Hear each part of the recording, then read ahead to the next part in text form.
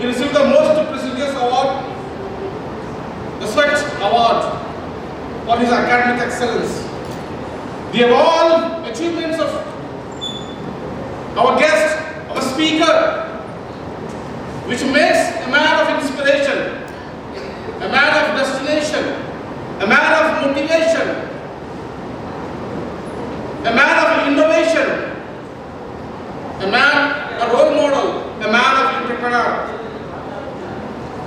So on behalf of me, behalf of the organizing committee, behalf of the Chancellor, Vice Chancellor, Pro-Vice Chancellor, I take this opportunity to welcome you, sir. I welcome you, sir. Speaker of today's session will delight you with his immense knowledge on innovation of chemistry in response to diversity and global change. Dear participants, I assure you after this session you all are ignited with enthusiasm to contribute to the world of innovation. So with this, I invite you, Professor Mathur Sarji, to deliver a talk. Please deliver. Over to you, sir. Namaste. Good morning. Can you hear me? Okay. Hello.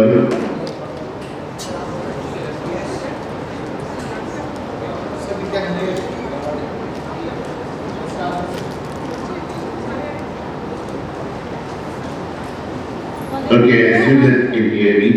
Thank you very much for the introduction. I think you praised me too much. In Hyderabad, हम बोलते हैं कि बहुत तारीफ कर दी है हमारी. But it's my pleasure to address you here at the Khaja Bandanawaz University. But recently I visited India, actually it was last year, and I had the opportunity to tour the university thanks to the graciousness of Dean Nishant, who is a good friend.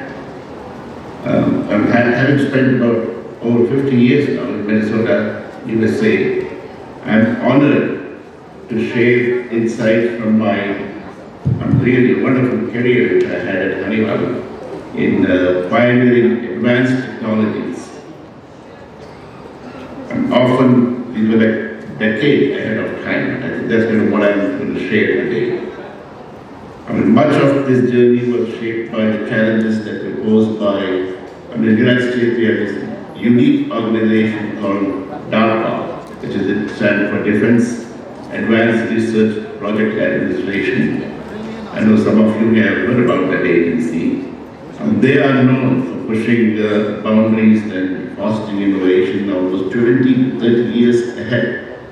So many of the technologies that you see here today, many, almost all, were spawned somehow or the other at DARPA. And I had the opportunity to work on those projects while at Honeywell.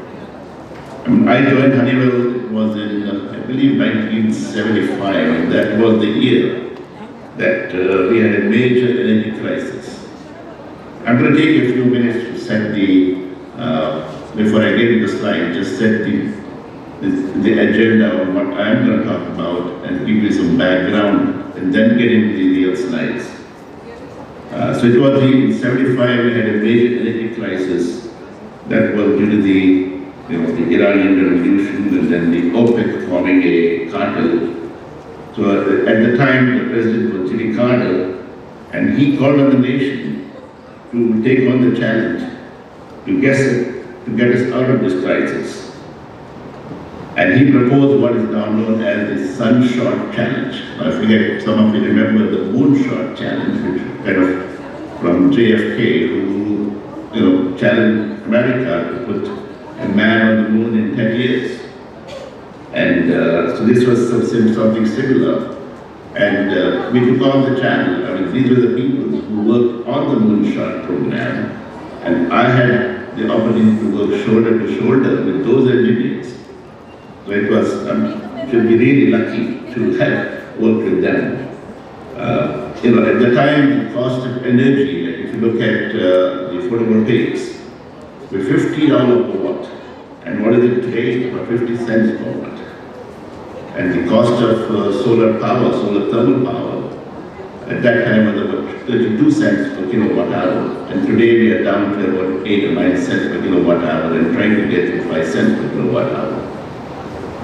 I mean, that's what's kind of, when you challenge, I think the engineers, they'll come forward and make it happen.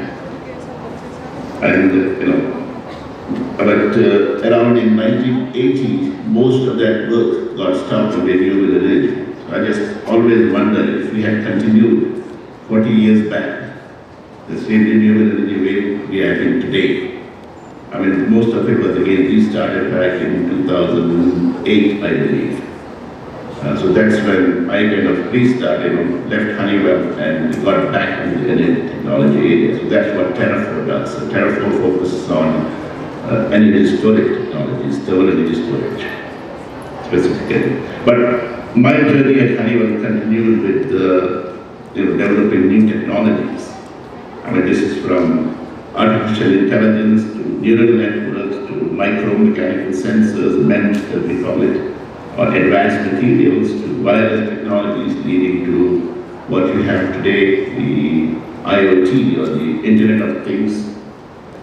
So my work spans many, many diverse fields.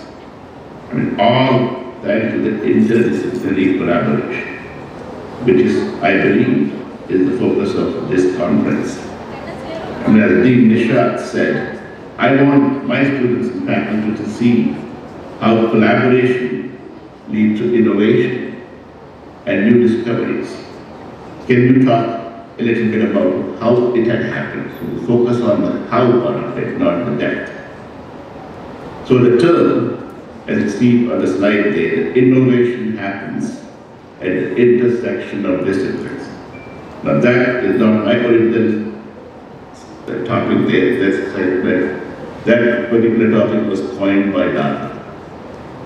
This was back in the mid-80s or late 80s.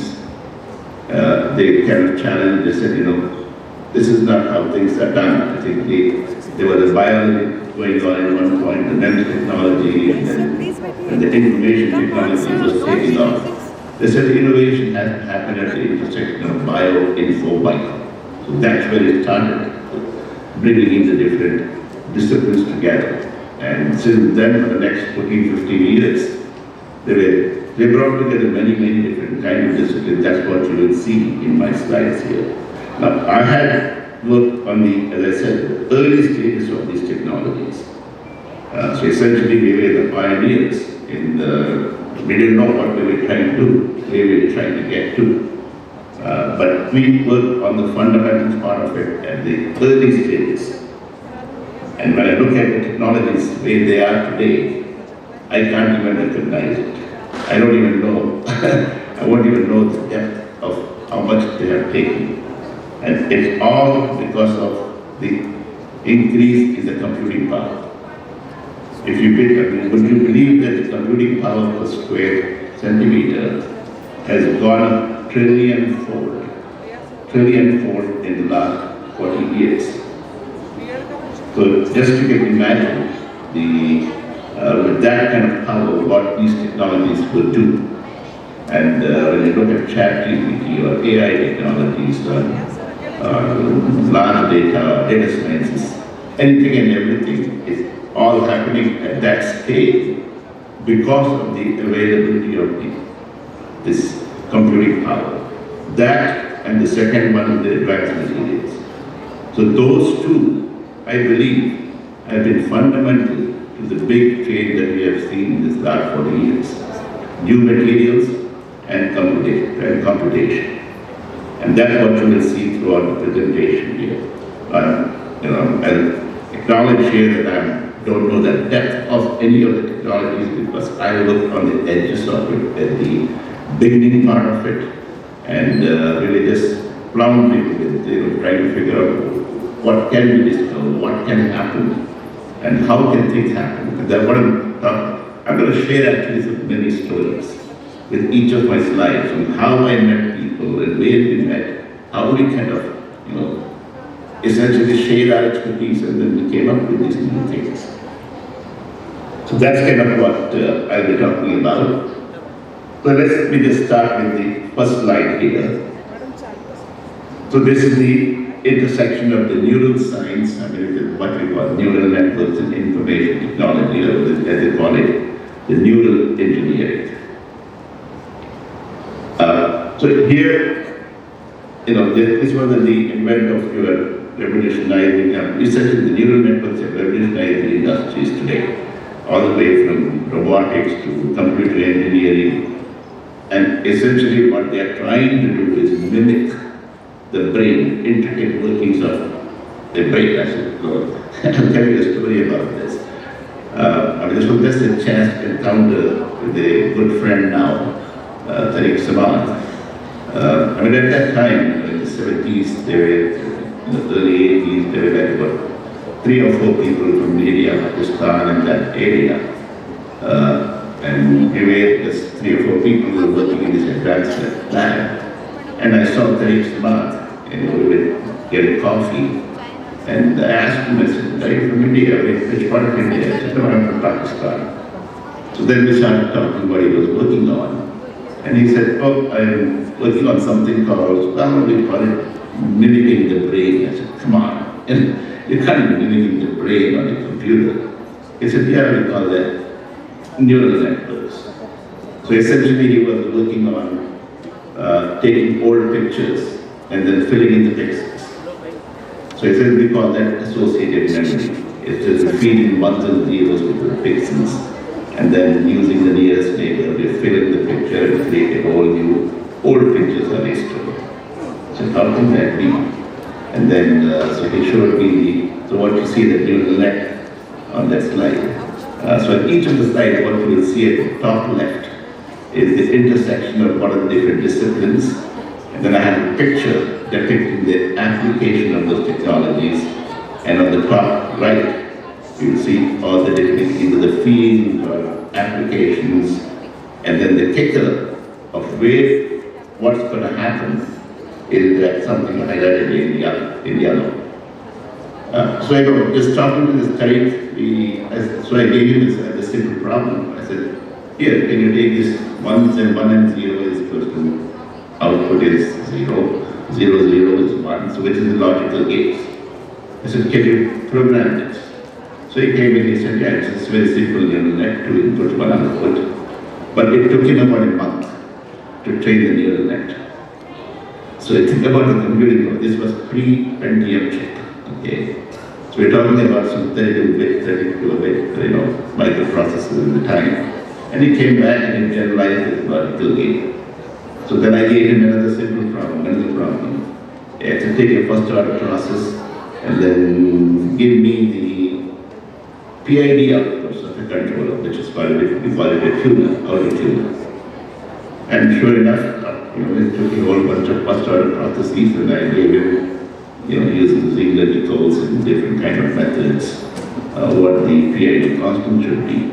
And the neural net generalized it. So here the neural net, as we explained, it's a massively parallel architecture which kind of generalizes any multi-dimensional space. That's what a neural net is. It's just a recursive algorithm. So it's just recursion in this case is a highly nonlinear algorithm. And today, in those days, 3 input, 2 output used to take months to train for a 100 million epochs. Today, they're talking about, I don't know, maybe like a million inputs or thousands of outputs, and the number of layers they have is about close to 6, 7 layers. You can ChatGPT is 7 layers, and there are different kind of synapses, and the connection between the neurons are called synapses, and then they have an activation function. At that time, we used to use a sigmoid activation function. Today, there are many other different kind of activation functions. The technology has progressed quite a bit. Where is it being used?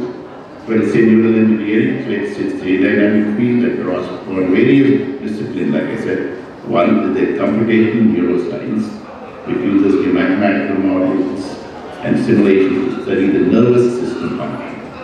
The neurology it studies the entry disorders affecting the nervous system.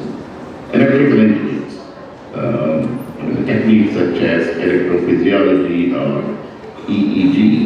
Let's see what EEG was, some stand for electroencephalography, I guess. So that relies on the electrical engineering principle to monitor and modulate the neural activity. Again, my field is control engineering. That's to regulate and optimize the neural interfaces. So when you combine all these together, what you get, like some of the pictures that you see, the data architectures, the deep learning, the artificial intelligence, they are able to get to what they call the prosthetics. And this artificial prosthetics, they're becoming more and more. I just recently visited the factory where they are making these prosthetics for the Ukrainian veterans who are coming back to have lost their limbs. So I think this field is going to be growing very, very fast in the next couple of years. The other one here, the second, the third slide, which you see is called the intersection of advanced sensors, mathematical models, and expert knowledge. In old days, we used to call this what we call AI, expert systems. Okay. So this was called the intelligent processing of materials, or IPM. So this was a three combination. And how did this come about? I'll just give you another story about this. This was again back in the early 90s, I believe. So the US Air Force was qualifying these parts, like carbon composite parts, which are extremely expensive, using a recipe. We all know what a recipe is, right? If given a recipe, your quality doesn't mean that you're going to get consistent quality if you follow the recipe, because the raw material properties can change, your heater could be different configuration. They all have some effect. So you won't get a consistent quality when you follow the recipe to the dot. But it's exactly the same as the biryani made in Bandanawaz and by Paradise, that's the best. Because that particular chef makes it good. It's the same recipe, right? Same recipe they use.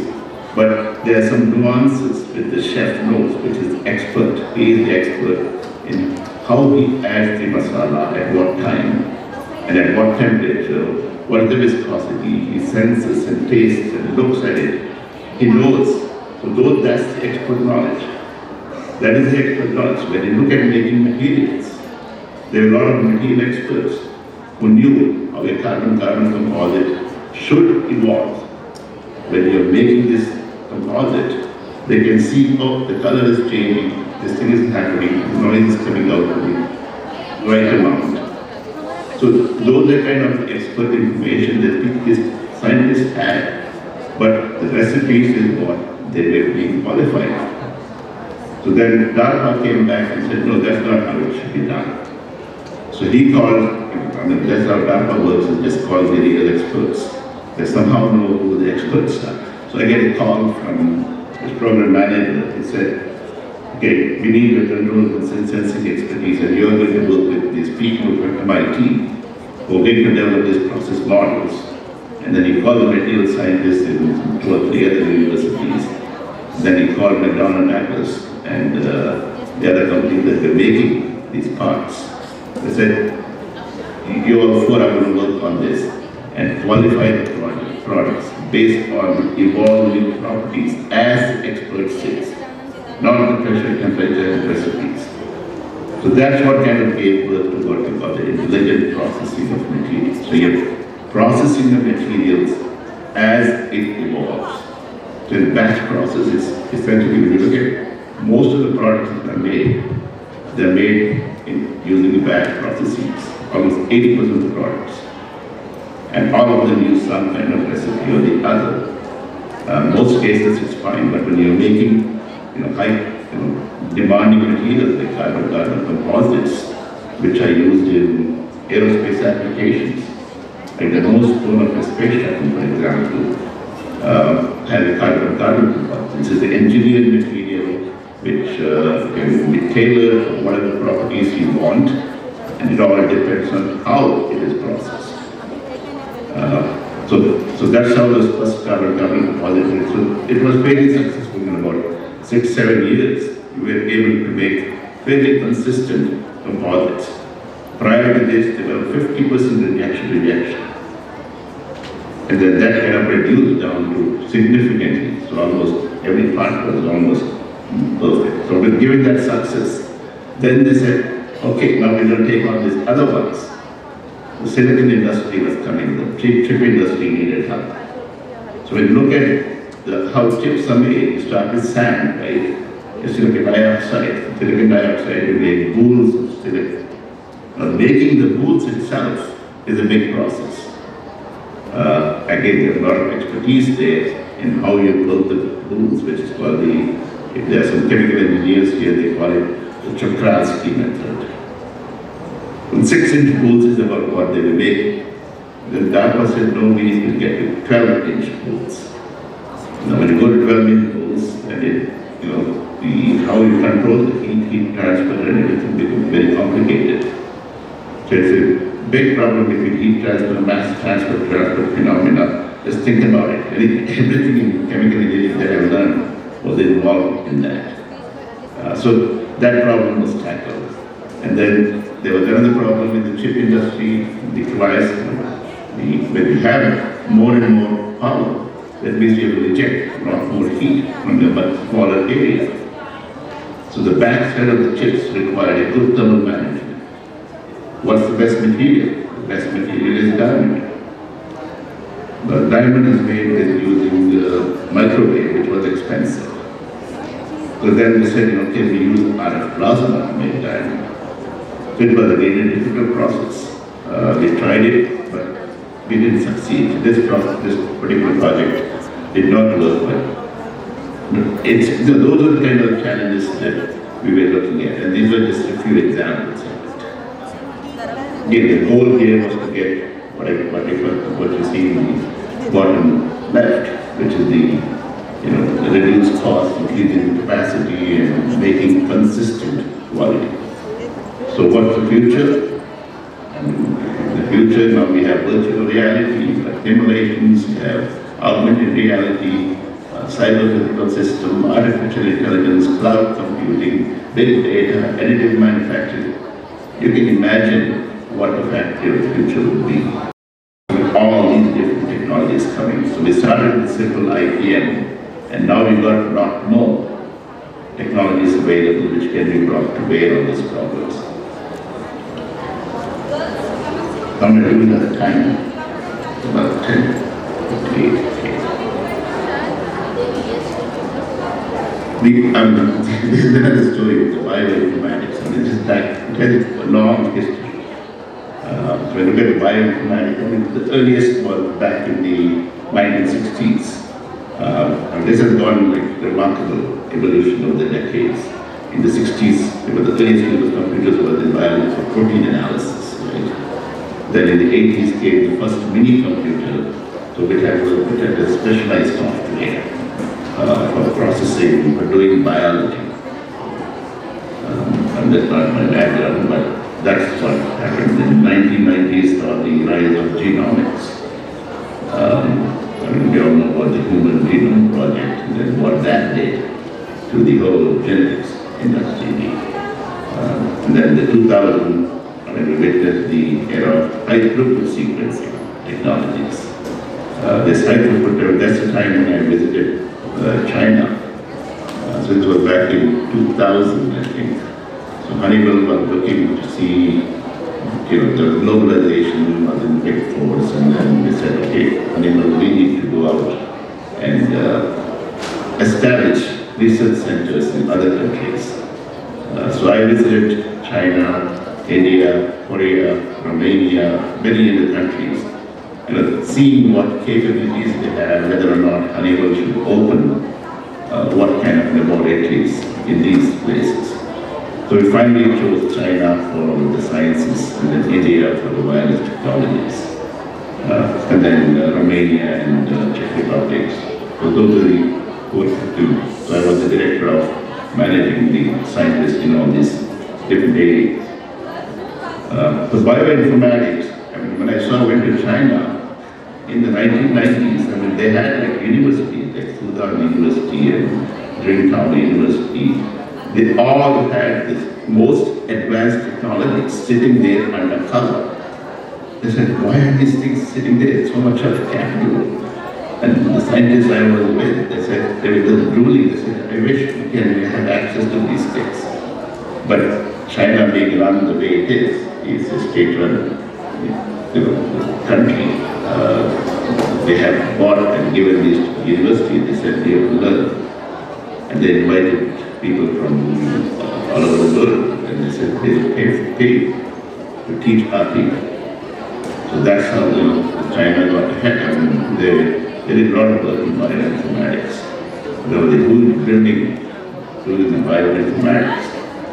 And when I came to India, I mean, the RR labs, so they had like one high-throughput machine. I said just only one for the entire lab and the entire Hyderabad.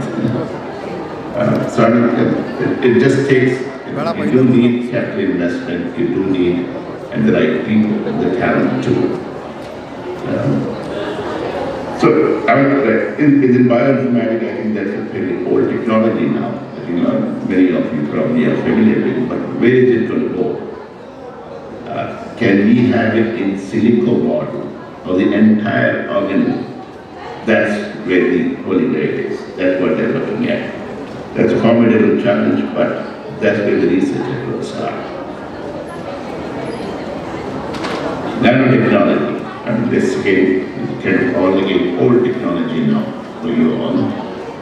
But I mean, the way it started, again, the original one was the MEMS, right? The micro electromechanical sensors, which were the micro scale. But here we're talking about nanoscale. I was sitting in my office, there was this guy, he came over with this cytometer. He said, this device here, that's small. He said, this is a microcytometer. I said, what's a cytometer? Cytometer is the blood analysis machine. A typical blood analysis machine, when you go to a hospital, it's like a room full. It's a huge. And then these guys invented this microcytometer to take nanoliter of blood and gives you about 70 to 80% of the information what you can get from this large machine. So that was the beginning of what you call the information, treating the patient right by the bedside, like analyzing and coming up with the right drugs, etc., for treating the patient. So that's where the nanotechnology comes in. Look at the intersection, what does it require? You have the material scientists, the life science, chemistry, biology, computer science, information technologies. But those are the disciplines that kind of have to work together to make these things happen. Now, what's the holy grail in this? Yeah, what 11 o'clock here, so we have about 10 more minutes. So delivering the right drug in right dosage, in the right place, at the right time. That's what we need to get to. I think most of it is already there now with these diabetic patches that you get, or the insulin that's, you just monitor the patient for the insulin and when to administer what dosage of protein. So that technology is already here. So I think not it's getting there. I think there are companies right here in Minnesota that develop some of these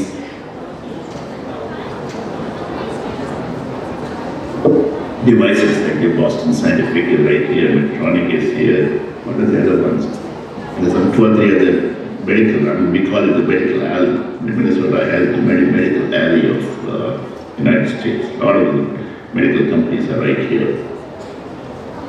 Then many of the imaging techniques and diagnostic tools, drug delivery systems, and then the bacterial and viral infections, like nanoparticle-based vaccines.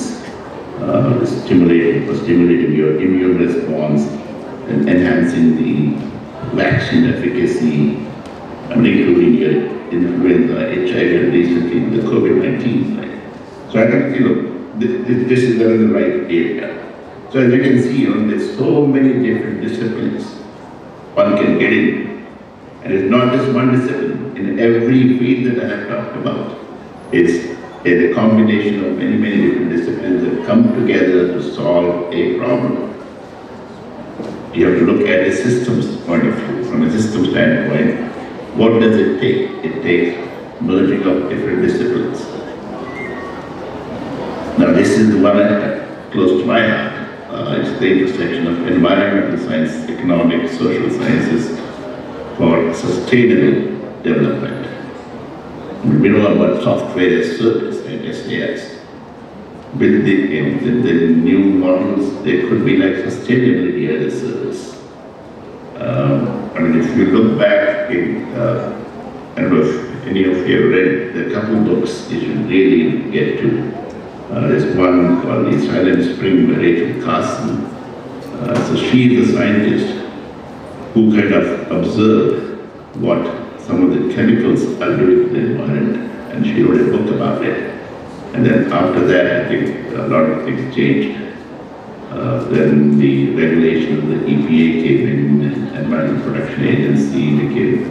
So every industry had to do an environmental impact statement before they can start anything. So that was that. And then there's another book that one you should read is the Early Sustainability Design, which is called from McDonough. So McDonough was the one who wrote a book on how you need to design upfront, design for sustainability. Just the design itself. So when you design, like for example, you have a vacuum cleaner. You don't have to, the vacuum cleaner is just completely disassemblable. You don't need to have bags. You just put, everything can be disassembled and put back. So you don't need to throw away the entire thing. You can just replace the part that you need. Here in America, we just throw away the entire thing. It's cheaper to throw away and then buy a new one.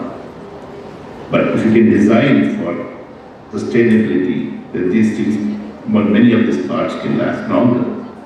And now, I think if you look at it, there are tools available which can do this impact statement or what they call the damage factors. There's something called the Euro Indicator 99, which the Europeans have put together. Any and every material that you know of, they have the impact factors available. The impact factors, there's like 9 different factors relating to ecological damage or like desertification, acidification, acid rain, etc., and human-related stuff, which is what that can cause cancer or any of the human health issues. And third one is the energy consumption, and that's what they call it, the cradle to death, cradle to cradle. And right now, I think the big jargon word is circular economy. And I think I know some of your best circular economists are right there in India. And he's one of the co-mentors. I mentor some of the students in Hyderabad. And he is one of the mentors. And he is a very popular guy. He participates in COP28. What's his name? Yeah, I forgot his name. So that's where these technologies have. If anybody wants to pick up, this is a great area to be, to kind of evaluate anything and everything, that any part that are made should be sustainable. So that's where sustainability as a service can come in. Hopefully these COP meetings will be successful. They've met so many times, but nothing has come out of it. A lot of talk, but very little. But again, why? Cost. It's the cost benefit. Economics doesn't, somebody has to make that investment upfront. So the interdisciplinary collaboration, scientists, economists, and social scientists, that's essential for addressing the sustainability challenge comprehensively. You get 5 more minutes here. I mean, this is the one I'm getting more into it now that I'm retired and over 70. So looking at the intersection of ancient wisdom with science. And there's a lot is happening. I mean, just amazing. I mean, I didn't know so much when we were growing up in India that there was so much of information that's there in our scriptures. So just the dissemination of Indian ideas and practices, you know, like as it was the Huffington Post said, shaping the way we view spirituality.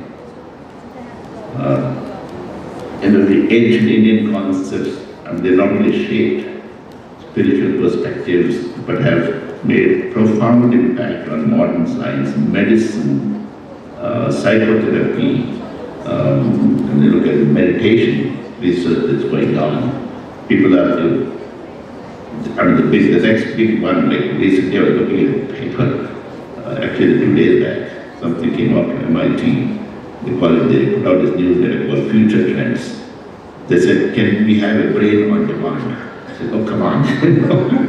So that's the brain on demand. I mean, it's possible. So there's a lot of brain research going on, and there's a lot of work which they are going back to what some of these Indian rishis have said, which is there in the ancient books.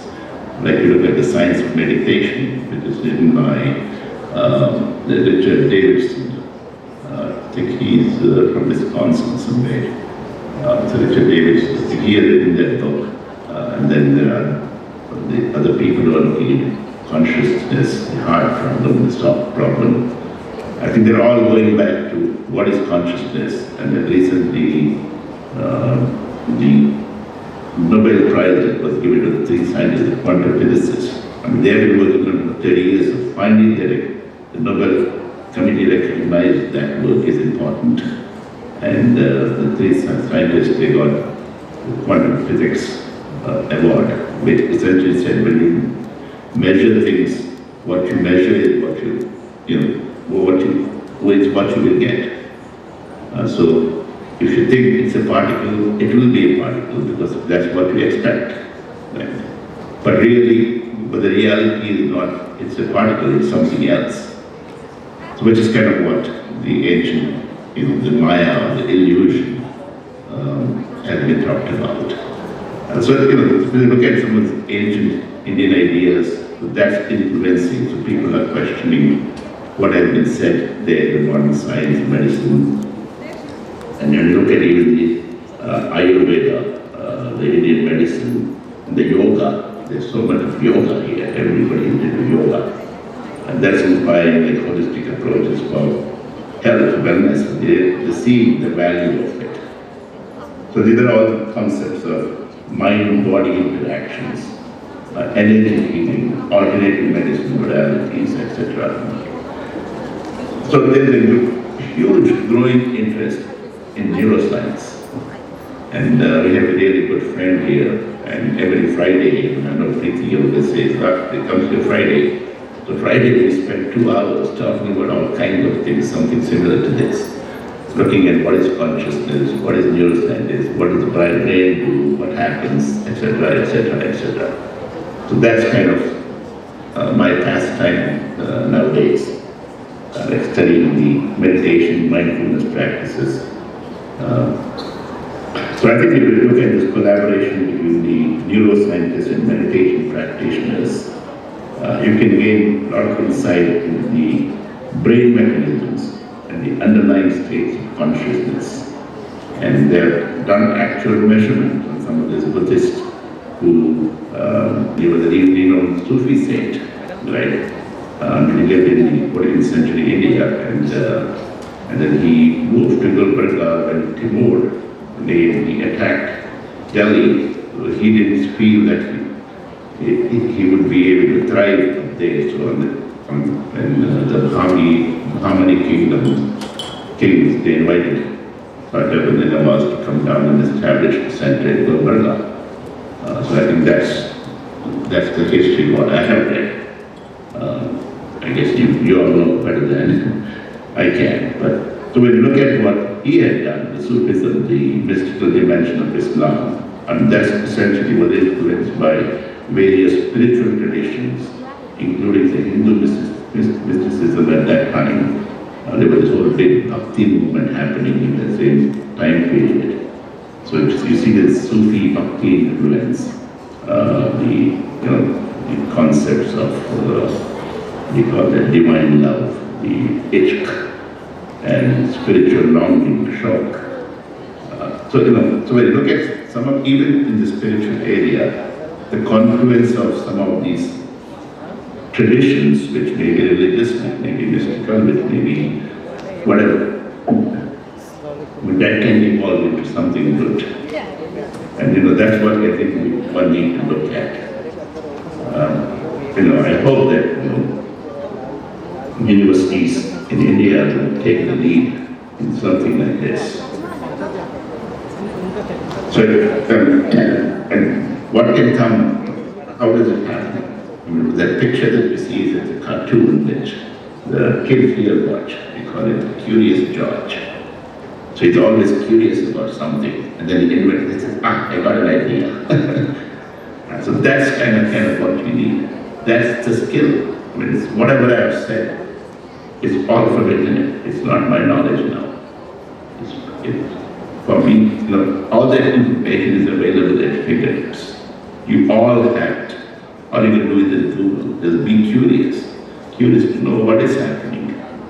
Just it's there. The information is there. Just curiosity is what you really need to cultivate, especially in the digital age with information that's easily available anywhere. What you need to do is evaluate the data, which is be critical of whatever you come across, question it, make informed decisions, stay updated, because the technology and everything is moving so fast. And so if you don't keep up to date, I think you'll be left behind. And that's kind of what I found in some of the universities when I visited just recently in India. Many of the professors and teachers are unaware of many of the things that are happening. And I just wonder, I said, in this information age, you don't know about that. If you're teaching the students, then you ought to be able to get that information. I think I encourage the students to learn from them. I think that's what needs to happen. Is that again the collaboration is also key. You need to collaborate with others. You cannot be siloed. Working effectively with others, leveraging diverse perspectives and skills, fostering a culture of teamwork. That's essential. That's essential for driving innovation in future. So it's interdisciplinary thinking, but the sharpest time to push. I think that's really, really important. One need to hone these skills. You can navigate the complexity of modern landscape, see the opportunities for collaboration, innovation. That's, I hope I have given you some information here, something to think about, that made the case that you do need to collaborate. Thank you much. That's it. Do you have any questions? Yes, sir. Thank you, Professor Mathur, sir, for your wonderful information shared with our participants. Yeah, I do believe, sir, innovation occurs when disciplines, ideas and culture intersect. Innovation is the process of creating new ideas, new products, new services, new solutions that have positive impact and a value. It reforms the ability to develop, deliver and scale new products, services, processes and business model. I hope our audience, the delegates, have taken positive impact from this talk. If you have any doubts, please.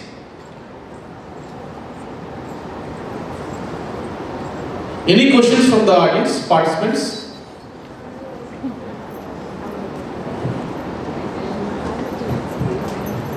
Any questions?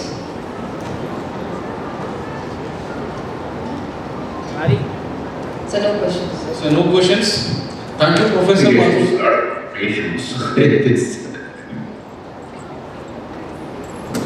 Thank you, sir. I thank you once again for inviting me to this wonderful international conference. It was a wonderful experience. The level and diversity of a subject which makes me understanding. You have the organizers of this international conference. You just mix the right subject, people and time. Once again, I am excited to and thankful for inviting me as a chairperson to this session. Thank you. Thank you. I request Dr. Sunil Mane, Coordinator and Head Department of Chemistry, to present token of goodwill gesture to the session chair, Dr. Raju Shamrao.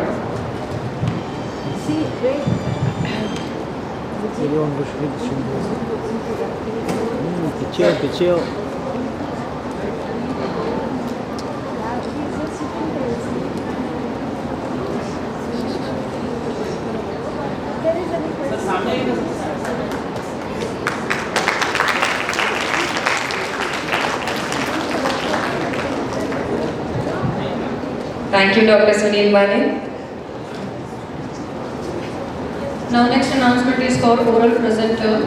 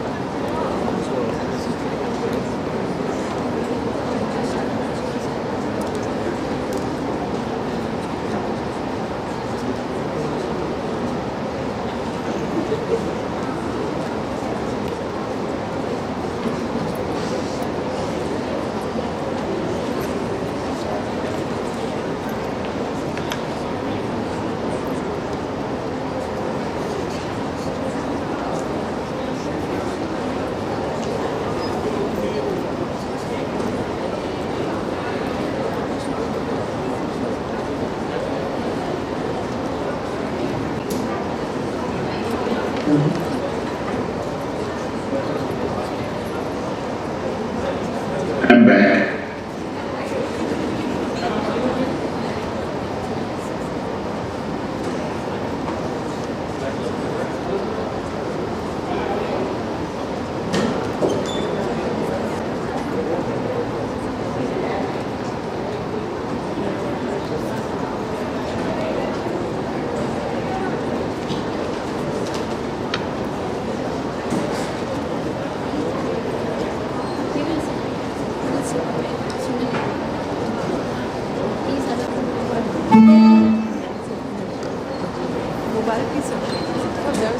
Dr. Mubarak, you had been here before also, right? Yes, sir. Glad to have you. इसका वहाँ का सिर्फ गिरा था पर रोके थे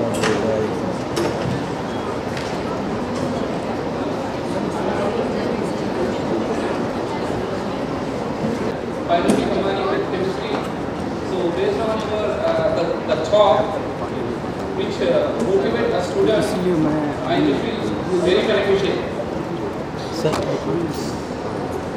Good.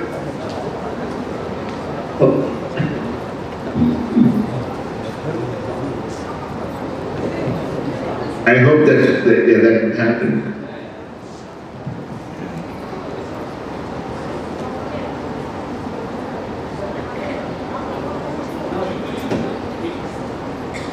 Okay.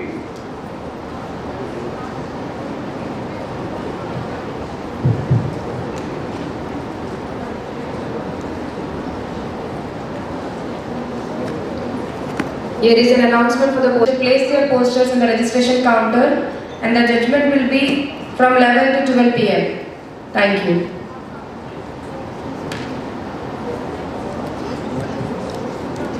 Now it's time for the oral presentations for applied sciences. I would like to invite students who are to prepare for the sessions. Here are a few key points to keep in mind as you prepare for your oral presentations. As oral presentation resumes, each presenter will have only 3 minutes to present. All the participants are requested to kindly make a note of it. If you have any assistance or questions, feel free to reach out to Dr. Nagma Shaista, Assistant Professor, Department of Chemistry.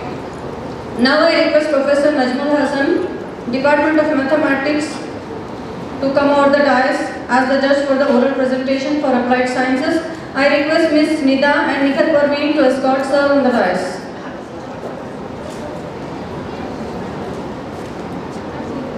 Also I request Dr. Priya Hassan, Assistant Professor, Department of Physics, Maulana Azam National Urdu University, and I ask Nikhil and Nida to escort her on the dais.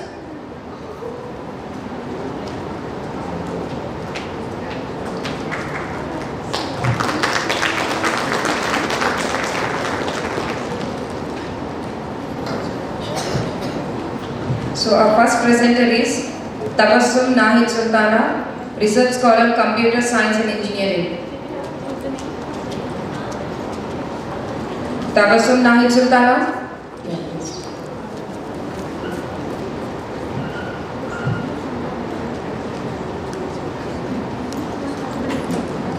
Our next presenter is Mr. Mahesha DV. Please be ready with your presentation.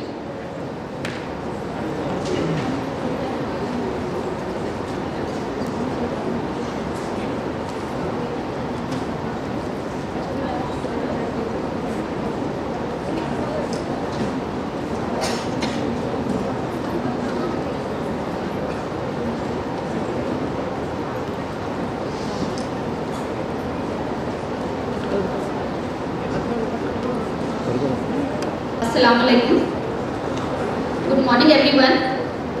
Myself Tabassum Nahid, Assistant Professor CSE Department, Faculty of Engineering and Technology, KBNU.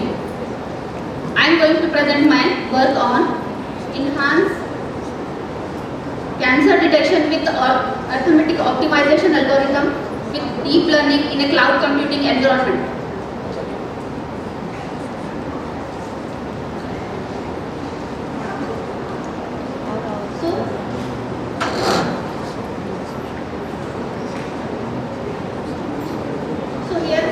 Early detection of cancer will be helpful for diagnosing and analyzing an early detection of cancer and giving an effective treatment for cancer detection may be helpful for patient as well as for better clinical decision making.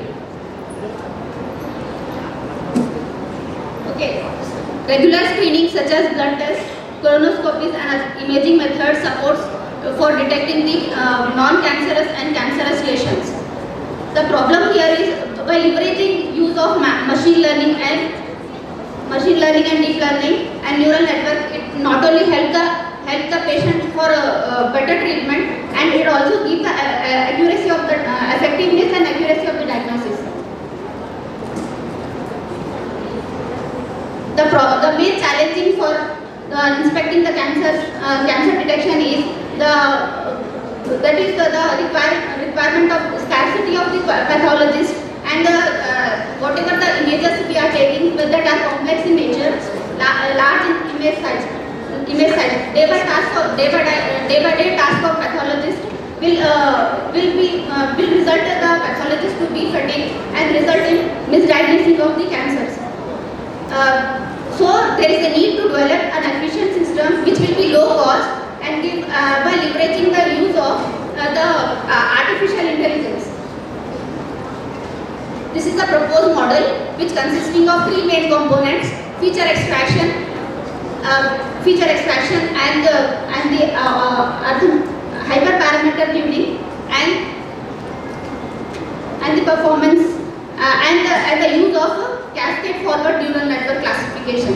First, with the help of medical images from the cloud computing, it undergoes feature extraction where the features are extracted in a compact manner, then they are fed to the optimized algorithm for hyper-tuning the parameters. And finally, the extracted features are fed to the classifier, which the classifier used is cascaded forward neural network, which detects the non-cancerous as well as cancerous disease. And it will be based on the performance metrics such as accuracy, precision, recall, H-score and AUC score.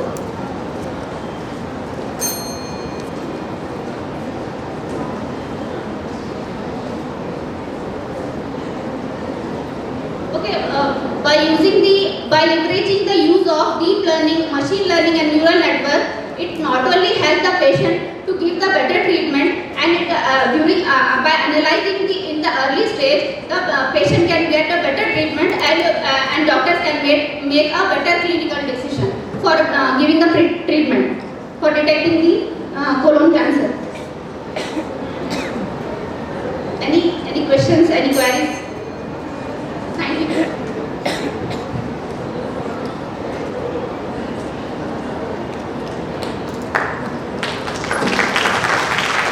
So we have a question. So what software did you use for this? You use Python or scikit-learn? What did you use? MATLAB and Python. Combination of that. Okay. So which specific packages did you use in MATLAB and in Python? MATLAB I have used 2018A, and for Python it may be on the basis of the version, latest version. No. I'm saying what did you use in Python? Which package? What did you use for your network? Scikit-learn. Sorry? Scikit-learn.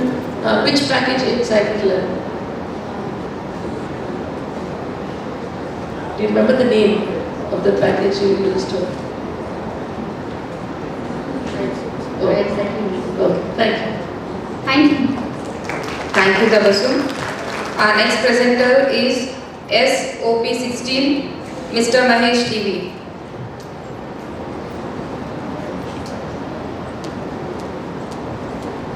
Mahesha TV, is he here?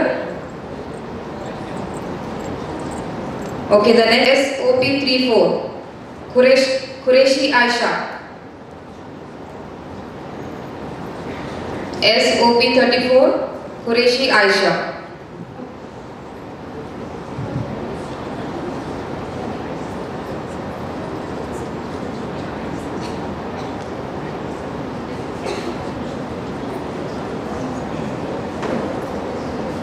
Process. There are various synthesis approaches towards the nanoparticles. Basically, there are two methods. There is the top-down method and the bottom-up approach.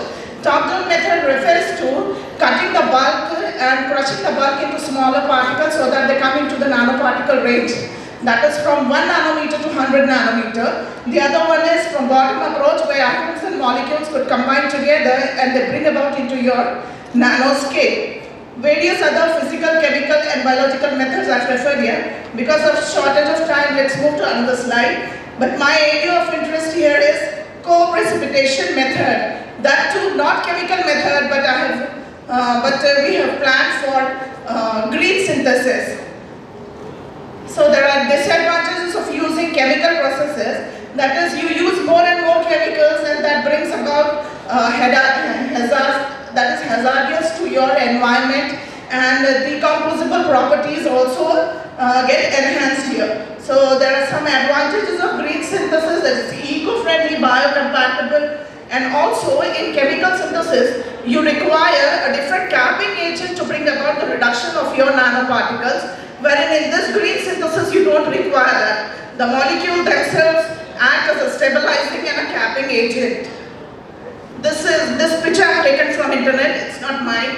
This is a brief idea how the co-precipitation method takes place, taking leaf extracts. I haven't mentioned leaves, I haven't mentioned specifically which leaves I have taken. Leaves, they are dried under the shade, they are crushed out into small pieces, they are grinded actually, and you take the leaf extract, and then you add your salt solution to it. My salt solution was copper sulfate, 0.1 molar solution of copper sulfate we have prepared. Then after adding your leaf extract in a little amount by continuously stirring at the magnetic stirrer, you get two liquids. One is the supernatant liquid and other one is the bulk substance that is deposited at the bottom. Then this is centrifuged at 3000 to 4000 rotation per minute for 10 to 15 minutes to get your, and it is dried to get your desired nanoparticles. These are the different nanoparticles we have prepared. The copper oxide, zinc oxide, nickel oxide and cobalt oxide, taking different leaf extract with different molar concentration of the salt solution. This is the characterization of copper oxide nanoparticles. You can see the same images, the ultraviolet spectra and XRD pattern, which shows that the nanoparticle prepared were at the range of 30 nanometer to 60 nanometer, having the spherical in shape, having spherical shape. This is the application part. We have used, one more minute please, we have used methylene blue dye and we have reduced it under the presence of just sunlight. So the nanoparticle itself acts as a catalyst, and you see that within a short span of 60 minutes to 1 hour 30 minutes we have degraded the methylene blue dye, right, which is actually hazardous to the environment, and it is used in many it has many industrial usages and applications. It is basically used in textile industries and also in the tannic industries. Just let us have a look on how does this mechanism takes place. All right, thank you. Any questions?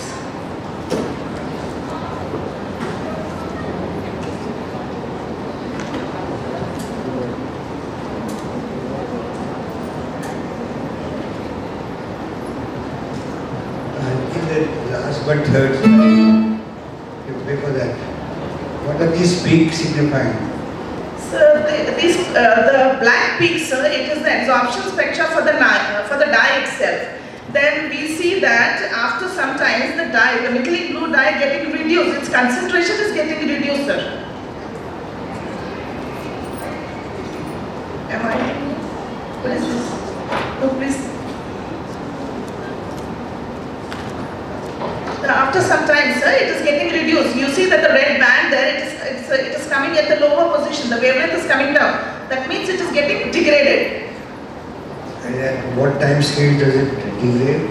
So within 60 minutes, or 1 hour 30 minutes, you see that it has completely got changed into small, simpler fragments that can be decomposed and they are not hazardous.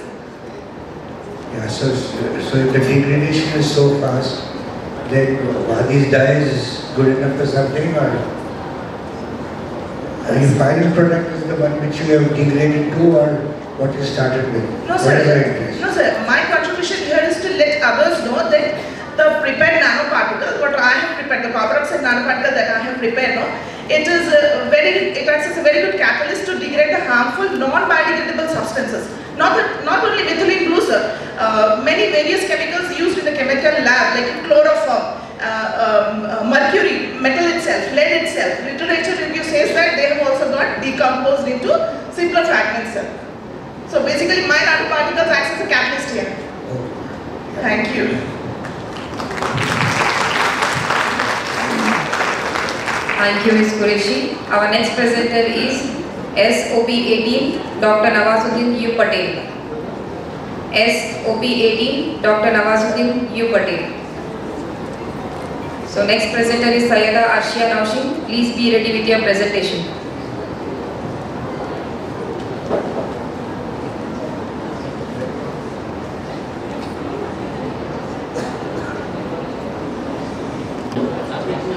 Today, arranged such a incredible international conference to give an opportunity to present the papers to us. Thank you, madam.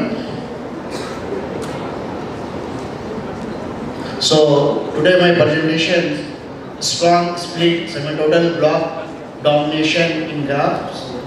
So nowadays the new technology using the graph theory applications such as network analysis, chemistry, physics, engineering and biomedical sciences also.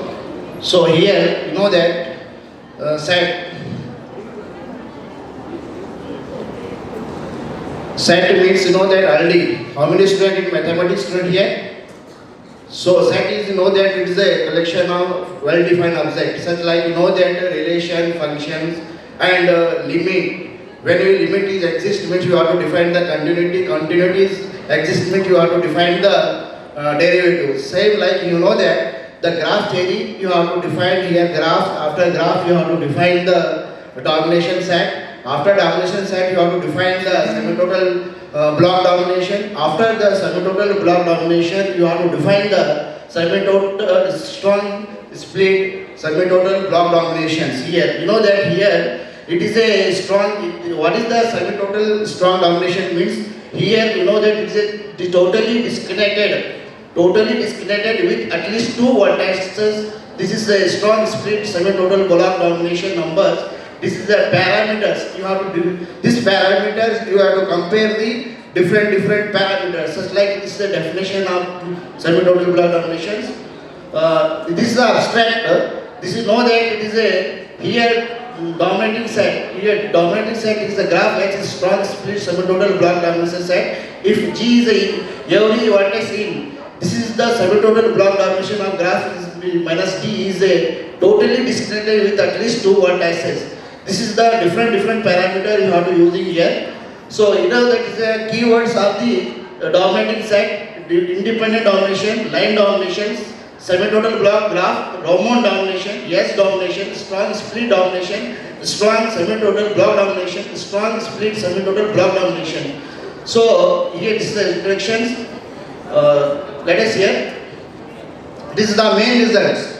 Let us different graphs you have to take here. This is now for example you are taking the for any graph G with n blocks. Then the compare the parameter here. It is gamma SSB T of G is greater than or equal to n. N is the graph. Here let us 1, 2, 3. You n is equal to 3. Then strong split block domination is 5 years. 1, 2, 3 is now the dominations.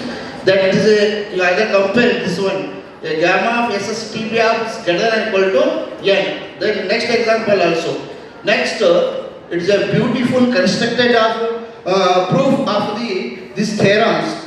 This is the theorems is there. This is a proof you have to see there. The next theorem you know that for any tree T, you can take the any tree T, then you have to compare the parameters, the S dominations. This is you can take the graph, any graph. This is know that you can take the S domination here.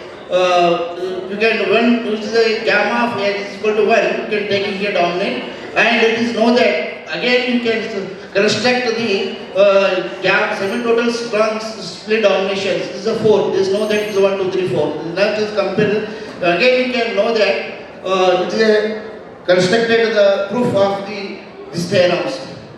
Next, it is similarly established the following results. Only result will be follow this graph. Results it comes. This is the references, and this is note that. Thank you.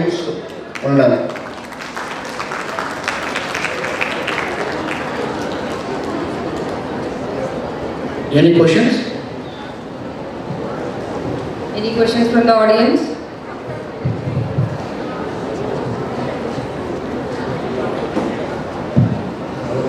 What is your main final result, which is most important of all the 8 theorems you have shown?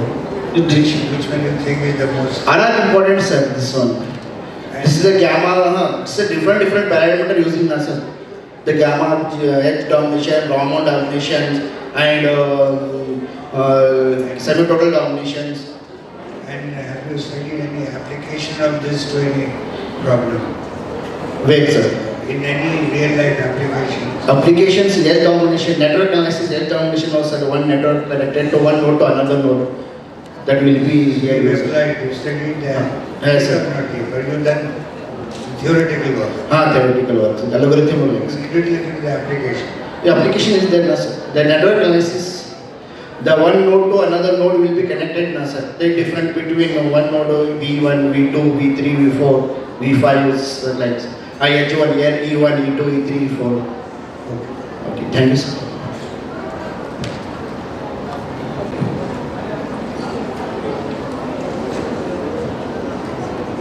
Good morning, one and all. Myself, Sayyida Arsha Norshi, Faculty of Computer Science, BBS Degree College for Women. And my topic for today is Human-Machine Cooperation in the Landscape of Artificial Intelligence and Robotic Domain. So, good morning everyone. Welcome to the exploration of the transformative power of human-machine collaboration in the dynamic landscape of AI and robotics. In the changing dynamics of the paradigm shift, witnessing the emergence of AI, we are coming with a powerful partnership between humans and machines, machines that are intelligent machines. By harnessing the unique strengths of humans and as well as machine, we are unlocking the potential for groundbreaking advancement across diverse fields. So we are not replacing here the machines, we are taking the advantage or quality of both humans as well as artificial machines. These are the contents: understanding human-machine cooperation, human-machine traits. Traits here is the qualities of both humans and machines. Then comes with the human agents and robot agents and applications of human-machine cooperation. Symbiotic, understanding human-machine. What is human-machine? In this paradigm shift, humans and AI forging a powerful partnership to develop and groundbreaking advancement in various fields. So the power of complementarity, distinct strength and unified goals. Humans are perfect in some strength, they have some strength, they are perfect human expertise, and machines are good at something. So we are taking the both good qualities of both and making a unified goals by making a human-machine cooperation. So what are human expertise in?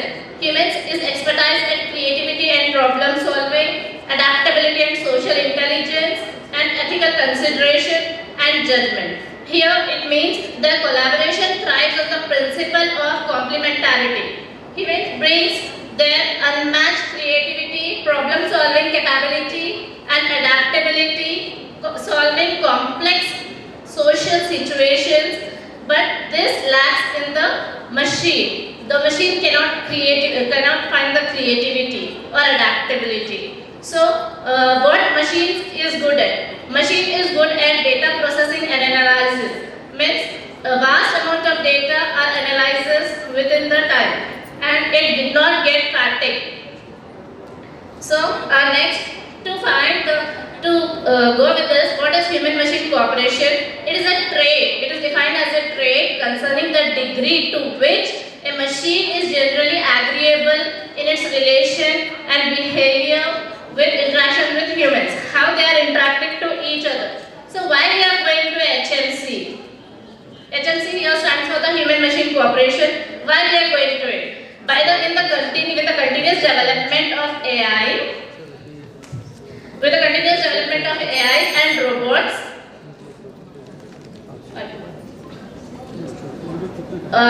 these are the traits which for a partnership we have to develop. We have the qualities of something to make a partnership. Mutual trust and respect should be there between the partners. There should be a clear communication and understanding what humans explain to the machine. The machine should give the feedback and updates to the humans clearly. And the complementary skill, what lacks in machine completes the human, and what humans lack, machine completes it. So both cooperate and adaptability and continuous learning.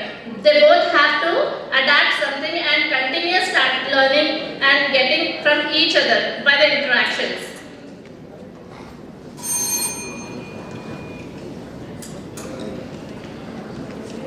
Applications. Okay, applications of human-machine cooperation, where we are taking the applications, robotics and automations, healthcare and medical. In healthcare and medical, we are having robotics assistants and telemedicine and AI. And in robotics, we are having the cobots, collaborative of robots. Then comes your autonomous vehicles, self-driving cars. Okay, thank you. Any questions for this presenter?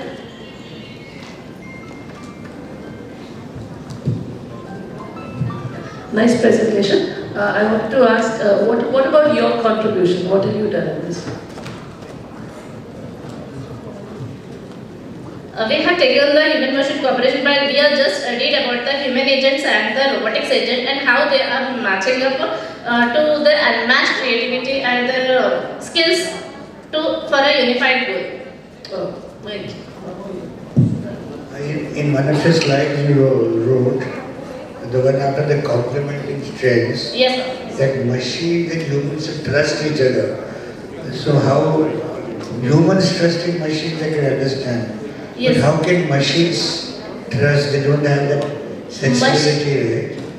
How machine can trust comes with what humans comes with if we have to develop a machine like that, they should follow back to humans.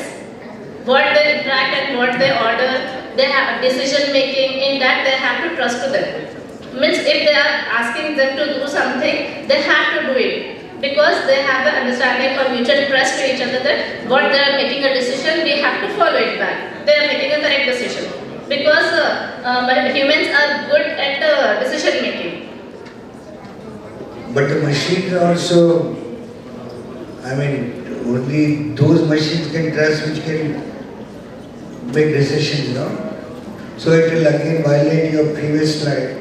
When you have Actually, in problem solving capability is most in humans.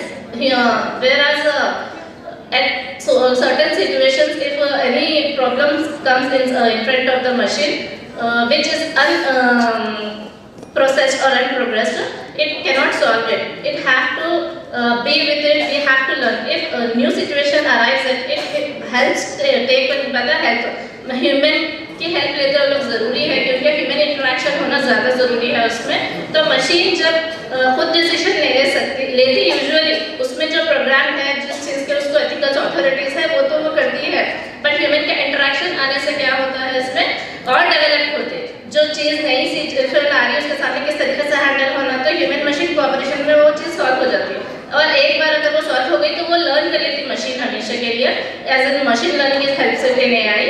तो machine learning की तरफ से वो learn करके फिर in further कभी वो double situation आ गई तो वो कर सकते हैं.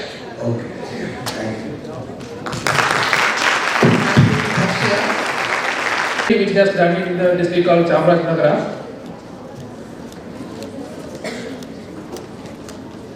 This is the location of Chamarajanagar. It is located in the southern part of Karnataka, which has the boundary shared by Kerala as well as Tamil Nadu. So if you see the terrain of this district, like it is highly irregular and it has a highest elevation in the southern part of the district. And if you see the slope of the area, it is highly rugged terrain. And if you see the district in the form of land use land cover, like almost 50% of the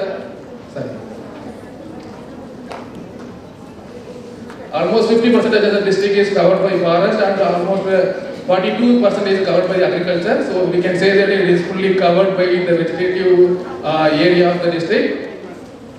And this district is backward region in the form of education, in the form of health, and if you see the socio-economic condition of the people, they are so backward than any other regions of Karnataka.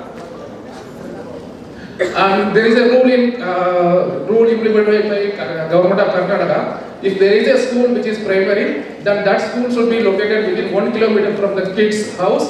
And if there is a primary school which provides the education of 6th and 7th standard, then that should be located within 3 kilometers from the kid's residence.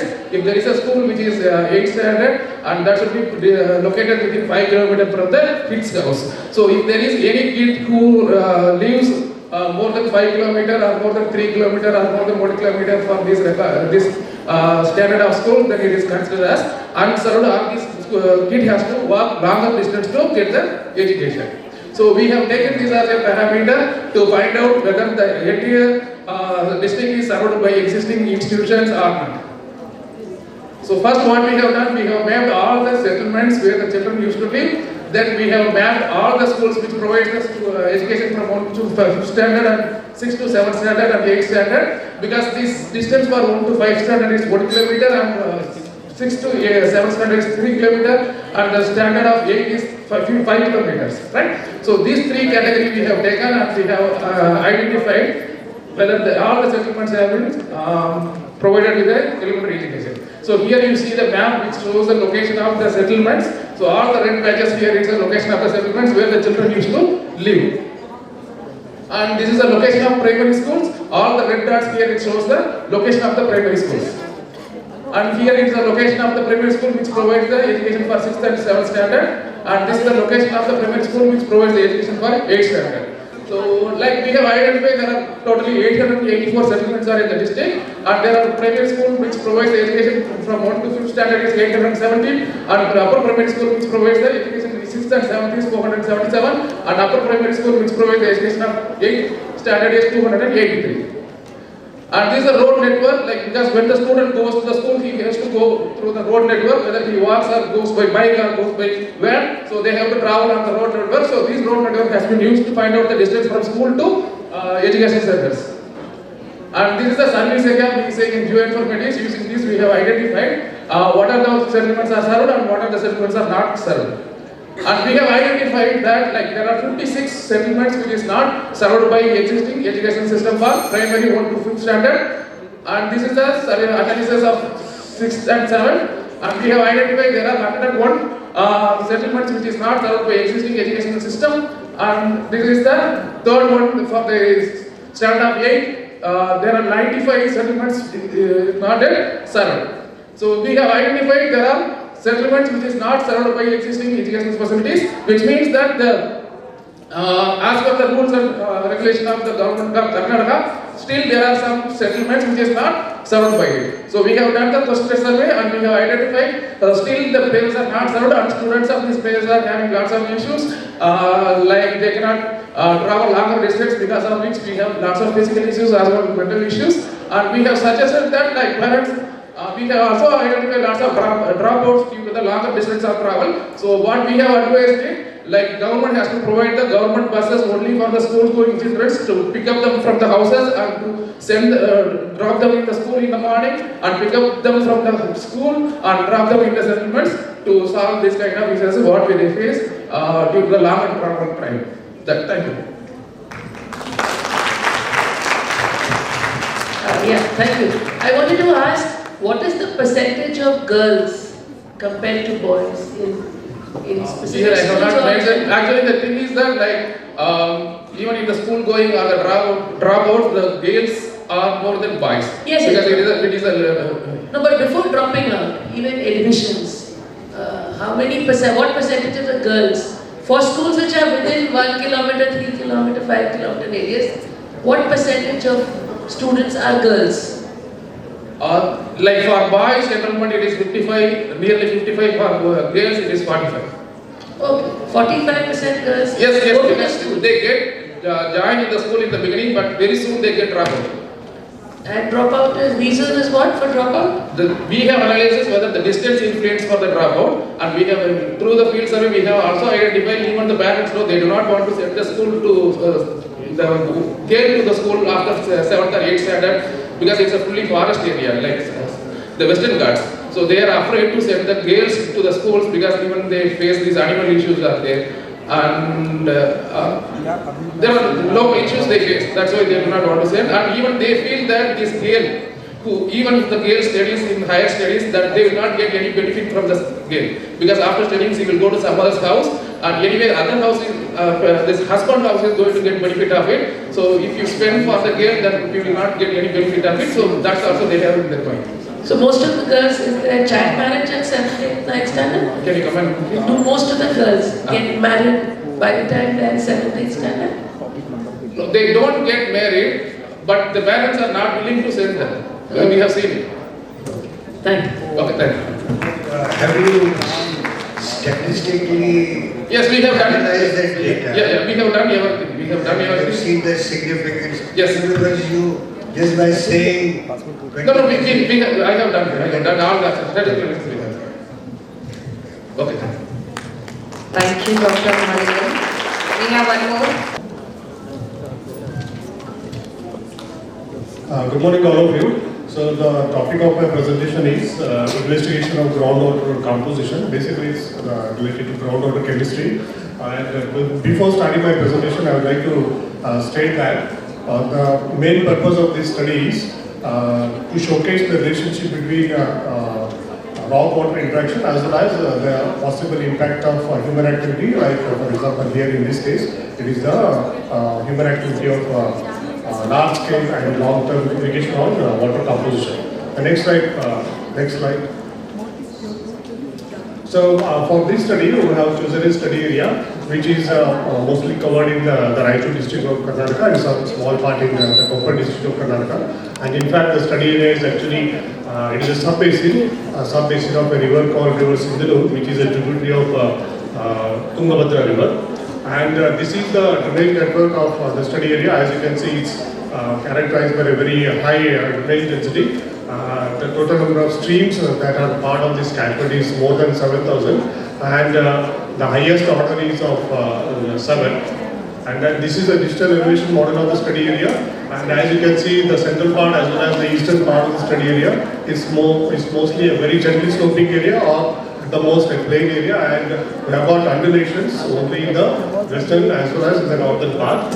And this is the geology of the study area. Why we have chosen this particular study area is because it is geologically very diverse. As you can see in the central part as well as the eastern part, we have got a group of rocks called granitoids, which includes granites and granite-like rocks, like for example granodiorites and their metamorphic equivalents. And in the western part as well as in the eastern part, we have got what are known as schistose rocks, metamorphic rocks, which belong to two schist belts. In the west, we are having what is known as the Bulgul-Kuski schist belt, and on the east, we are having the well-known Timuski schist belt, which houses the only active gold mines in the country. And with respect to land use also, this is having a contrasting feature. That is, the western half of the study area is completely rain-fed, whereas the eastern half of the study area is completely, the eastern part, where we are having a very dense network of canals through which irrigation practice is carried out for almost 8 to 9 months of the year. And this is the map which shows the number of locations of the water samples collected. We have, for our study, we have collected about more than 120 samples, out of which about 80 samples are groundwater samples. And one of the objectives is, the first primary objective is to investigate the hydrochemical composition of groundwater in the study area, and then to find out the relationship between geology and the groundwater composition, that is rock water interaction, and then the long-term canal irrigation and its impact on the groundwater composition. So these are the results. So here this one is depicting the variation of concentration of only the cations. As part of this study, we have analyzed the water samples for 4 cations, namely calcium, magnesium, sodium and potassium, and similarly for 4 cations, that is carbonates, bicarbonates, chlorides and sulfates. So here you can see that the water samples are drawn from both the schistose rock, that is meta-alkaline terrains, as well as from the granitic area. And as you can see, in almost all the cations, the concentration of cations is significantly higher in the case of groundwaters which are drawn from granitoid area. Similarly, in the case of anions also, the same story continues. Then we have divided the water samples into shallow and deeper aquifers, and as you can see, the concentration of cations is significantly higher in almost all the cations. And in the case of anions also, so almost the concentration of some of the anions is higher in the case of shallow aquifers and in the case of deeper aquifers. And I will skip this one because of shortage of time. And with respect to land use, as you can see, the blue bars indicate the composition, the blue bars indicates water samples which have been drawn from non-irrigated areas, and the red bars indicate from the irrigated areas. And as you can see, the concentration of almost all the cations and anions which have analyzed, so their concentration is significantly higher in the eastern part, that is from the irrigated areas. And this shows that the long-term canal irrigation has had an effect on the composition of the cations as well as anions. So this is the conclusion, that is the groundwater quality has been impacted more by anthropogenic activities, that is irrigation activity, rather than GM. Thank you. Any questions? Yeah, thank you for a very good presentation. I'm sorry I am not from this area, but I want to ask that what are these things, cations and anions, are any of them poisonous or hazardous for? Yeah, actually, madam, as part of this groundwater chemistry investigations, what we do is we investigate for, or we analyze some of the cations and anions. So the compulsory cations and anions have been analyzed over there, but I have also analyzed for fluoride, which is sometimes it can prove to be toxic to human health. So that one I have not included over here. So does that exist? That's obviously there, no, in the water? Yes, yes. Because there is a big problem with fluoride, no? Yeah, fluoride, I mean here, for example, in our study area, we have got as high as more than 9 ppm also, whereas the maximum permissible limit is only 1.5 ppm. So fluoride is there? Yeah, definitely. But other than fluoride, there could be a... Yeah, other than the fluoride, actually this work focused on the impact of irrigation on the groundwater composition. So as you can see in the previous slide, so what I have shown is the concentration of almost all, that is calcium, magnesium, sodium and potassium, except carbonate, all other cations and anions, their concentration is significantly higher in those water samples which are from the irrigated areas. So long-term canal irrigation has impacted the groundwater composition. No, but I was wondering, see your fluoride over here shows almost like 0 types, right? Which... No, it is not 0. That is because of this scaling factor. So the scale here is in terms of from milligram per liter, that is ppm. So in case of fluoride, it will never be hundreds of ppm. Yeah, but one would look at this and say, oh no, fluoride problem, right? No, that is because of the scaling factor. But that is where we need to put our attention to. Yeah. Thank you. Thank you.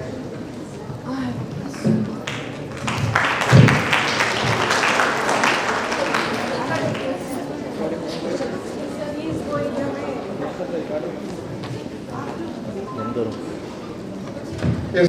As per the, in line with the diversity, with the conference theme, that the presence of chloride and the high presence of sodium, has anyone tied it up with the kind of prevalent diseases in the North Karnataka area and Gulbarga, Bidar, because that leads to sedimentation and deposits, regional deposits and other kind of. That is, I mean, your question is related to sodium as well as chlorides. Yeah.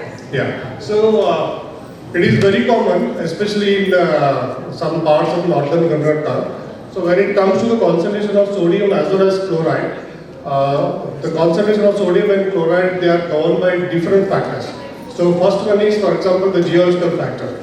So whatever rocks we are having, whether it is, for example, here in most parts of northern Karnataka, they are having what are known as silicate rocks.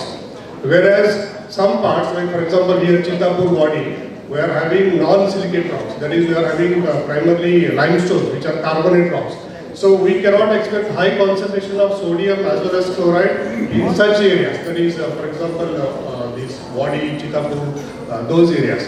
Whereas in the silicate rock areas, the concentration of sodium as well as chloride is governed by not only the geology, but then what is known as the weathering status. So if the rocks are more weathered, then definitely the concentration of sodium and chloride will be, it tends to be greater.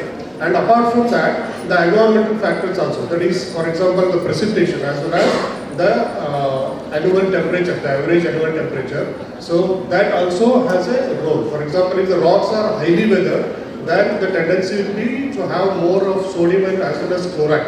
And if the areas are having copious rainfall, like for example, if you go to Western Ghats, the average annual rainfall will be around 1200 degrees Celsius. So therein the factor of dilution controls the factor. But whereas here in northern Karnataka, it is the factor of evaporation, high rates of evaporation, and that too specifically if the water tables are shallow.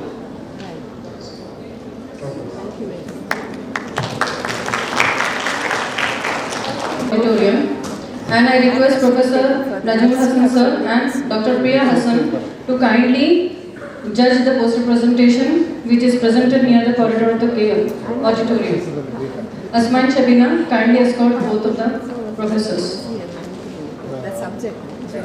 On diverse disciplines, we are permitting a brief presentation on sociology by Dr. Baswaraj.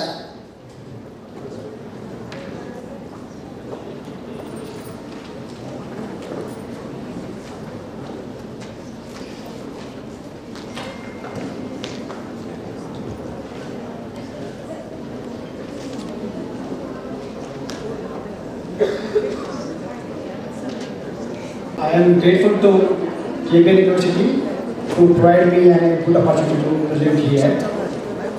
Myself, Dr. Baswaraj, Senior Research Fellow, ICSSR, Department of Human Studies, Gulbarga University, Kalburgi. So now I am going to present my research paper entitled on social status of Anganwadi workers in Karnataka. A review. The scheme of integrated child development services was initiated in 2nd October 1975 with 33 projects all over the country. The grassroots level workers we are called Anganwadi workers.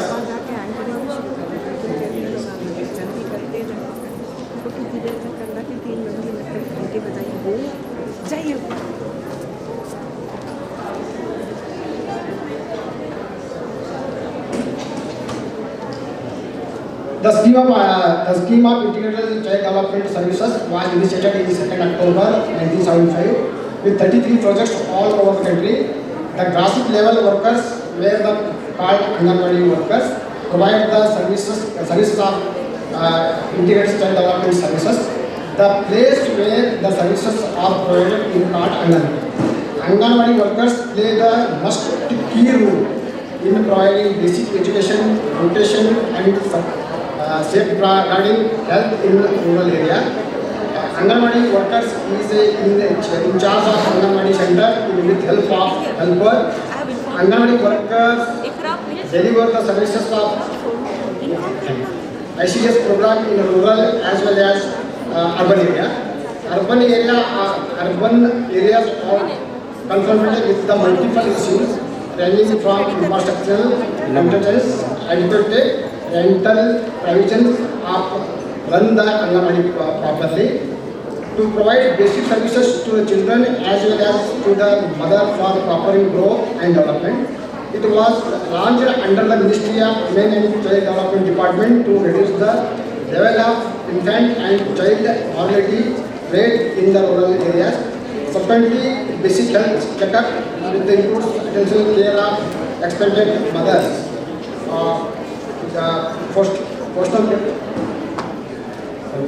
Postal care of nursing mothers, care of newborn, including the expense of mothers, potential of care by using. They are supposed to be able to refer serious cases of the illness at hospitality, community health services at district hospital. The significant functions of Anganwadi are provide supplementary nutrition to the children below 6 years of age and nursing and pregnancy of mother from low income families. At the same time, immunization of the children less than the 6 years of age, immunization against the workload of the Anganwadi staff was daily work, but the status of the wages is low. The monthly honorarium of Anganwadi teachers was only 5,500. Hence, I did study is required to analyze the problem of Anganwadi workers and find solution for the same. Thank you, and thank you so much.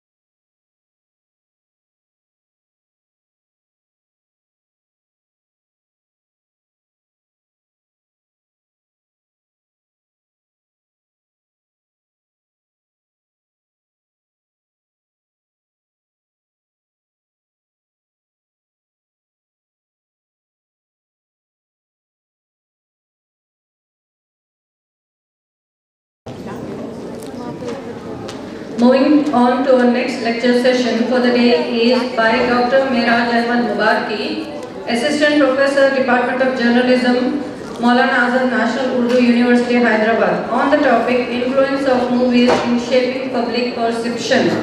And I request Dr. Ainam Badajit Maiti, Assistant Professor, Department of Mass Communication and Journalism, Central University of Karnataka, to chair the session. I ask Nikhat Parveen and Asma of MSc course in Zoology to escort the sir on the dais.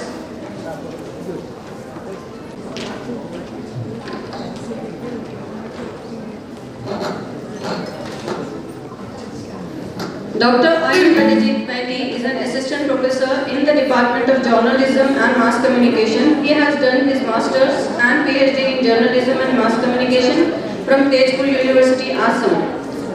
His area of interest is film and media studies and cross-cultural communication. He has published 8 research papers in international and national journals. He has also presented papers in national and international conferences. Earlier, he taught in the Department of Mass Communication and Journalism in Manipal University, Jaipur, and Asian Institute of Management and Technology in Guwahati. In addition to this, he has also worked as a sub-editor with the Shillong Times, Meghalaya. Assalamualaikum and a very good morning. Still morning. A very big thanks to the Honorable Vice Chancellor and to the Dean, Dr. Nishat Hussaini, Madam, for extending this invitation to me and for the warm hospitality as well. I'll be giving a very brief introduction as to what exactly the influence of films have in shaping public perception. I mean, the question I was asked to speak on is, do films influence the way we think? And if they do, then how much? And to what extent? Well, there are no easy answers to that. I mean, if you're looking to answer the question as to whether films have influence or can they influence public opinion, or do they have the propensity to make people think, then I guess the answer lies in finding out if there is any effect of the media itself. Now, without concentrating on cinema itself, we can concentrate on the media itself. Does media have any kind of an influence? I mean, when it comes to cinema, you know, it's a mediated communication. It's a mediated communication. It's a make-believe world, a world fashioned out by the vision of the film director, captured on screen by the camera of the cinematographer and the mise-en-scene. The mise-en-scene is, in film studies, we call it as the things that you get to see on screen.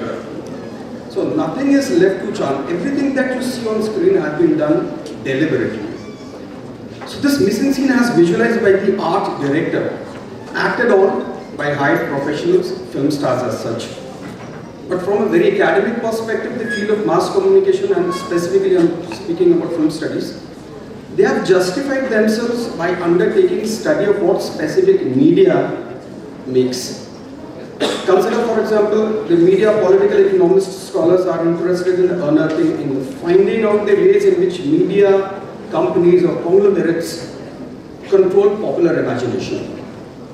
Feminist media scholars are largely interested in finding out the ways in which gendered perspectives are normalized. The Marxist media scholars are interested in finding out the ways in which the institutions of the state are captured by the ruling class. And the media is often deployed to produce a sense of false consciousness. Now, in all of this, what is, or rather what has been left out of the deliberation is the media, is the audience itself. How do people make sense of cinema? And this is a question that has generally been left out. The how do and what do they make sense of? So coming back to that, my first question. So do movies influence in shaping public perception? Here we are essentially looking for the effectiveness of the media. So therefore it becomes all the more proper that we start with the effects of the media. Let's find the histories of the media as such. We can find our answers from within the discourse of the ways in which media's effects have been studied. You know, the modern media that we have is near about just 100 years old. I mean, we have cinema in 1895, radio 1920s, television 1940s around.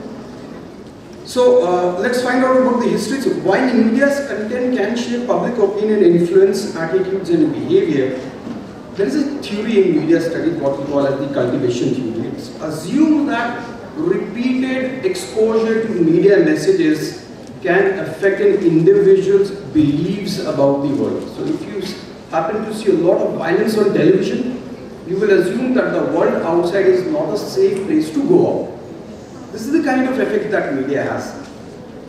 So there has been a sustained effect on the effects of the media, and this can be divided into 4 phases. There have been 4 phases in which we have studied the effects of the media. The first phase was the period when the media was deemed as an all-powerful institution, as an all-powerful medium, and the individual was deemed to be powerless against such powerful entities. This was the age of the beginning of the phase of propaganda. I'm speaking about the 1920s as such. Remember the Nazi war broadcasts of Goebbels and Hitler. The Soviet cinema of Sergei Eisenstein and Pudovkin. The mesmerizing silent era of Hindi cinema and Hollywood as well. So the media was widely assumed to be an all-powerful entity with the ability to shape both opinion and behavior through propaganda. However, much of this was purely speculative and not based on any objective findings as such. From the 1930s onward, we enter the second phase of the study of media effects. So the second phase begins in the 1930s when scholars began to test the hypothesis about the media and its messages being all powerful. I mean, they're just putting it to question. I mean, if you are assuming media to be powerful, let's put it to test.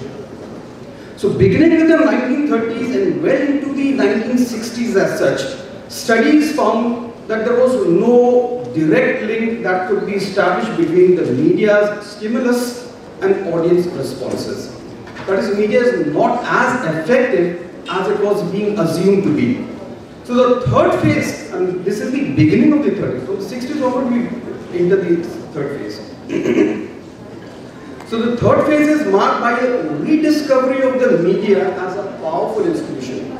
But there are certain reasons for reconsidering, reimagining media as a very powerful institution. The first is, of course, the 1960s is the period of intense Cold War rivalry between the United States and the Soviet Union. Now this was arrived at with the arrival of the television. The television now becomes very popular. In the 60s it becomes very common in US households, in Europe, in much of South Asia, to have a television set at home. So this is also the period of intense Cold War rivalry between the two superpowers. And the critical social theory, there is a particular school of thought, we call it as the Birmingham School, that attempted to rethink the Marxist paradigm and consequently attempted to expose the hidden forms of domination through which hegemony of the ruling class, race or gender is operationalized. Now, as of now, we are in the fourth stage. The 60s se chalta hai, 90s tak aata hai, 90s ke baad mein around in the 70s there is a little bit of change in the way we look upon the audience, the media asset, and now we are currently living in the fourth stage. What is this fourth stage? This is the stage we are now in a negotiating phase of the media influence, where media content is supposed to be negotiated between the audience and the producers. And the media effects are essentially secondary, they're not primary, they're just secondary. That is, the media does not tell us what to think, but what to think about. Recall the contributions, I mean those who are from the School of Language and Literature, you can, I'll be taking something, you will be, will be ringing some bell in your minds. Recall the contributions of Jacques Derrida, who introduces the concept of deconstruction, which means breaking down or analyzing something to discover its true significance, which is supposedly almost never exactly what the author intended. So the meaning in that text is always more than the intention of the author. Or recall the works of Stuart Hall, who presented his 3 decoding methods. There are three decoding methods. There are three ways in which an audience accepts the messages of the media. Whatever you see on television, whatever you see on films, you hear on radio. There are basically three ways of dealing with that. One is, of course, is the dominant or the hegemonic mode, where the message is completely absorbed by the audience. I mean, there is something within the audience itself which is willing to accept whatever is being said about through that message. The second is negotiated. You believe some part, you don't believe some part. You don't take it in 100%. There is some meaning that will be left unarticulated either from the producer's end, or you have rejected some meaning. And the third is the opposition. You completely reject whatever you see on television or through the media. Now I'll be giving you some short brief video clips.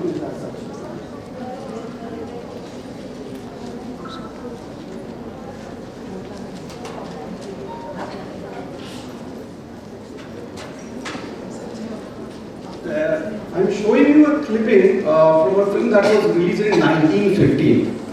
It was based on a novel. Eventually it was turned into a movie. The name of the movie is Birth of a Nation. It was directed by D.W. Griffith, 1950. It's supposed to be one of the most racist films of all times.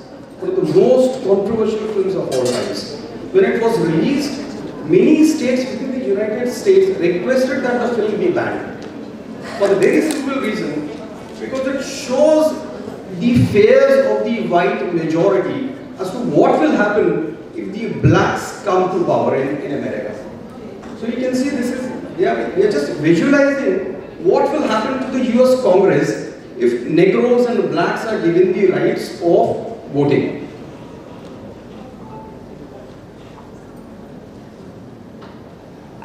It's a silent era film, so there's no sound.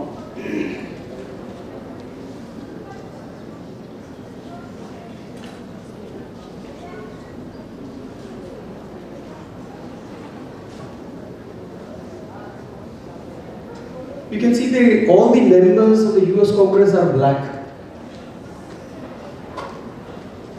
All whites must salute Negro officers on the streets.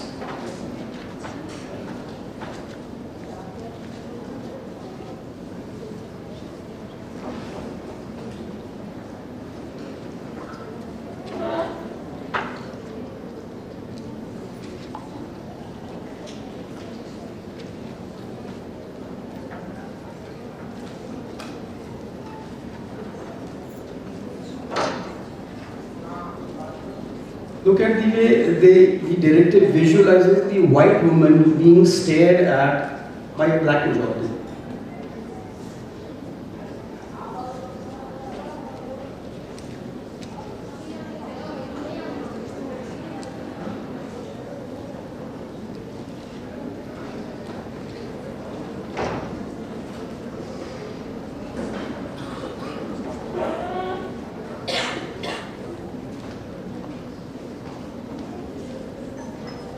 So now they're celebrating the bill that allows black men to marry white women.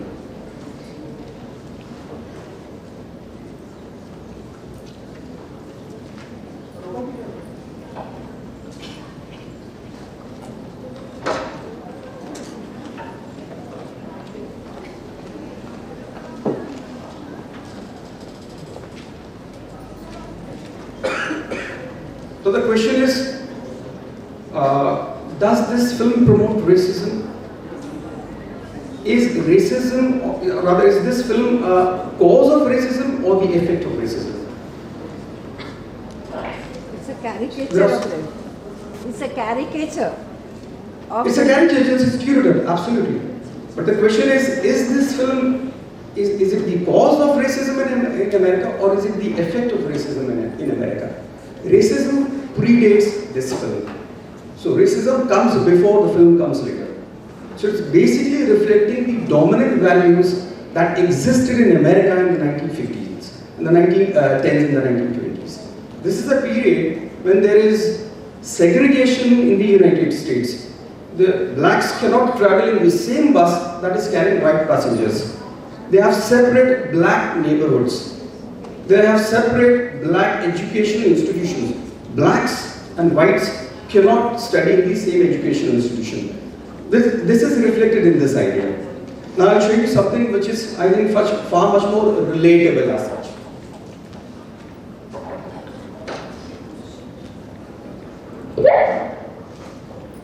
Look, it's a clipping from a very famous film. It was released in 1958. It starred Dilip Kumar, Vijayantimala.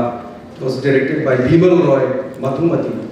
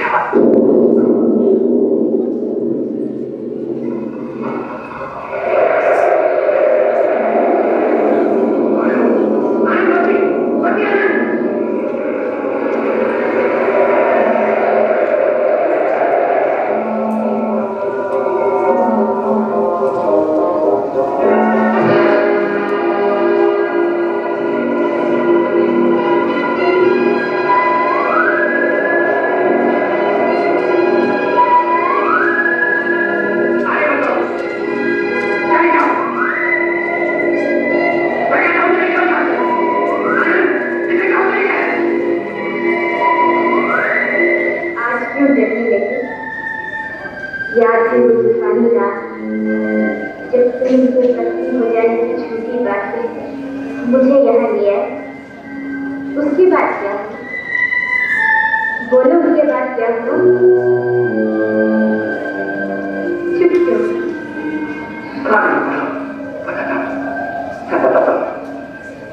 तुम बाबूजी का मेरे कमरे में गिरे। मैंने तुम्हें काबू कर लेना चाहा, लेकिन तुम मेरे से मुझसे बचकर की तरफ भागी थी। मैंने तुम्हारा पीछा किया।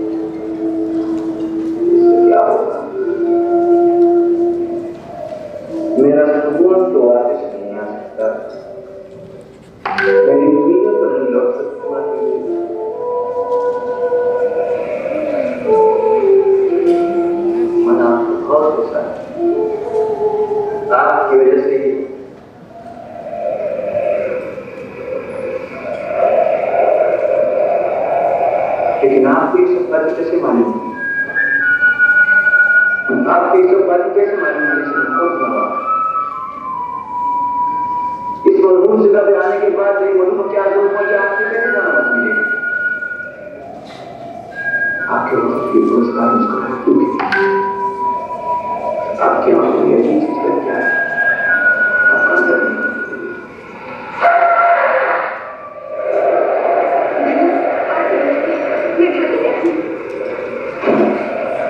अब चुप क्यों? मेरी बात से जवाब क्यों?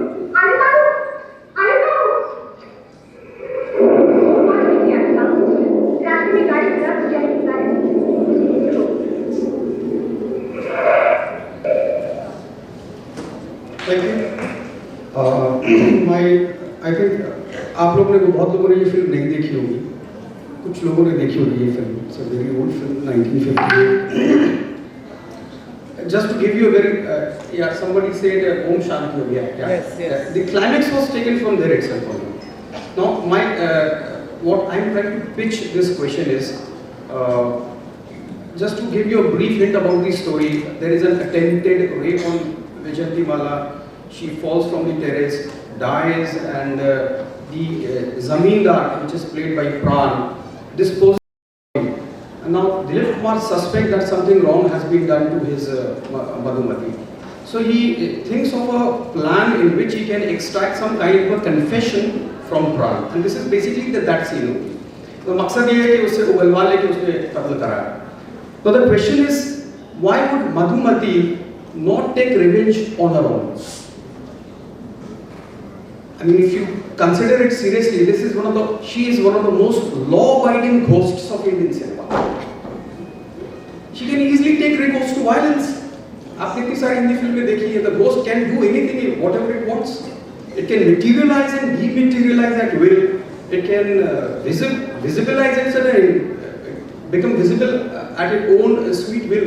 Now the question is, why would Madhumati's ghost intend to entrap Pran when she can very easily take recourse to some kind of vengeance on her own? As I have just said, she is the most law-abiding ghost of Hindi cinema. She doesn't want to take law into her own hand. She wants to take the recourse of law. Now, how exactly does one explain this kind of a situation? I mean, if you have seen horror films of the last 50, 30, I mean, whatever time that is, time frame it is, you will never see a ghost taking recourse to law or taking recourse to justice. Madhumati's ghost is very different. Now, why exactly? The answer can be found within the Nehruvian discourse that we had. In the 1950s, it's just 11th year of India's independence. It's a young, flush, a very idealized kind of a citizenry that believes and has faith in the law dispensing justice ability of the state. You will never come across, आप 50s की कोई भी film देख लीजिए, you will never see the hero killing the villain in the end. The police will always interrupt this ये जो तसादम होता है बीच में between good and evil. There will never be a climax of violence. The police will always intercept and separate the two entities as such. This is what is being reflected in the cinema of the 1950s as well. Even the ghost abides by law. So that is the magic of cinema of the 50s. Now let's cut back to the 80s now. The 70s is a it's a period of very violence, the emergence of the angry young man in Indian cinema. Amitabh Bachchan in fact emerged in the 1970s rather. You know, Zanjeer was followed by Sholay and a whole lot of series of violent films as such. Now this is again, I mean, I'll just show you a clip, then we will move on to the next part of the discussion.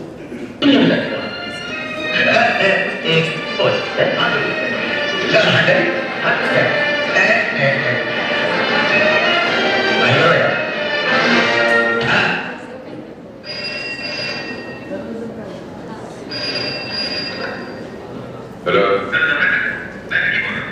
हाँ विकी भाई मुबारक हो। मैं भी लेना चाहता तुम्हारा ये मंगनी का कार्ड मिला मुझे। क्या बात कर रहा है? क्या? अरे आज मेरी मंगनी है ना? आज? हाँ 2 तारीख है ना? मगर इस कार्ड में तो 20 तारीख लिखी हुई है। कमाल है, 2 का 20 कैसे हो गया? जिस तरह 5 के 50 हो जाते हैं।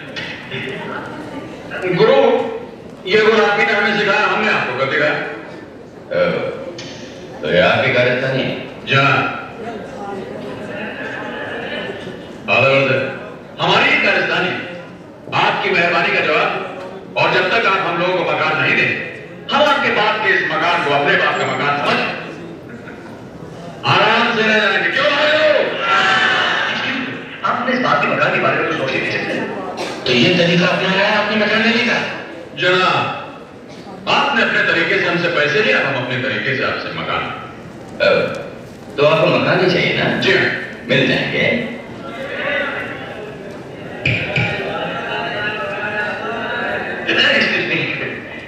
मकान पर इनका हक हो गया और आपके चेहरे का रंग पाक हो गया। इसके बारे में आपका क्या है? हमारे तरह से जो मकान इन्हें मिलने चाहिए वो तो इन्हें मिलने चाहिए।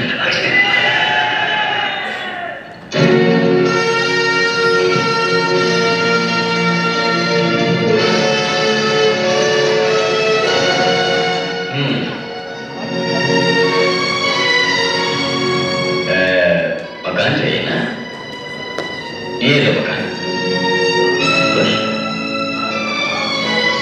क्यों, क्या बात है? कुछ छोटा है क्या?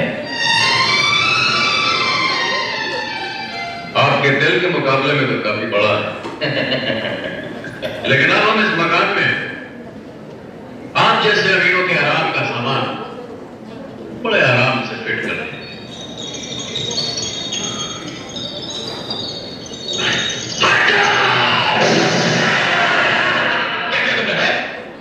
जनाब, इस झूमर को इस मकान के साइड में ला रहा था, वरना इतना बड़ा झूमर इस मकान में कैसे जाएगा?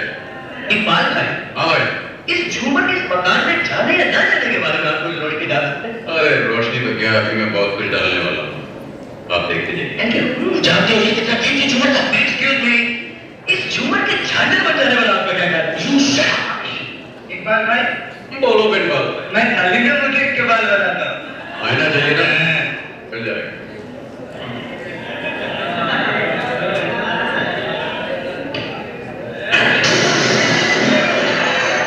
बोला तो होता, फोटो बिनबाल भाई, आ गया इकबाल भाई। दिखता ना?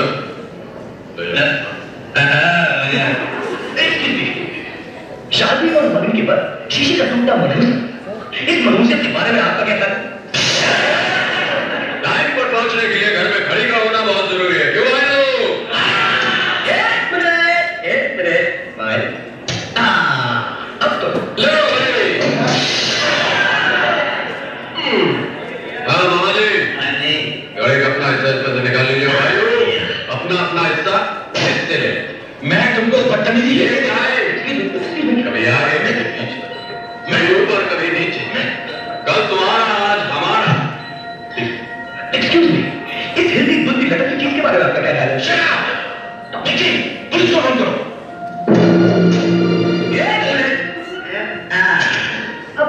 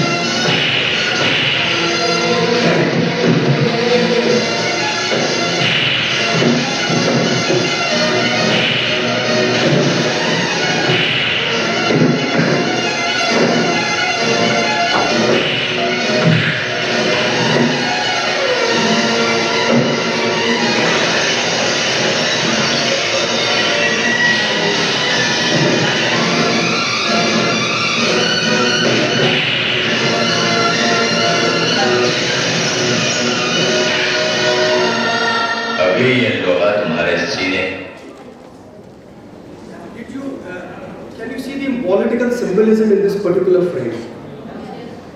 It stands for the symbol of a political party here in India.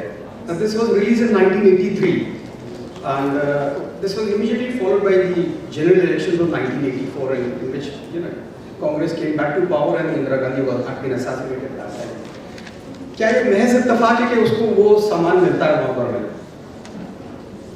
This has been done deliberately. I mean, this is what we study. Anything that you see in the frame has been done deliberately. So this is a kind of message that the movie imparts, or consider the other details.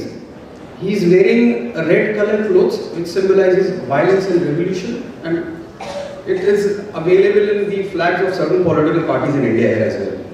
And then he happens to be from a working class. He's a coolie. इसके बाद इसकी film आती है मर्द, basically showing the lifestyles, or rather the life of working class heroes. So it's full of symbolism. But there are so many people who could not get this message because they are not familiar with this symbol. So whatever meaning you are trying to make will depend on the efficiency of how easily the matter can be, how easily the meaning can be transferred onto the audience. Just one more clip.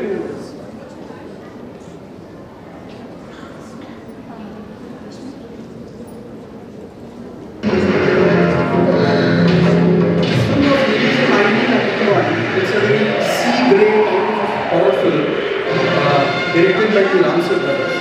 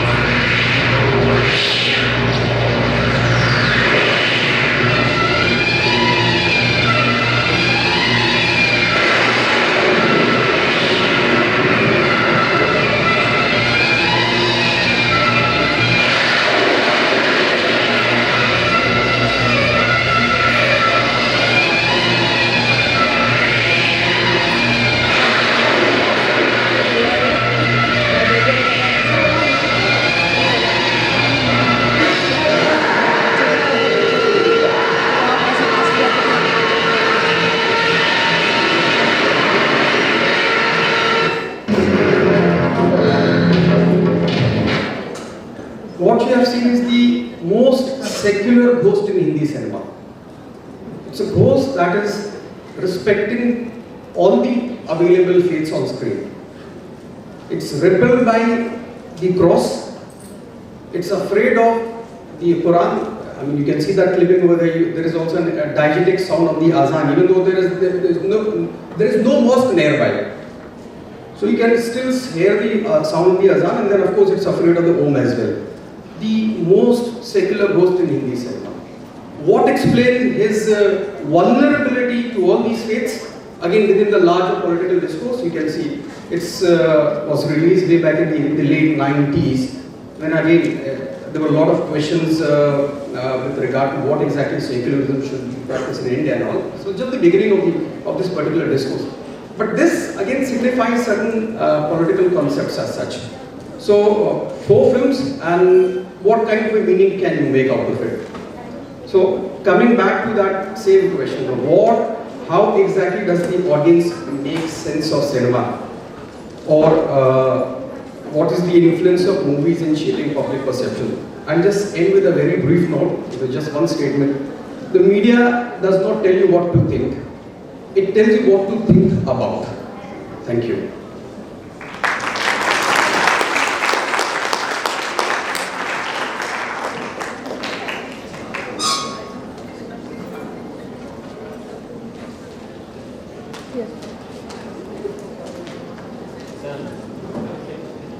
Just a second, please.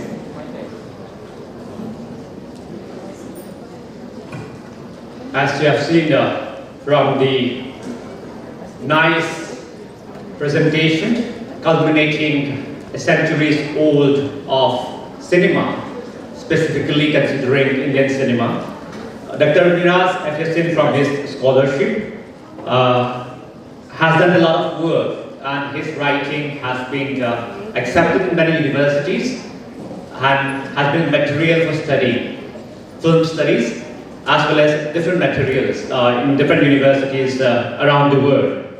And he has published so many journals, as is deliberated here, showing you how symbolism becomes very key and how mise-en-scène becomes very crucial in understanding cinema. Now, just to give my take, as we have gathered here in this platform, celebrating diversity of different disciplines. As an institution of cinema, especially in South Asia, they have created many voices and is also a platform to address many issues that we come across in our life, from caste, class, gender, religion, human rights, physical and mental stigma. Now, Miraz sir has talked about cooling. Now let's go to that specific clippings again. In one of the fight sequence, Amitabh Bachchan was seriously hurt. And when he was hurt, he was taken, it was more like Simidat. There was many write-ups after the scene when he was there in the Bridge Candy Hospital in Bombay for months. People prayed in front of the hospital for months. Now, when this scene happened, the director, what he did was, he changed the whole script of the movie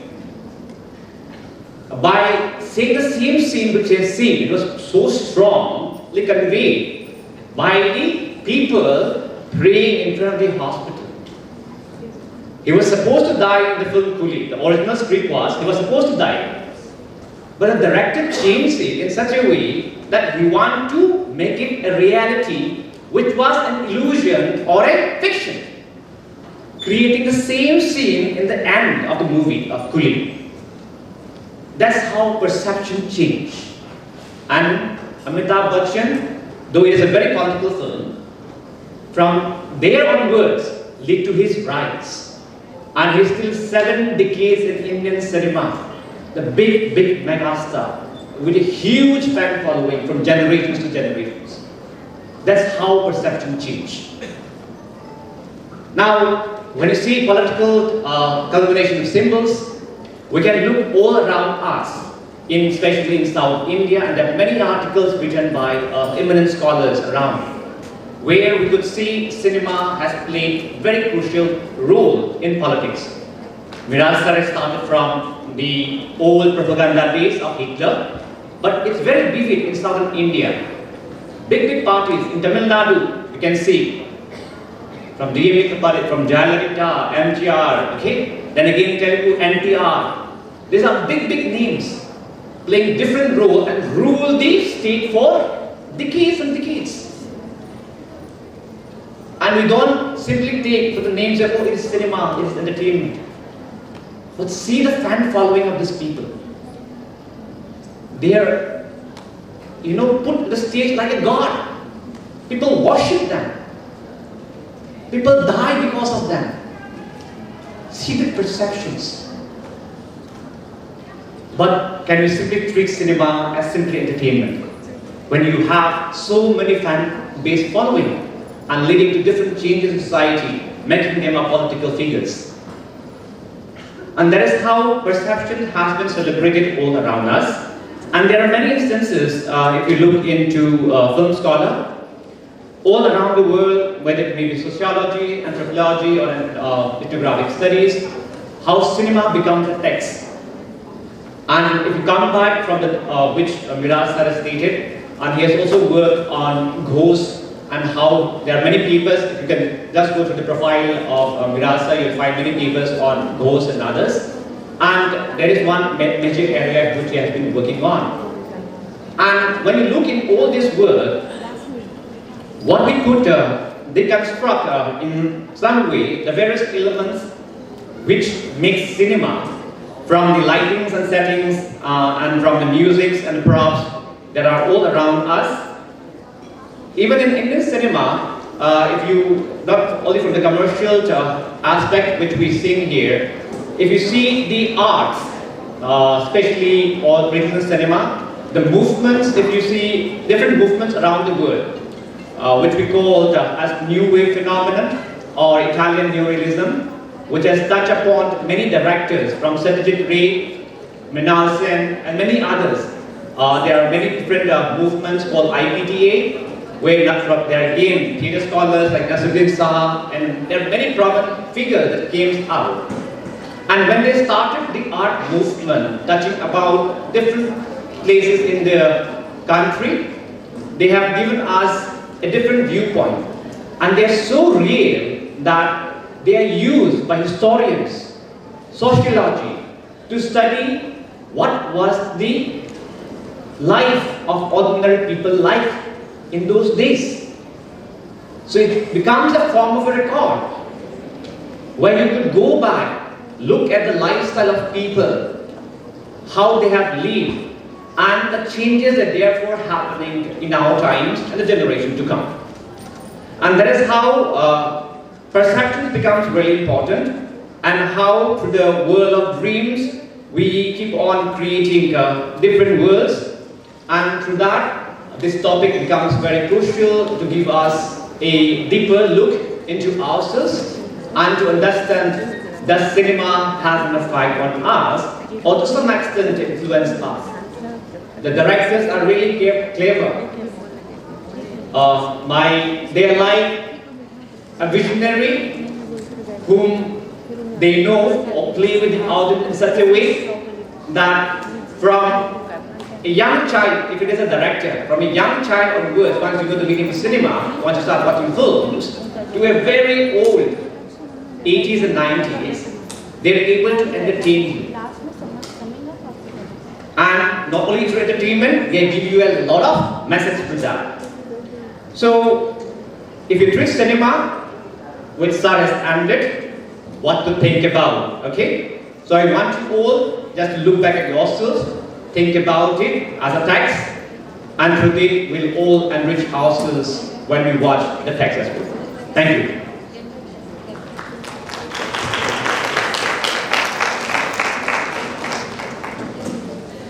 Thank you, sir, for your valuable words. I request Dr. Oinam Badajit Mati, Session Chair, to kindly felicitate our speaker, Dr. Miraj Ahmed Mubaraki.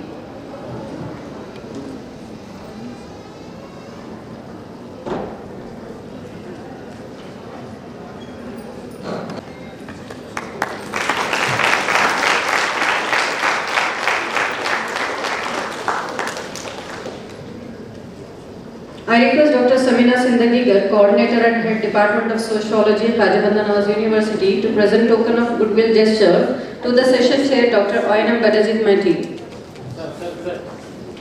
Sir, please return back to the stage.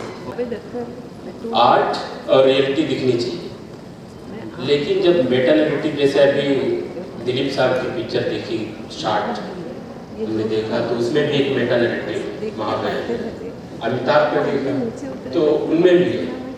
फिर भी हम कहते हैं कि नहीं reality होनी चाहिए, fiction होनी चाहिए, और मेटा नैरेटिव जब कहीं आ जाता है तो हम रियलिटी से दूर होते जाते हैं। क्यों?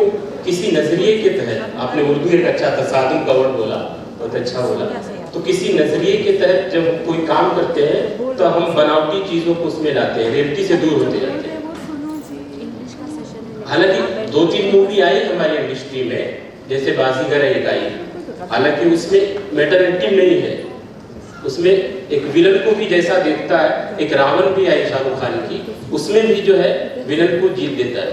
लेकिन आज तक 2024 तक हम मेटा नैरेटिव के तहत कर रहे हैं काम पूरी फिल्म इंडस्ट्री में। हालांकि जर्मन में है, जैसे गॉडफादर एक मूवी है, हालांकि उस पर नामिल भी, उसके अंदर ऐसा सिसिलियानों का पूरा माफियाओं का पूरी जैसे रियलिटी उसको दिखाया गया। तो हमारी इंडस्ट्री 2-3 मूवी के अलावा अभी तक कोई मूवी नहीं है। 36 चाइना टाउन जिसमें शाहिद कपूर था, उसमें भी थोड़ी सी दिखाई गई। ऐसे क्या बात है कि हम मेटा नैरेटिव को छोड़ नहीं रहे? क्या रीजन इसका हो सकता है? मैं जवाब देना चाहूँगा। ये पहले तो बता दूँ कि मेटा नैरेटिव जो आप कह रहे हैं, हम जिसको हम आमतौर पर फुकोल्ड डिस्कोर्स भी इसको आमतौर पर कहते हैं, इसके जो वैल्यूज आप कह रहे हैं कि ये जहती नहीं नजर आ रही है, दीज आर वैल्यूज। किसी दौर में इनको तरजीह मिलती है, किसी दौर में तरजीह नहीं मिलती है। तो जिस दौर में तरजीह मिल रही थी उस दौर के सिनेमा में ये झलक रहे थे, जिस दौर के सिनेमा में तरजीह नहीं मिलेगी उस दौर के सिनेमा में ये नहीं नजर आएंगे। मेटा नैरेटिव मींस होता है किसी खास नजरिए के तहत, जैसे इस्लाम एक नजरिया है, मार्क्स एक नजरिया है, इसके तहत हम मूवी बना रहे हैं। अब जैसे बाजीगर आई तो उसमें कोई अच्छाई बुराई की जीत नहीं, जो रियलिटी है, आर्ट है, उसको हम पेश कर रहे हैं। शाहरुख खान जैसे एक और मुझसे किसी ने सवाल करा था कि फिल्म जो हकीकत पसंद नहीं बन रही है। हकीकत पसंद सिर्फ सीसीटीवी कैमरा है बस। मैं सर थोड़ा सा सवाल क्या है, सवाल ये है कि हकीकत पसंद आप कभी भी नहीं देखें। हकीकत there has to be some kind of, हकीकत पसंदी हमें देखना नहीं, हमें आर्ट, हम क्योंकि लैंग्वेज वाले हैं तो हमारे यहाँ भी ऐसा आया था कि प्रोग्रेसिव राइटर जिसमें हम कार्ल मार्क्स से शुरू होते हैं और उसके बाद यहाँ तक 1936 तक आते हैं। तो हम आर्ट हमारे उर्दू में उसको बोलते हैं, आपने तसादुम फिल्म में फनून लतीफ़ा, हम मान लीजिए घर से बहुत परेशान थे, अब फिर पिक्चर में भी जाके देखें गरीब आदमी पर जुल्म हो रहा, बनावटी है, वो सारी चीज़ें, फिर टेंशन में आ जाए। तो ये फनून लतीफ़ा उसको क्या है, जब लेवतार एक बहुत मुफक्किर था जर्मन का, तो लेवतार आया तो उसने ये कहा कि देखिए भाई हम मूवी बना रहे हैं, पैसा दे रहे हैं, 500, 1000 दे रहे हैं, 2000 दे रहे हैं, फिर हम टेंशन में जाके कि वो हीरोइन को किडनैप करके ले गया, फिर उसके साथ बेइज्जती कर रहा है।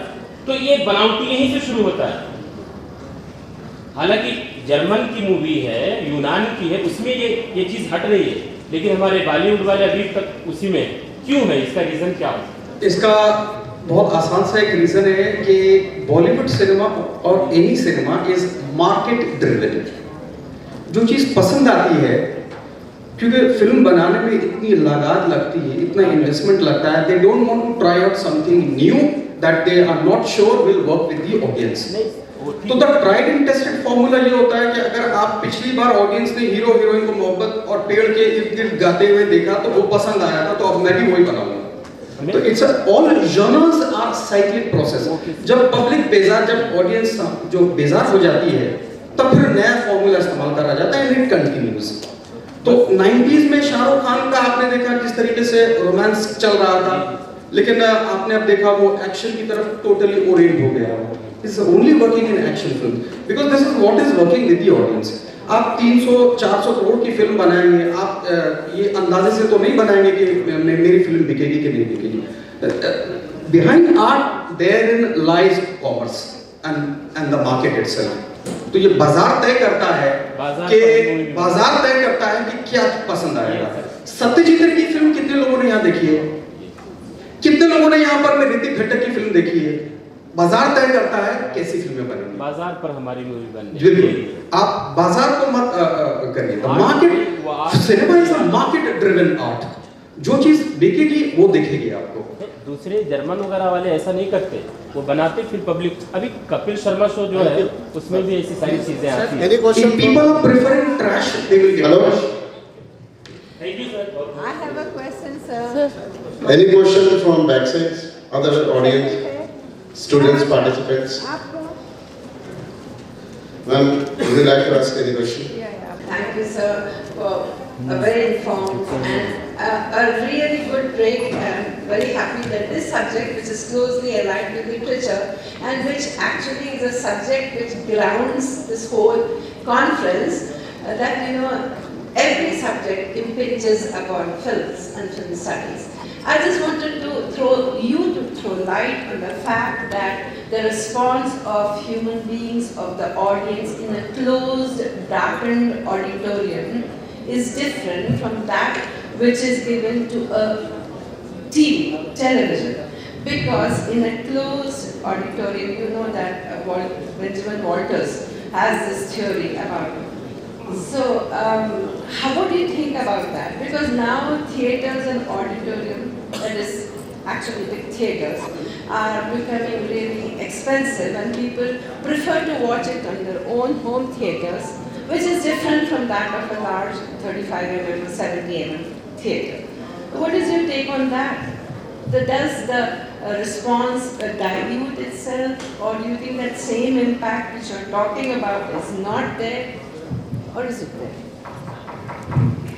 I think, ma'am, even if we lose the experience of theatre, from day one onwards, cinema as media is quite personal. That is why it's an open environment. So you are being drawn to the world of the director. Now, similarly, even though that in today's time the multiplexes and others, the diversity may be there, it's still personal for all this young generation because they stick to their mobile phone and they remain as individual, as personal as before, even though the whole aura or a display of a big theatre is not there, but it's still very personal. And the late night will be the series that they watch. It's still very, very personal. Thank you. Thank you. We have one more question.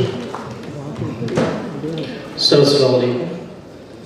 Mubarak sir से मेरा सवाल है कि आपने कहा कि बाज़ार में जिस तरह की मूवीज़, जिस तरह की फिल्में चलती हैं, उसी तरह की फिल्में बनती हैं फिल्म इंडस्ट्री में। तो एक मूवी आई थी आमिर खान की तारे ज़मीं पर, और दूसरी आई थी 3 इडियट्स। मैंने खुद उस मूवी को बार बार देखा है, उसको बहुत पसंद किया गया। फिर ऐसी मूवी और क्यों नहीं आती है? दूसरा सवाल मेरा ये है कि साउथ इंडियन जो मूवीज़ बनती है, जो एक्शन होता है उसमें हकीकत से उसका कोई ताल्लुक नहीं। बहुत पुराने ज़माने में माफ़ौकुल फितरत जो ड्रामे में होता था, ये दास्तान में होता था, वही चीज़ें होती है। क्या ऐसा हो सकता है? और अगर ऐसा हो सकता है तो मैं समझता हूँ कि साउथ इंडियन मूवीज़ के जो एक्टर हैं उसे जो है चीन के बॉर्डर पर भेज दिया जाए। तो इसलिए मैं ये कहता हूँ कि ऐसा जब नहीं हो सकता है, और आपने कहा कि बाजार में जो मूवीज चलती है, फिल्में चलती है, वही सिर्फ ये होते हैं, तो फिर तारे ज़मीन पर या 3 इडियट्स जैसी मूवी क्यों नहीं आती है? शुक्रिया। ऑन अ लाइटर नोट, अगर मैं बनाऊंगा तो मैं आपके लिए बना देता हूँ, लेकिन द थिंग इज 3 इडियट्स भी उससे उससे पहले उस किस्म की फिल्म नहीं बनी है, आपने ख्याल करा होगा। It's a genre defined cinema. हालांकि सिनेमा ऐसे कई सारी फिल्में आई हैं जो 3 इडियट्स के बाद आई और वो कॉलेज लाइफ और स्टूडेंट लाइफ और यूनिवर्सिटी लाइफ के ऊपर नहीं थी। जैसे एक फिल्म आई थी छिछोरे, वो नहीं चली फिल्म। अब लोगों को डर लग रहा है बनाने में दोबारा कि बनाएंगे तो कहीं उसका हल ना हो जाए। शोले के बाद कई सारी शोले बनी होंगी, शोले के बाद कई सारी शोले बनी हैं, लेकिन एक भी नहीं चली। So people don't want to take risk, क्योंकि प्रोड्यूसर के पास एक बड़ा लिमिटेड वसाइल रहते हैं, लिमिटेड पैसा रहता है। They can't go out and take a risk. The moment a film flops, लोग बाजार से पैसा उठा लेते हैं और रोक देते हैं। Either they go for new stars और make some change in the story line. तो आप जैसा कह रहे हैं कि बन नहीं रही है, ये थोड़ा मुश्किल होगा मेरे लिए मानना कि बन रही है लेकिन चल नहीं रही है।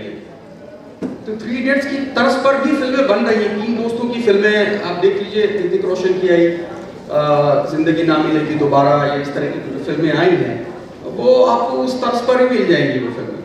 और बिल्कुल हूबहू तो नामुनासिब होगी फिल्म बनाना, क्योंकि देखिए जैसे मैंने आपको कहा शोले की कई सारी नकलें बनी हैं, लेकिन उनमें से कोई भी फिल्म कामयाब नहीं होगी। So somewhere down the line cinema अपने आप को तभी रिपीट करता है जब वो कामयाब होता है।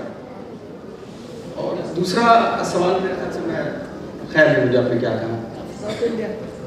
बहुत शुक्रिया sir, thank you so much.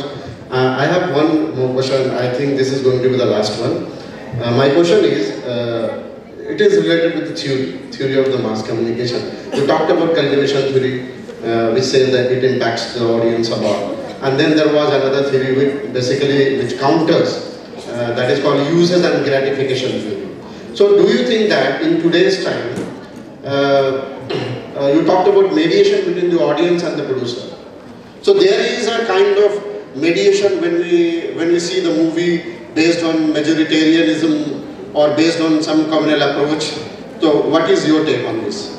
देखिए, अगर आप कम्युनलिज्म की बारे में कह रहे हैं, मैं एक आसान सी मिसाल दूंगा। देखिए हर मौजू पर फिल्में बन रही हैं, हर किस्म की फिल्में बन रही हैं। कहीं हैदर भी बनी है, कहीं कश्मीर फाइल्स भी बनी।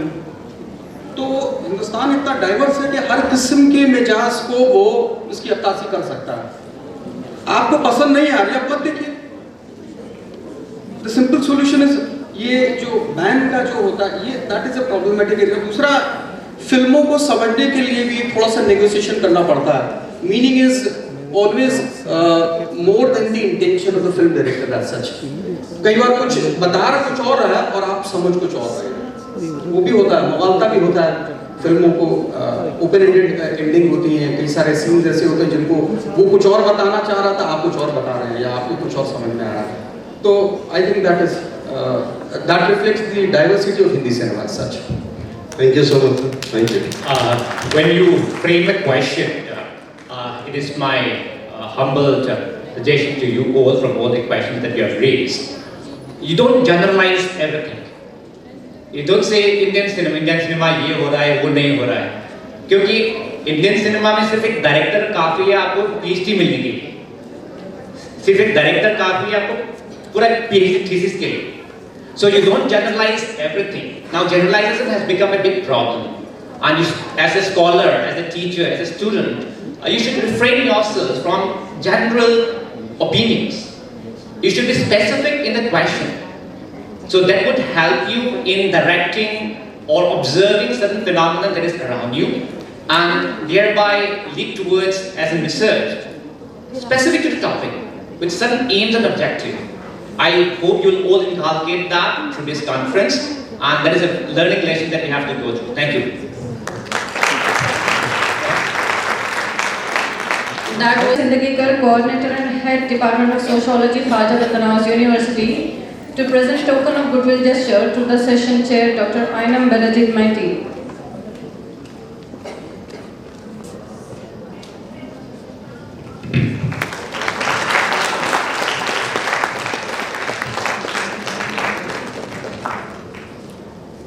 S. Sharka, Dean, Faculty of Languages, Al-Baida University, Yemen, on the topic Bridging Knowledge, the Intertwining Threads of Cultures and Literary Expressions. And I request Dr. Javed Akhtar, Assistant Professor, Department of Mass Communication and Journalism, to chair the session. Dr. Javed Akhtar, Assistant Professor, to chair the session. Recording in progress. Presentation yesterday and today. I request all the presenters to kindly contact for stage committee persons or registration committee persons.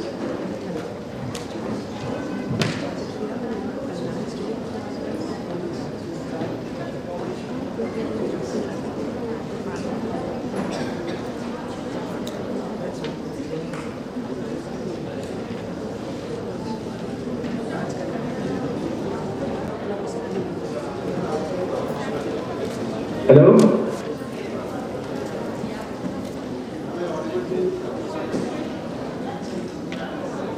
Hello? Hello? Am I audible? Hello? Professor Rishad Musaini, am I audible?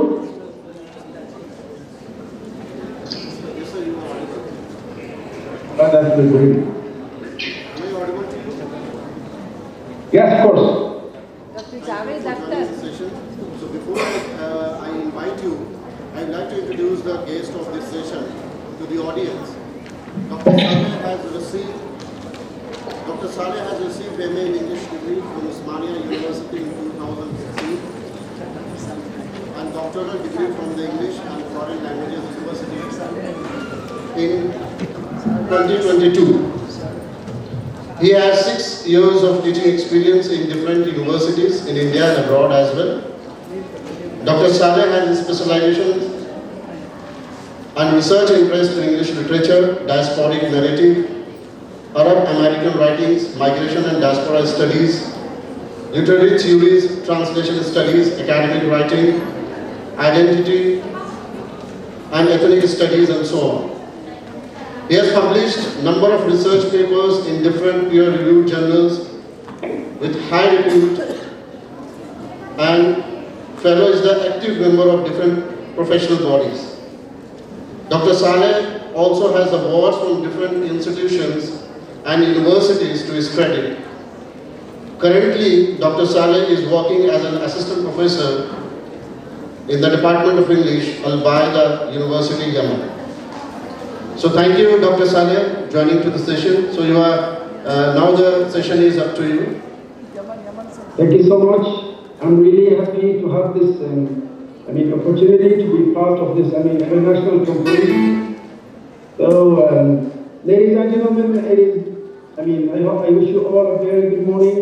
I'm glad to be part of this hybrid international conference on bridging knowledge from diverse disciplines for global change, hosted by Khaja Bandanawaz University, India. I see this opportunity to welcome the Honorable Vice Chancellor Ali Raza Musli, who was the former Registrar of Open University. I came to know him in 2016.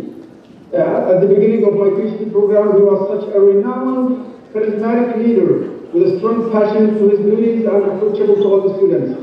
So, I'll go directly to my topic titled, Bridging Knowledge, the Intertwining Threads of Culture and Literary Expression. I welcome you all to this talk that tackles the intricate tapestries of literary expression and profound impact of cultural interweaving. So, am I able to all?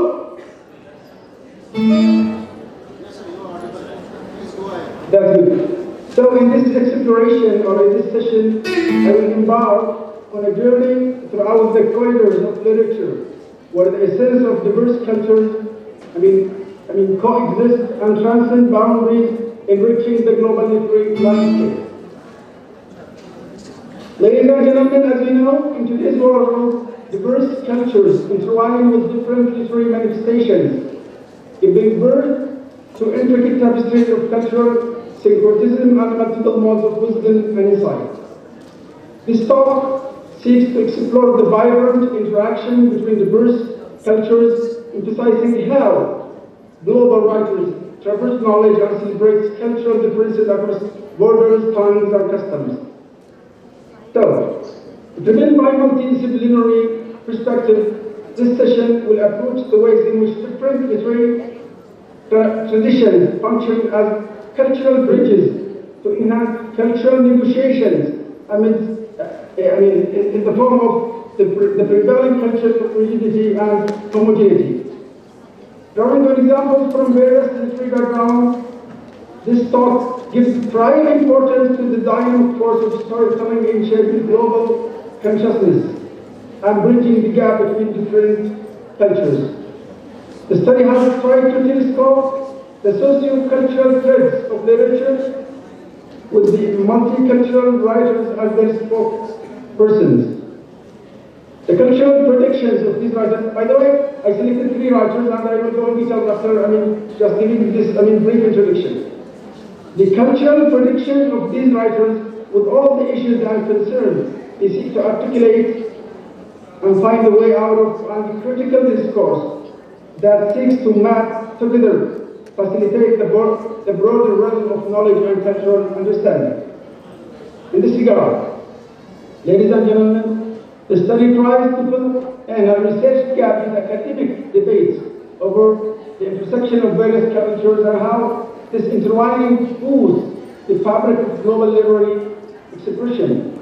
More importantly, this study would go a long way in helping the student of cultures arrive at a coherent view of the hybrid nature of culture in a world that is at once borderless and virulently territorial. So as I told you, for the purpose of sequencing and arranging the ideas of my talk, I choose 3 renowned writers from 3 different cultures. So I selected Bharati Mukherjee from the Indian subcontinent. She is one of the iconic writers, the iconic diaspora writers worldwide. And I selected also David Earls, he's an American writer. And so I selected Diane Abu Jabir from Arab origin. I'll start, tracing the multicultural journey of Bharati Mukherjee as a cultural bridge between the West and the global South. So I'm not in the place of introducing the audience actually for Bharati Mukherjee because she's well known, but I'll try to locate Mukherjee as a cultural bridge between the West and the global South.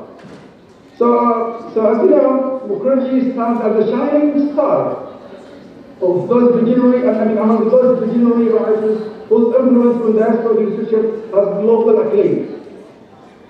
She has written a huge number of works and have booked a unique place in the bookshelf of multicultural literature. She skillfully creates the ideal balance between her Indian heritage and her American identity.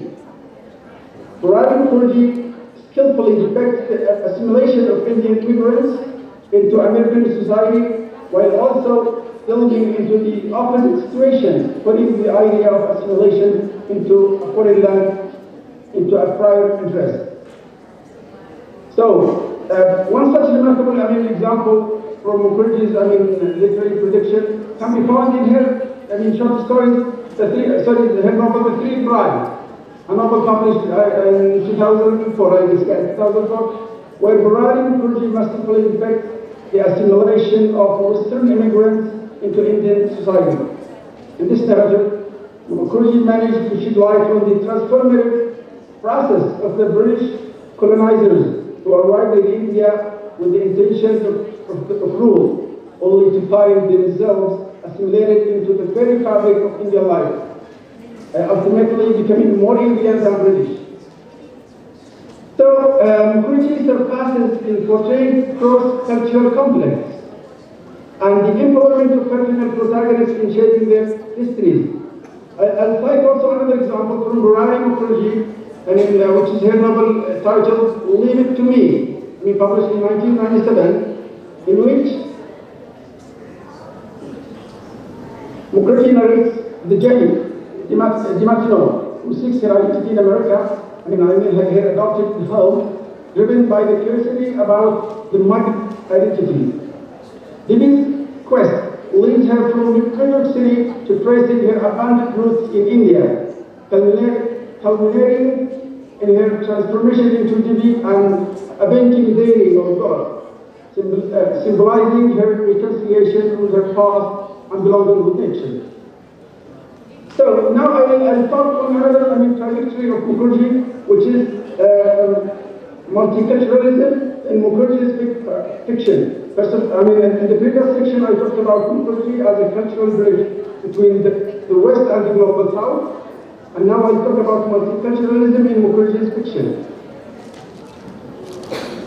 As you know, multiculturalism is both a response to the fact of cultural pluralism in modern democracies and a way of compensating cultural groups for the past exclusion, discrimination, and oppression. In her work, Mukherjee's work, I'm quoting now from Homi Bhabha, who is one of the prolific, critics of post-colonial and also hybrid literature. So I'm quoting from Homi Bhabha's work, The Third Space. He says, multicultural, multicultural policy entertains and encourages cultural diversity. A transparent norm is constituted, a norm given by a host society or dominant culture, which says that these other cultures are fine, but we must be able to locate them within our own thread. So, according to Homi Bhabha's theory, this conception of multiculturalism sustains, or let's say enhances, the notion of natural or real differences from which the discourse of racism gains its enduring strength. And one more, not to the point actually, Mukherjee suggests redefining multiculturalism as a narrative of exclusion that demands a model of homogeneous people by reformulating the mosaic and melting pot truths of multiculturalism into a concept of cultural citizenship. This actually, ladies and gentlemen, this actually allows us to see multiculturalism as a discourse and practice at the same time actually. In continuous remarking, representative of roads of identification brought into play by the diaspora. So far I have finished, talking about the first part of this intertwining thread, which is, the variety of cultures as one example of a culture that, succeeds in crossing the borders with different cultures. I'll go now to the second part of this, intertwining thread of culture represented by David War. Actually, David is an American writer, and he wrote a book in 2018, and this book called The Monk of Mocha. And Mocha here represents, it is an indication of one of the coffee ports in Yemen. So the book actually is a collection of multifaceted realistic stories in which history, politics, biography, adventure, success, and thought are intertwined to depict the stranger than fiction story of the Yemeni coffee inside the war. So the book traces the protagonist. The protagonist of the book is Mukhtar Khaja. And it is not I'm not in the place of explaining the details of the book. I'm just trying to locate, this work as a text representing the intertwining thread of cross-cultural text. So the book traces the protagonist's risky journey from Yemen to the United States to revive the Yemeni coffee trade, which is very much alive and very much at rest because of the proxy war in Yemen. Actually, human lives are not reduced into numbers, figures, whatever, and that is how the life of the protagonist is the representation of tens of thousands of Yemenis who are stranded overseas due to the war in Yemen. One of the most important ideas in this book is that it gives a graphic description of Mocha. Now, as I told you, ladies and gentlemen, Mocha, it is a port in Yemen, and from this port, from this name, the name of the coffee Mocha, takes it is global name. Mocha as the global coffee capital and tries to put a human face towards the forgotten war. Allowing readers to reconsider that Yemen, a country that is misunderstood in the minds of so many Americans as the land of Al-Qaeda, is not so. It is one of the most beautiful and fertile places on the earth. So, the book, the biggest part, the Monk of Mocha, covers the span of 600 years in the life of Yemenis, beginning with the old Mocha as the capital of global coffee, to the contemporary Yemen, plagued by the civil war. In other words, the book gives a concise record of events about the Yemen's international relations from the 15th century up to the present. Actually, this book is the first English text that talks about the international and intertwined relation, which is supporting the war. So being the first English narrative about the war in Yemen, the book becomes a window to the outside world and managed actually to put a human face on the world's worst humanitarian crisis there. The title of the book, The Monk of Mocha, reminds readers of the significant importance of Mocha port as Yemen's coffee capital, and renders Al-Khaja, the protagonist of the book, as the contemporary monk of Yemen and the Shadri of the 21st century. With the publication of the Monk of Mocha, the reader surpasses in writing an anecdote to Trumpism, because this book becomes a counter discourse against the travel ban imposed in some Muslim countries actually. So the reader surpasses in writing an anecdote to Trumpism, as the book celebrates the intricate diversity through coffee's flavor, which transcends the boundaries and brings people all tastes, pictures, and creeds all together. So the narrative also reveals the many qualities of the Trump administration policy and their outrageous return of the war in Yemen. Through honesty and many humor, it does allow readers to reconsider that Yemen, a country that has been, as I told you, according to the Trump policy, they believe that Yemen is just the home of Al-Qaeda, but in fact, Yemen is not a war zone, but one of the most beautiful and fertile places on earth. So, ladies and gentlemen, after finishing the second part of this session, I go now to the last part. As I told you, I selected a variety of countries. One, David, and now I go to Diane Abu Jaber's, from Arab origin. I selected the work novel called The Crescent as a cross-cultural text that celebrates different cultures and deals with ethnic themes. The Crescent, the title of, Abu Jaber deals with the controversial themes, including exile, identity crisis, citizenship rights, and so on. It subverts the new Orientalist fantasy in the post-9/11 world. So Abu Jaber succeeds in combining this text becomes an intertwining thread in the sense that it celebrates both the Arab and Muslim traditions.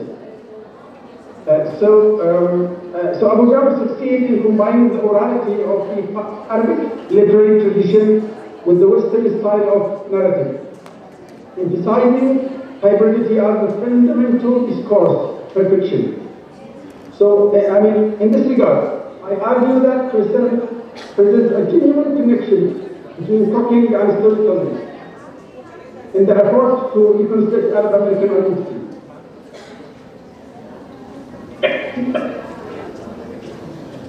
So as I told you, Abu Jaber's work, The Crescent, is one of the most beautiful cross-cultural texts. It uses food as a marker of Arab identity in the West. And I believe that we are all what we eat.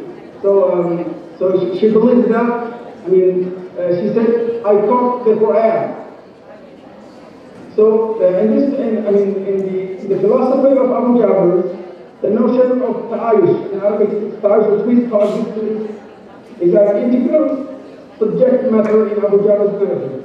The atmosphere of Nadia Cafe, which is, the setting of the novel, is depicted as a trans-cultural home for diverse cultures, not just Arab, from Latino, from African, from also subcontinent, because actually there is a huge similarity between the Arab people and the Indian subcontinent. This is that, both of whom, are the victims of the, Oriental gaze. But according to different, scenarios. So the inter-ethnic food caused by the protagonist reminds the Catholic visitors of their homeland.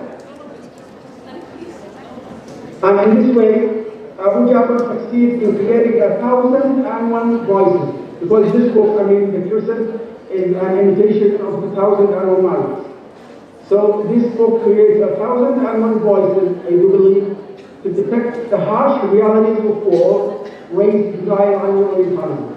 In doing so, Abu Ja'far reinvented Shahrazadian narrative of a diasporic time in the sisters of Munadia Kafri and Hollywood, respectively represents the two main themes in relation to the reinterpretation of 2001. So till now, I have just finished talking about the third part, but what I want to say is that after I being taught, I was keen to select these three writers, because I believe that these three writers represent different cultures, this is one thing, and they wrote, cross-cultural texts that manage to cross the borders and be a window to the outside world.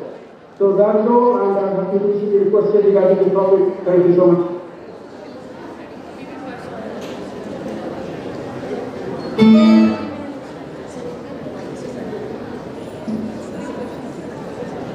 Professor Nashata Hussaini, am I audible? Am I audible to you? So I try to cut the story short in hope that I receive some questions, so that would be a lovely interaction. Okay. Sir, am I audible to you? Yes, of course, you are audible. Okay. Can we have some questions from the audience, if they want? Of course. Of course. From the audience, I want to ask a question to the speaker. You're most welcome. Please.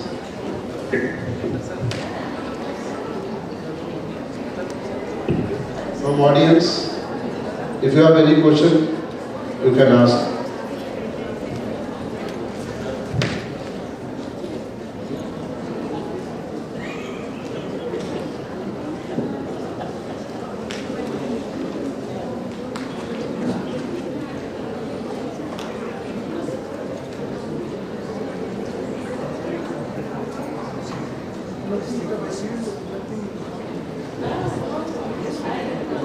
Thank you, sir. Thank you so much for your insightful talk on the topic. Thank you so much. I request you, sir, to give me the final minute.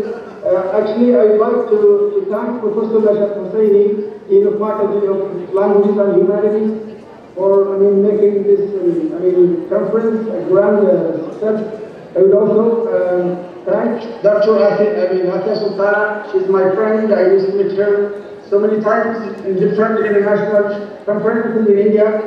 And also, thank you so much to the entire staff of Khaja Bandanawaz University, represented by the Vice Chancellor, Professor Ali Raza Mousavi, who, as I told you in the very beginning, is one of the most charismatic leaders I have seen in my life.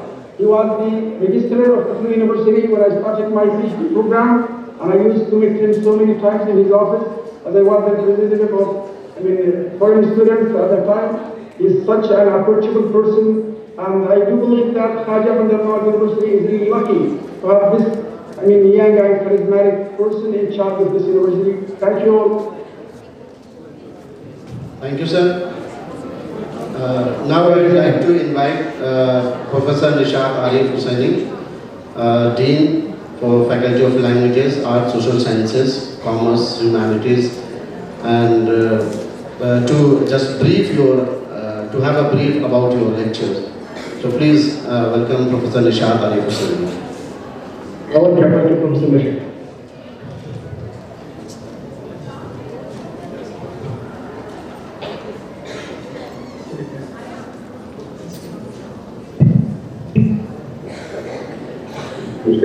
Good afternoon, Dr.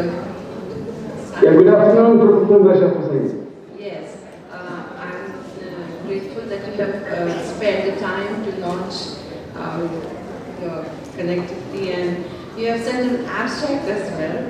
And your talk has been really arresting, I should say, because a lot of probably the stuff was lost in because of the microphone at your end, and we were getting messages that the microphone at your end is a default microphone. So apart from that, it was very interesting, and thank you so very much. Your topic was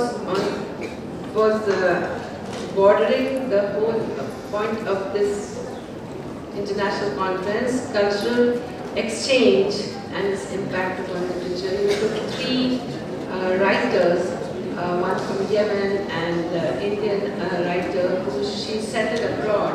Sister Khaja. Yes, and managing grief is one of the works that she has done. I would just like you to, further carry this dialogue forward, and maybe you can join in a session later on and talk to our students of literature. Of course, I'll be happy to do so. And we would be very interested in knowing what conclusion did you come about when you talked about the three diverse writers from three different places, and you saw a common thread in that. And I'm happy that you are looking at this aspect of work, that is, uniting these writers and their thoughts and their views, and seeing a common thread. Thank you so much.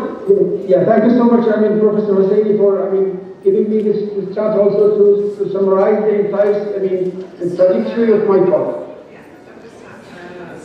I'll be logging off, and thank you again profusely. And you please carry on, then you end your session.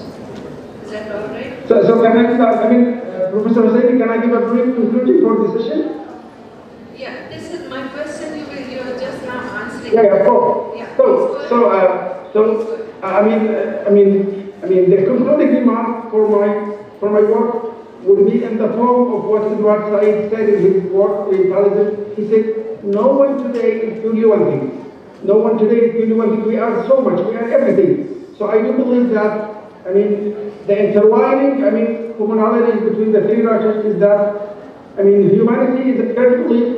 It can cross all religions, it can cross borders, and it can cross geopolitical climate. And both writers, I do believe that they deal with ethnic, they deal with ethnic themes. They are not just, if we take, for example, Rani Mukherjee and Diana Abu Jabers. So they have shared beliefs. They not only defend the rights, the citizenship rights of the Indian or the Yemeni. No, they deal with the diasporic subjects as a whole. So that is one of the common beliefs. And the second thing is that in today's world of rigidity and people are just busy with the technological things, sorry to say that we neglected the inner side of ourselves, right? Which is the core of every discussion. So these three writers try to recreate a conception that people in every country, they have the right to live in peace and in harmony. That's all. Okay, thank you, sir. Thank you so much. I would like to wind up the session. Thank you so much. Before winding up, I'm really grateful to you for your thoughtful take, especially on multiculturalism and your, the expression of the socio-economic and political atmosphere in different literatures. So that's really we can tell that the literature basically reflects the society, whether it is a political construct or whether it is economic or some other things. So really we are basically enlightened with your talk and expressions on this topic. So have a nice day, and we will again connect to you in some other days. Thank you so much. Thank you, audience. Now over to the anchors. Thank you so much. Thank you so much, Dr. Javed Akhtar and Professor Mishra Tariq to chair this session. Some of the bit of updates for all participants. Firstly, I would like to tell you that the valedictory program of this conference will be at 4:30 p.m. So the Honorable Pro-Chancellor of Khaja Bandanawaz University, Honorable Vice-Chancellor of Khaja Bandanawaz University, and other chief guests like Professor Shivnandan and Mr. Sunil Pandar. So these are the guests who will be joining us for the valedictory, and we request you, we humbly request you that you please do not leave the hall after lunch, and the valedictory program will be for very brief, maximum 30 minutes. So we request all of you to stay back during the valedictory function, and all the participants who have participated and presented their posters, orals, your certificates will be given soon after the valedictory program. So we would like to have you till valedictory, then stay back for the high tea, then you can collect your certificates and you can move on. And one more information regarding the souvenir is that we will provide you the soft copies, we will mail you on the mail IDs that you have registered with. Okay, so you will get this complete souvenir copy by Monday or by Tuesday. So we would like you to cooperate and stay back till the valedictory. And now we will be taking a very short break of 10 minutes for lunch. So the participants of biological session, the participants are presenting their oral presentations in the category of biological and life science category. You should come back to the hall immediately in 10 minutes, and other participants can join as and when they finish their lunch. So we'll come back quickly in 10 minutes, the session will start again. So we are running short of time, so we want you to be quick. Thank you so much. So the sensitivity was 100% in the control group and the specificity was 97%. The positive predictive value was 97.47% with the negative predictive value of 100%.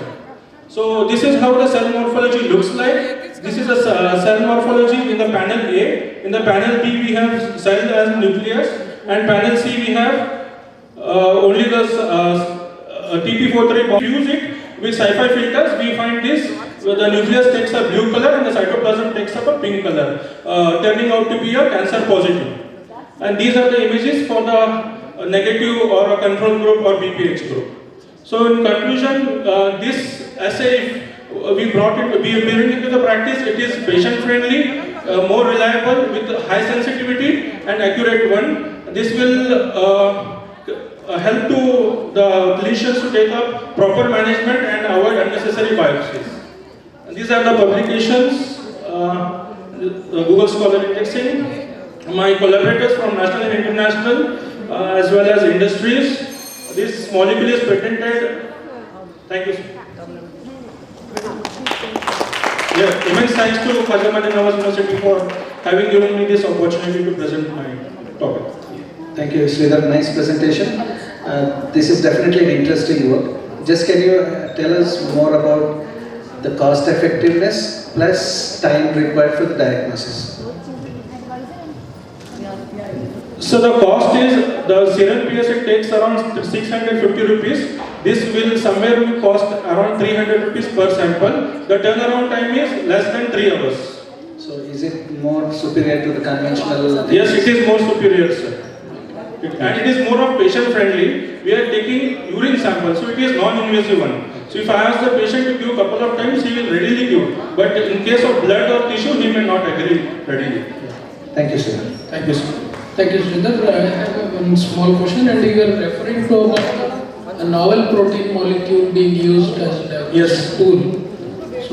So that molecule is a TP43, sir, named after our collaborator Thakur peptide. So this is a peptide protein molecule which is synthesized in his laboratory. This molecule will go and bind to the VPAC receptors. Now VPAC receptors are overexpressed in genitourinary cancer cells on the plasma membrane. Okay, when this molecule goes and binds to those cancer cells, and when we see into the epifluorescence microscope, it illuminates. So DAPI dye we are using, it will take up by the DNA nucleus, and the cytoplasm takes up this molecule. And when we on the dual filter, this is what image we get. The panel number 4. Okay. Thank you. Thank you, sir.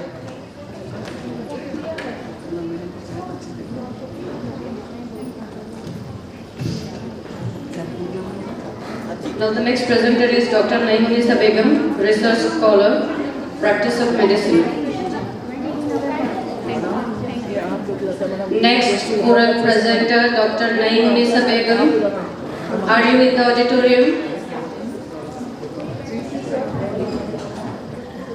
Next is Meenakshi MH, research scholar, Department of Microbiology. Please be ready with your PowerPoint presentation.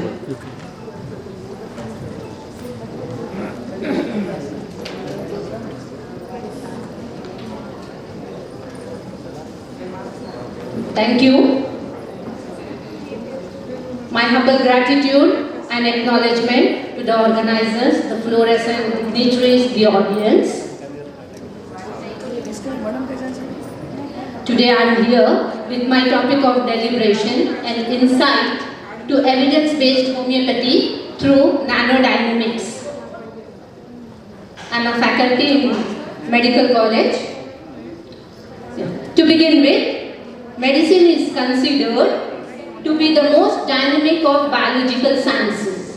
Technological advancements springing up from the evolution of physics, chemistry and other sciences supports the growth of modern medicine. In this process of evolution, the Cartesian mechanistic model is making way for realities thrown up by nanoscience. Now we realize that there is a clear subtle world present in the nanorealms with both material and organic existence. The secret of nanoscience in medicine was first revealed in 1960 by Richard Feynman in his visionary and prophetic lecture at a meeting at the American Physical Society. He rightly recognized that biological systems have been making nanometer functioning devices since the beginning of the life. Human body being biologically arranged nanosystem, he pointed out this to emphasize that there was much to learn from biology about how to build nanostructured devices. It would be just practical if the therapeutic methods are in consonance with this biological system for a speedy recovery and cure of the diseases. That is bringing nanotechnology towards medicine. Homeopathic system of therapeutics was discovered by Dr. Samuel Hahnemann in 1790. Dr. Hahnemann started his journey at the bottom with his experience. In 1799, he experimented with ultra dilution of belladonna, that is 1:10,000. One drop of mother tincture of belladonna, which is diluted with 10,000 drops of water. So this dilution was an ultra dilution so as to bring the medicinal or the therapeutic power of the medicines and to neutralize the toxicity of the drug substance. We knew how toxic is belladonna and all other drugs which are used nowadays. In these 4 decades, he developed a clear therapeutic approach with special method of preparation of medicine by diluting and shaking the medicinal solution in a fixed and systemic order. The products are called homeopathic medicinal potencies. These medicinal potencies are the basis of homeopathic drug action. The nature of drug in potencies and the therapeutic action was a major mystery for the world of medicine. So this was a mystery because at that time nobody could understand the concept of dynamization or potentization. So it remained a mystery for the other sciences. The 50 millisimal scale introduced by Dr. Hahnemann is said to decrease the material part of the medicine by 50,000 or for each degree of dynamization. Hahnemann's intention was to reduce the toxicity of the substance and to develop the concept of minimum dose. That is, you are giving minimum of the dose and reducing the toxicity. He observed his ultra dilutions were capable of eliciting changes in physiological levels of human being. So not only in physiological levels, but also beyond doubt, they are bringing changes in the pathological level. Dr. Hahnemann hypothesized potentization brought a hidden spiritual power of the drug. With limited scientific knowledge of 18th century, Hahnemann drove through the unknown fields of his discovery. His tentative explanation never reduced the value of this great discovery. In fact, science was not equipped to understand this. But the discovery of nanoparticles have ultimately you can say, removed all the speculations regarding homeopathy. I would come here. This research work is carried at the Center of Nanoscience and Engineering, Indian Institute of Science, Bangalore, International and University Center for Nanoscience and Nanotechnology. And here we are conducting with high resolution transmission electron microscope, then energy dispersive spectroscopy for drugs which are taken from metals and mineral origin, and for the drugs which are taken from plant kingdom as well as the nosodes. Nosodes are nothing but vaccination substitutes. Please excuse me. Here we have used another microscope. Yes, here. So the observation I would like to present in front of you is it establishes that homeopathic drugs solutions are not mere placebos, not mere liquids, but they are unlimited source of quantum nanoparticles and quantum dots derived from their original substance. So now it's clear. So conclusion, this study concludes and sets aside all the past perceptions and skepticism about homeopathy and its efficacy. So this is the book. If you are interested, you can just go through. So here you see an collaboration of all the sciences here. Takeaway: science is about an inquiry into the true nature of existence. The dynamism of science enables to assimilate new findings. Anyhow, I hope, though my presentation was incomplete, a little journey is accomplished to make you understand what exactly is homeopathy and to remove the misconceptions regarding homeopathy being unscientific or a placebo. Thank you so much for the organizers for giving me this opportunity. Thanks a lot. Sir, any questions? Thank you, madam. Though a bird's eye view into the homeopathy and its perception, did you put any results of your findings here? No. Yeah, the results, the conclusion was itself the result, and the book is a detailed elaboration of all the scientific any experimental evidence to prove that what you are trying to say would have made it more better. Sure, because of short time. Sure. I present you the book, which is an open feast of academic, and it will let you know all your skepticisms to be clear. Sure, thank you. Thank you. Used from ages, and people know about that. So what do you believe that the nanoscale, is it because of the size matter or the effectiveness of the medicine at nanoscale?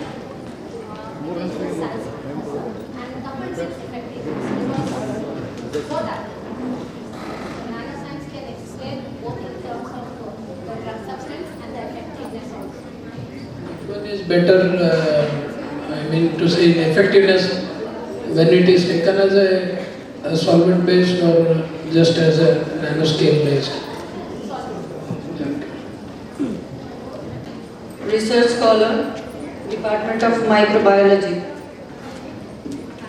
Kindly make a note of it. The time given for presentation is only 3 minutes.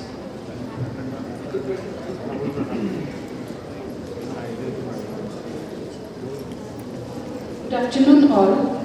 Myself Meenakshi MH, a research scholar student of Davangere University under the guidance of Dr. Shivil Kumar S, Department of Microbiology, Davangere University, Davangere.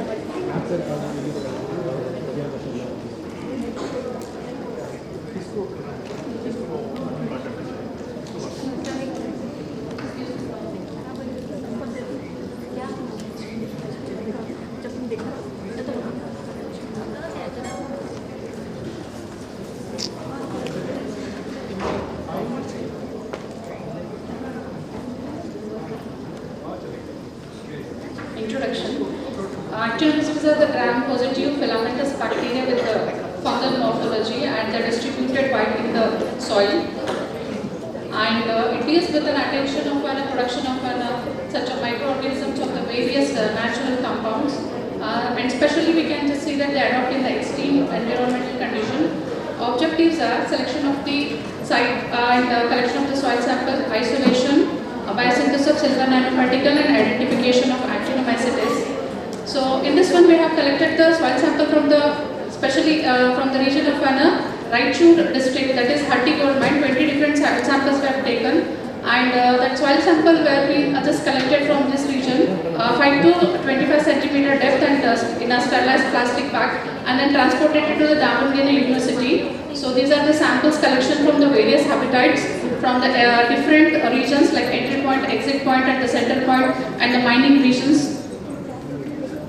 The isolation method which we have used here is a serial dilution method and the streaking plate method we have just done. So in this one, isolation, that is serial dilution method, up to 10 to -5 to decrease the load of bacteria as well as fungal growth, we have used this one.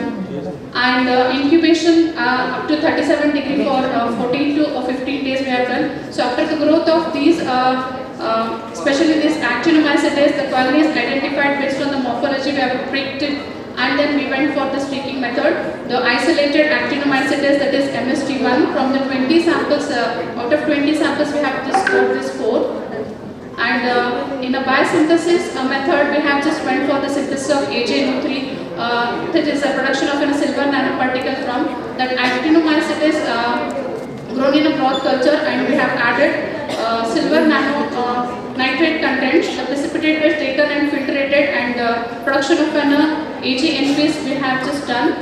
Based on its color changes, it was identified that initially it was in the color of an yellowish brown color, colorless, and it turned to the just yellowish brown color. It indicates the presence of just formation of an AgNO3 by using the most one of the just useful technique which we have used, visible spectrometer technique we have done.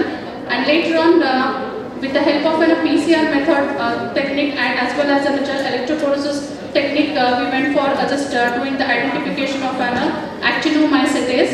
So with the help of just isolated this technique, that is especially the 16S RNA sequencing was done with the blast analysis technique, and this strain was similarly just identified as just Streptonomycetes amphiphysis.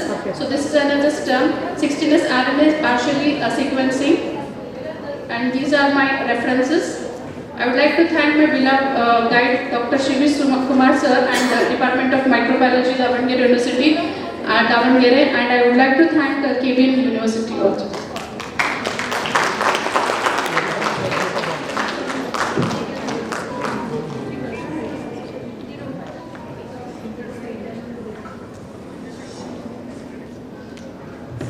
Thank you, Meenakshi. Thank you for the presentation. Thank you, sir.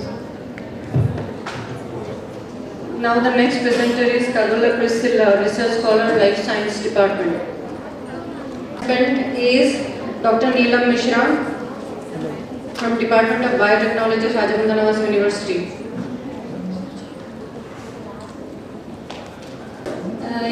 Very warm good afternoon to everyone. I am Priscilla from Central University of Delhi.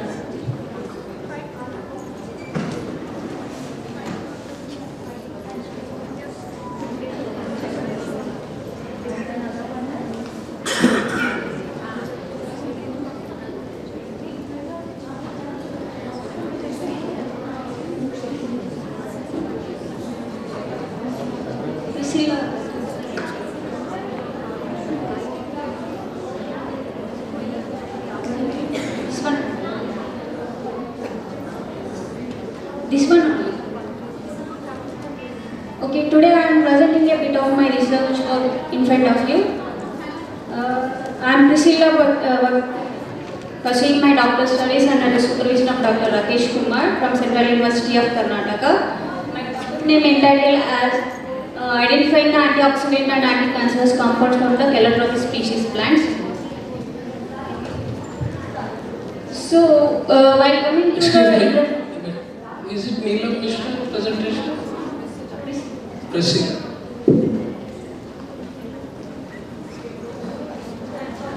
Yeah, you can continue. While coming to the introduction of the calotropis plants, nature is a big gift to us. So from the nature I have selected 2 plants. So these plants are enriched with so many bioactive compounds, and these plants can be grown anywhere, like especially in the semi-arid regions. And this Kalburgi is very well known for these plants. So these plants belong to the Epocinaceae family, and these plants are native to various regions like Asia, Africa, and also the Middle East.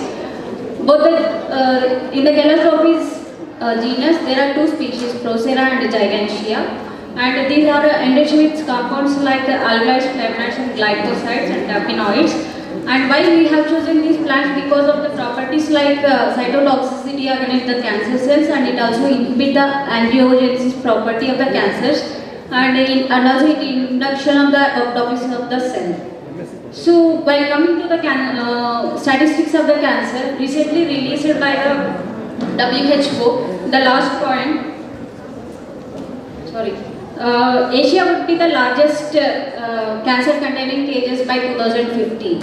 And coming to these cancers in females, other cancers would be most in the by 2025, and also in the cancer in males it would be prostate cancer. So the major medicinal properties for calotropis are all these, and we have used maceration method for extraction of compounds. And recently we have done these experiments, and in the experiment we have shown that we got that Calotropis gigantea has more total phenolic and flavonoid contents. So coming to this total phenolic contents, in the total phenolic contents, it is also known as FCSA. As in the Calotropis gigantea, 62.33 plus or minus this much amount of phenolic content is there, that is equivalent to gallic acid, that is the reference standard. And in the Calotropis procera we got this much amount of phenolic content. And in the flavonoid content, this is also called aluminum chloride assay. This aluminum chloride is the major part which plays a role. In the Calotropis gigantea we got almost 78.78 equivalent to the quercetin flavonoid. And in the Calotropis procera it is quite less than the Calotropis gigantea. Coming to the free radical scavenging activity assay, it has shown that it has 49.18% of free radicals in the capacity, free radical scavenging capacity, and in the Calotropis gigantea it has 4.88. And we have analyzed what are the bonds are there in the FTIR. So by using FTIR we have analyzed that they have hydrogen bonded alcohols and also alkanes, alkenes, all these functional groups are present in the extracts. And coming to the in silico molecular docking analysis, we also one of the compound we have docked with the tubulin protein. So we got that binding energy minus 33.67 kilocalories per mole. It binds to the tubulin protein in the cancer cells and inhibits the progression of the cancer. And these are the RMSD and RMS groups of beta tubulin with frigoside compounds. I would like to express my gratitude to my supervisor Dr. Rakesh Kumar and also Central University of Karnataka. Department of Chemistry, also KBN University of Kalburgi. Thank you. Any questions? Thank you, Priscilla. Are you aware of the morphological distinction between these 2 species of Calotropis? How do you distinguish them? For Calotropis gigantea, the leaves are very broad. In the Calotropis procera, the leaves are very small. Along with that, the distinct features between these 2 are flowers. Like in the Calotropis gigantea, flowers are bent towards the earth, and in the procera, the leaves are towards the sky. How about the flower color? Flower color in the Calotropis gigantea, flower colors are 2 types. One is white and lilac color, and in the Calotropis procera, it is violet. Thank you. So one question, there is a question. Yes. So what about non-net? What? It is for GATE. Those who qualified GATE, university will provide that. GATE? Yes. GATE through? Yes. Okay. So what was the standards of control used to evaluate the fellow So for flavonoids. For what is it? For flavonoids. Quercetin hydrate. Quercetin hydrate. Quercetin hydrate. Have you compared with any other plant species which is used in the cancer treatment? Sir, I didn't get your question. Are you aware of any plant species where the compounds are being used for? Vinca rosea. Yeah, so is there any comparison, like what is the fold increase of the flavonoids in this plant? Actually, the fold increase we didn't compare, but the isolated compound from the Vinca rosea vincristine has reduced its capacity against the tubulin. So calcitaxel, that is the compound. So that's why we are inventing new. Okay. Thank you. Posters, kindly go near your posters, as the judgment for the poster presentation is about to begin by 2:30. All the life sciences poster presentation is going to be held near the corridor of the auditorium. All the students and rest of the non-participants can come inside the auditorium. So the next oral presentation is by Dr. Neelam Mishra, Assistant Professor, Department of Biotechnology, Khaja Bandanawaz University.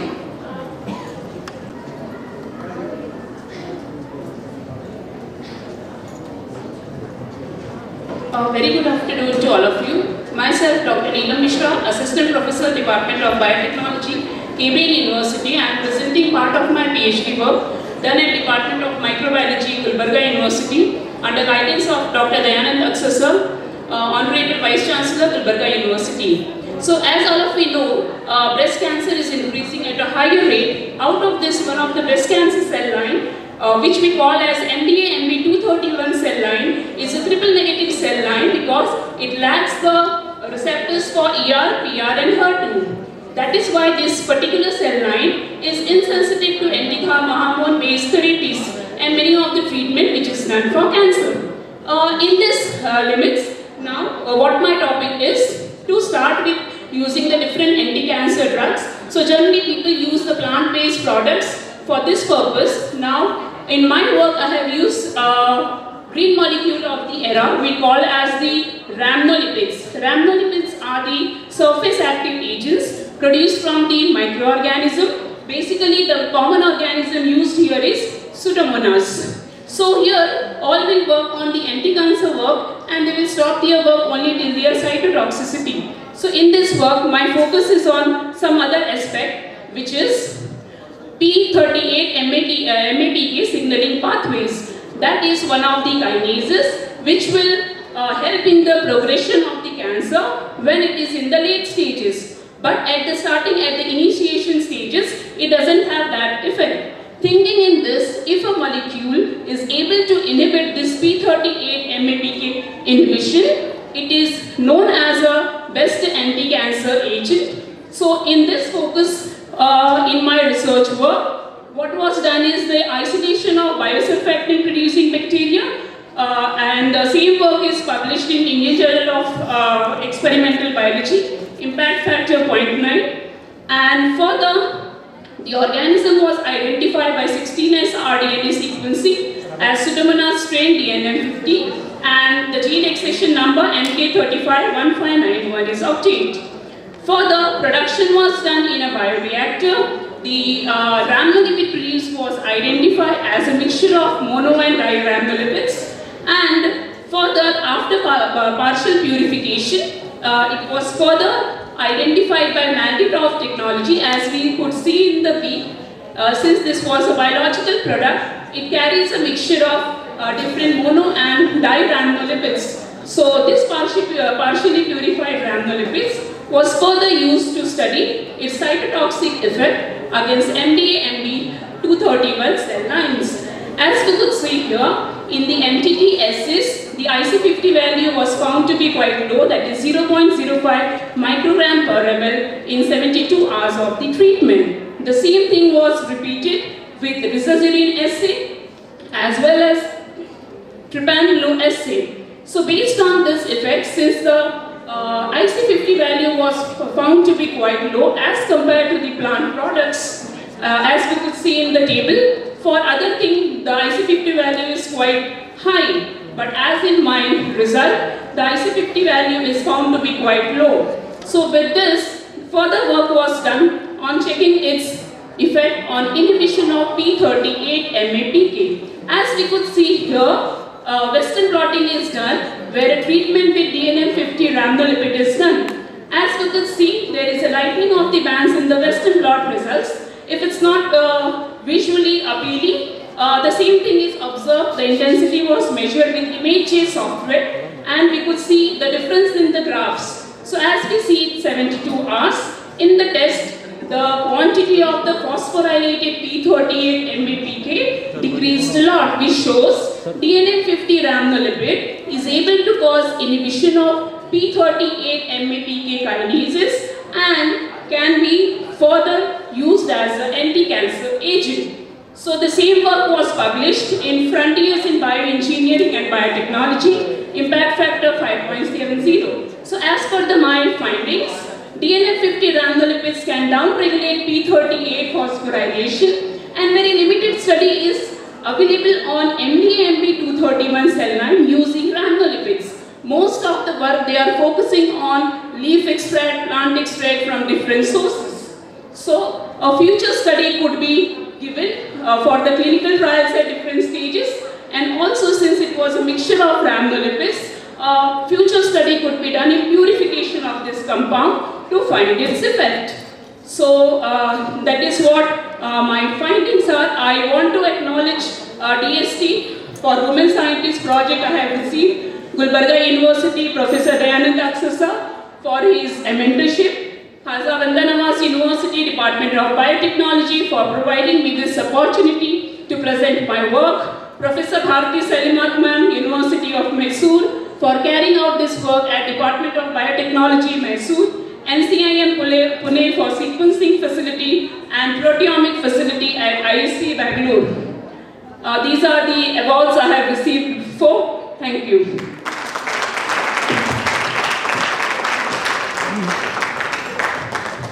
Thank you for this nice presentation and a very innovative approach in dealing with things. I just have a quick question. Where is it now? Like, is it going further with the molecule or is it stopped with publication? Sir, I had previously planned for doing PDF, for doing this further work, what I have written in the future prospect, but right now for some reason, since I have joined here, the work is stopped, but surely in the future, or either my students or me, I may continue with the work. Because with a molecule of such potential, yes, you sir. can even plan a startup or something which is biopharmaceutical importance. Yes, sir. And But all of the work is published, sir. yeah, don't let it stay in publications. Move it further. Yeah. Thank you, sir. Thank you. Okay, thank you, sir. PG student from Department of Biotechnology, Khaja Bandanawaz University.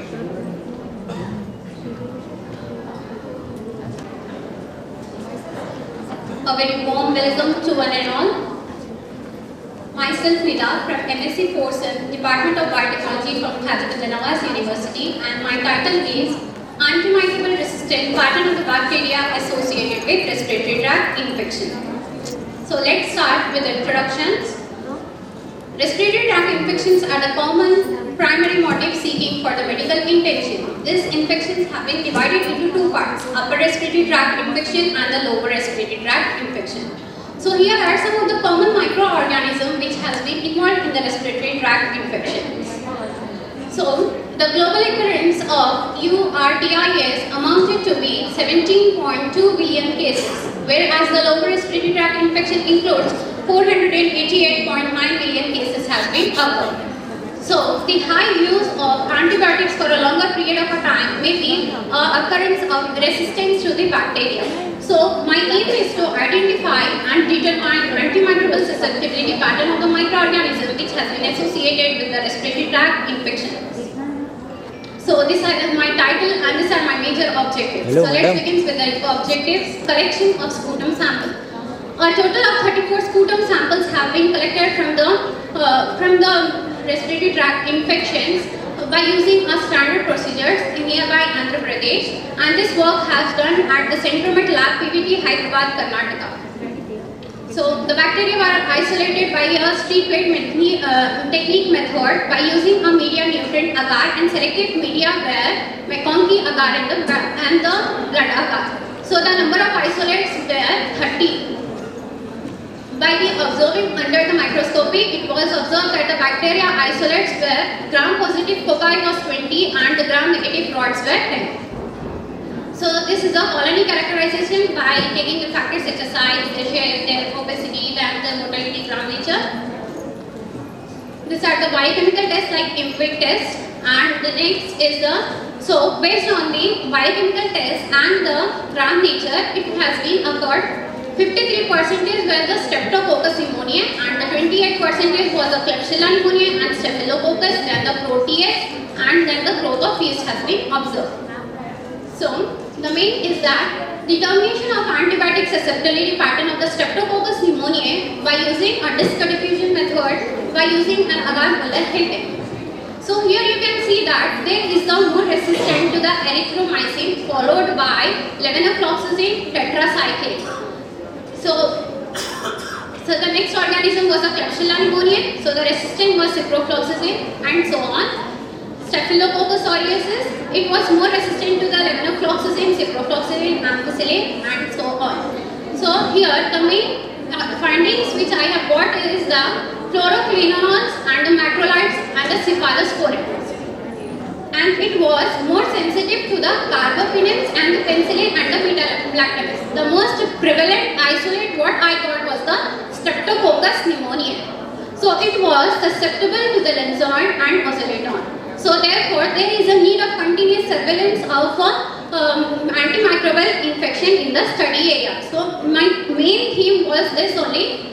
So the most prevalent was the Streptococcus pneumoniae. So we need a continuous surveillance. So here are my conclusion. I want to conclude that there should be a culture and susceptibility test for the proper management, and this will curb the emergence for the spread of the resistance. And the findings of the study will help the clinicians and in the treatment or in the management of the respiratory. So the future prospects, development of novel therapies and the multidisciplinary approaches, and then the surveillance and the monitoring. So these are my references. I'd like to say thanks to Dr. Nisha Hussaini for giving me this opportunity to present here, and Dr. Neela Mishra, who is my guidance, and Dr. Janara Hussain, who is my HOD, and the Mohan Reddy sir, and Dr. Seelam Diptima. And this work has been done at the certificate which I got from the Centromed lab. And thank you so much for your patience. Thanks. Thank you, Rita. That's a nice presentation skills you got there, and definitely for your age and your talent, this is a good start. Thank you so much. So I want you to venture more into experimental approach so that you can grow in science. Okay. Thank you. Thank you so much.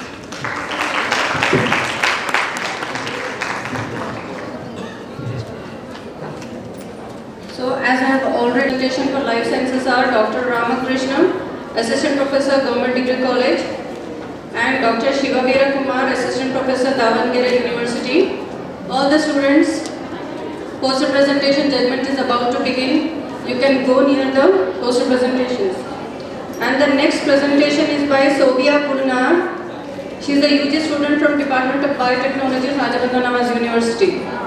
Good afternoon everyone. My name is Sobia Purnar from BSc 4th semester, Department of Biotechnology. My presentation topic is exploration of efficacy of Plumeria alba latex against pathogenic organisms and their chemical characterizations. As we all are aware that herbal medicines are in great demand because of their biological and medicinal activities and because of their lesser cost.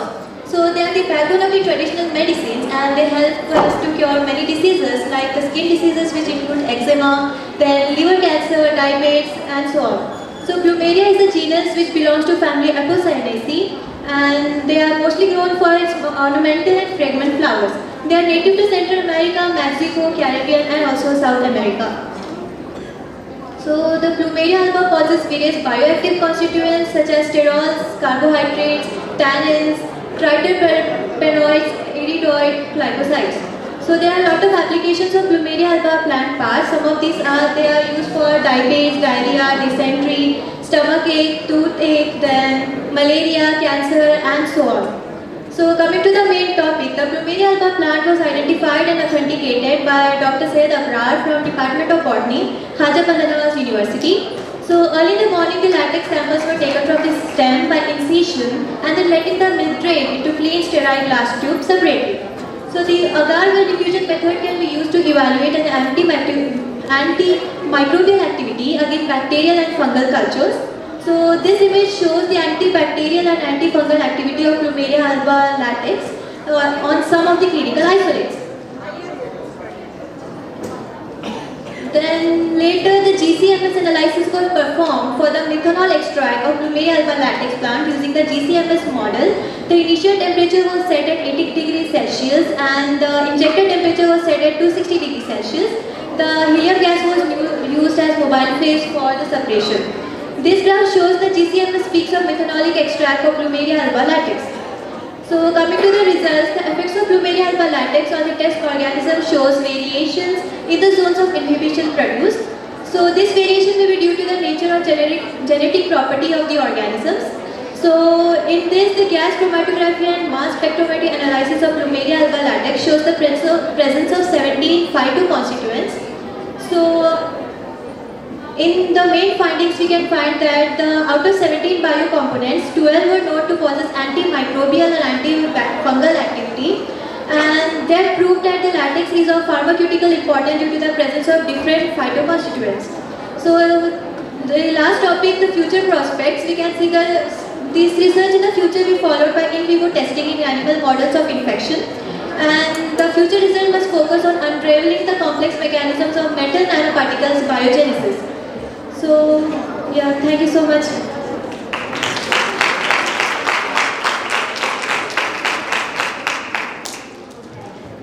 Thank you very much. It's a nice work at your age. Yeah. So the work is being continued or? Actually, sir, this work is done by one of my seniors. So I'm just presenting here for the international conference. Okay. Okay, thank you.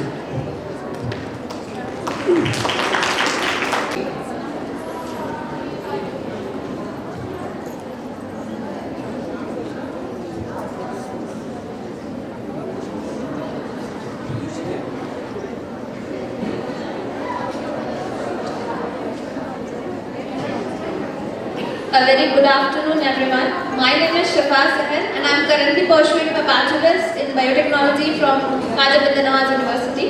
So today I would like to let me introduce you to my topic, that is isolation, screening and characterization of pectinase producing bacteria for the potential applications in biotechnology. So pectin, as we all know that it is a naturally occurring polysaccharide. The word has been derived from the Greek word pectos, which means firm and hard. And it is most commonly found in the skin and pulp of apple, plums and most of the citrus fruits. Coming to pectinases, they are the group of heterogeneous enzymes that are responsible for the breakdown of pectin polymer into smaller fragments by various chemical reactions, as you can see here. These are the list of microorganisms which produces the pectinase production, some of which are Aspergillus niger, lactobacillus, lactic acid bacteria and much more. The importance of bacterial production over fungal production is that they are very much resistant to high pH and temperature, they are easier to harvest and in a very shorter period of time we can obtain them. These are the applications, some of which are juice processing, water waste treatment and much more. Due to this perspective, the study has been continued further. These are the major objectives of this title. Coming to the objective first, isolation. For this, a sample of 5 in number has been collected. There were the decayed fruits and vegetables. Those were orange, banana, tomato, lemon and pineapple. And they were kept in a sterile polythene bag. Next was the isolation of pectinase producing bacteria. This was done by serial dilution technique and spread plate method. Number of isolates that were obtained were 11. They were named from NSF1 to NSF11. So this is the data which we got. The screening, the objective second is screening. This was done by Grams iodine flooding assay. The number, the isolates NSF 4, 3 and 7 has showed a clearer zone of appearance in this. So this was the data that has been calculated. Next, the morphological characteristics were also studied for that. Next was the biochemical characterization test was done. The isolated genomic DNA of the potential isolate NSF3 was amplified and it was further proceeded for the PCR technique. This was the 16S RNA sequencing, as you all can see, and the method used was Sanders method. This is the phylogenetic tree. The potential isolate NSF3 was identified based on phylogenetic analysis and it was designated as Bacillus aedes NSF3. The sequence was submitted to the NCBI and the gene bank registration number OR064204 was obtained. If you want, you can check it out. For the further application and preliminary test was done. The last, a preliminary but a standard test was done in the lab itself. 3 fruits were taken, which were pomegranate, pineapple, orange. 75% of the transmittance was given to pineapple juice. The major findings, as we all can see, it was Bacillus aedes. Last but not the least, future prospects, it can explore more genetic engineering approaches. Thank you.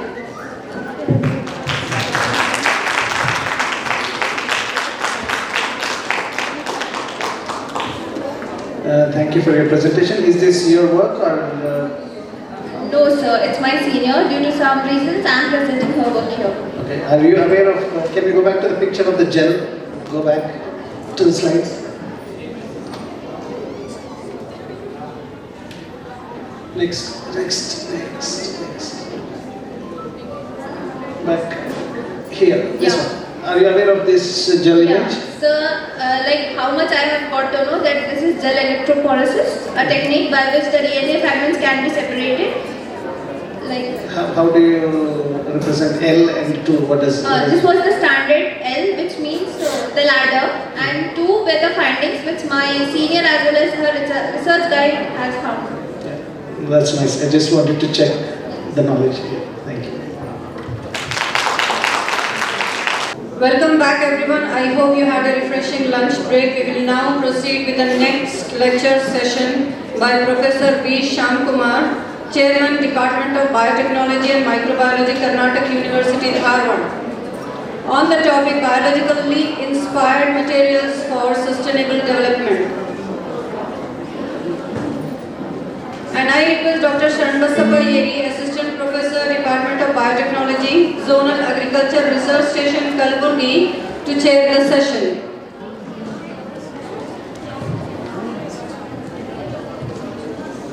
Chair, Dr. Shanbasappa D.A.D. is a working assistant professor of biotechnology at Zonal Agriculture Research Station, Kalburgi. He has completed his master's and doctoral degree in agriculture biotechnology from UAS Harvard. He has published 17 research articles in peer-reviewed journals, more than 25 abstracts in various conferences and symposium, and 3 book chapters. His area of expertise are molecular markers, molecular breeding, gene cloning, and recombinant DNA technology. He is actively involved in research on chickpea and pigeonpea and SARS. He was instrumental in establishing the state-of-art genomic laboratory at ZAR Kalburgi. Thank you. Over to you, sir.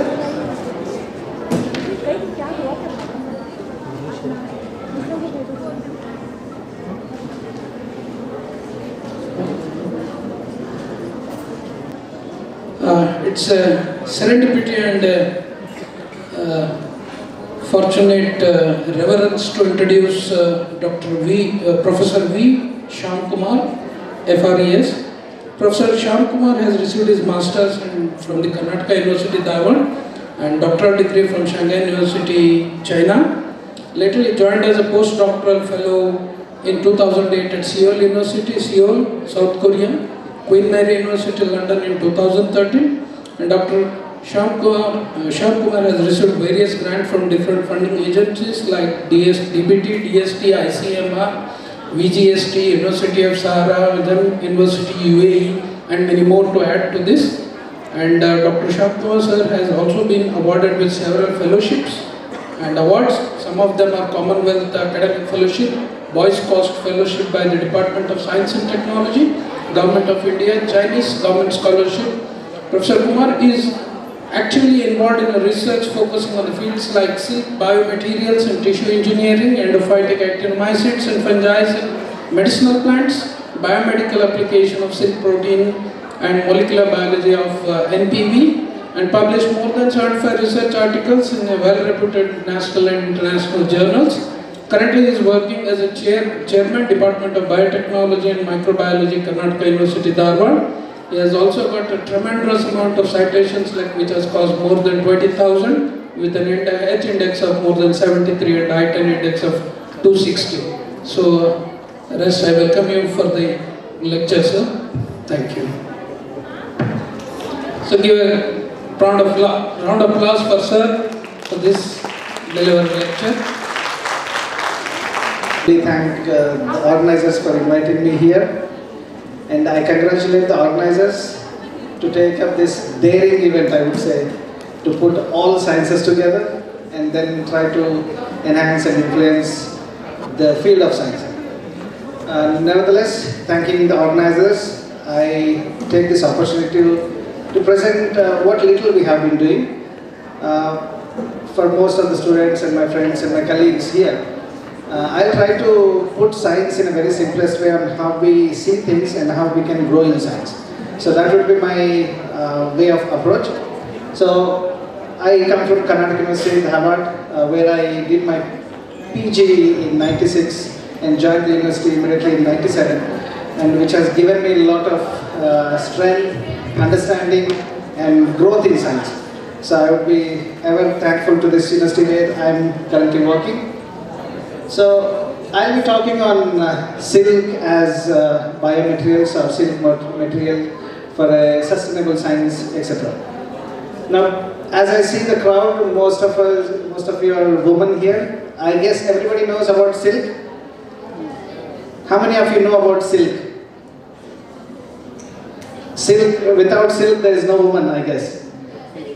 Okay, so if we are using silk, how many of you have washed your silk sarees at home? Did you dare to do that? Am I understandable or am I speaking in English? I can speak 7 other languages also. So if you want me to. I would like to hear in response. Do you wash your silk sarees at home? Can you? If it is even 2,000 or 20,000, we never dare to wash silk at home. Agreed? So that, did you ever try to reason why should I not, or did you even try to venture on washing sarees at home? The silk ones? No. Because that's how scared and how sacred the silk is. So that is what we will dwell on. Understanding the properties of silk. Why we don't wash at home is a simple science that it is a protein, and protein is subject to denature and structural deformation when you use soap and hot water. So that is the reason. If you are washing a silk saree at home, don't try this at home. Instead of a rectangle saree, it will become a trapezium, which nobody wants to wear later on. So keeping that in mind, we will see how silk can be used or explored into things. We basically look silk as a polymer, which is a macromolecular structure which is put together so that we finally see it in the form of a fabric. So take silk as a fabric, we know. And we classify them into low density, high density, polypropylene, polyvinyl, polystyrene, which are synthetic polymers, which have overwhelmed the existing natural polymers.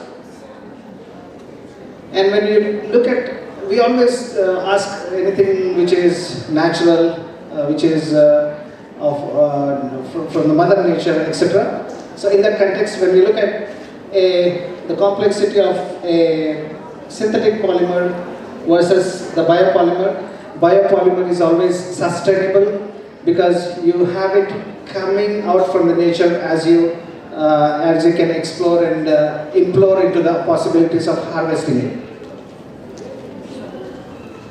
So when we look into proteins from material science perspective, of late we don't talk about botany, we don't talk about zoology, we don't talk about basic sciences anymore. We talk about transcriptomics, metabolomics, and other sciences. So in that direction, material science is one which is growing like a rocket, because it's more simpler to publish, grow in the field of material science. I started my career with molecular biology, studying a single-strand RNA virus, and then I moved into biopolymers, which is more lucrative in terms of publications.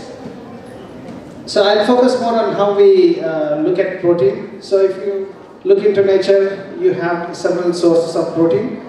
Protein either for your consumption or for usage. So this is where our silk is staying on. So how we explore this protein for applications is something which we will see. So when you classify these biomaterials, you have synthetic biomedical and biological biomaterials, and this is where my silk sits in the whole image, and this is the significance of this. I'll try to explore and tell you a few facts about how and what we have been doing. Now, if you all know about silk, silk comes from an organized way of farming called as sericulture. I did my MSc in sericulture and then moved on to virology for my PhD, which is a totally different science by itself.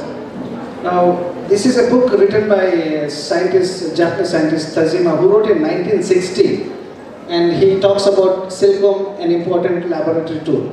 What can be done, how it can be done. He visionized the same idea way back in 1960s. It's more than 5 decades now, and we are still trying to explore what can be done.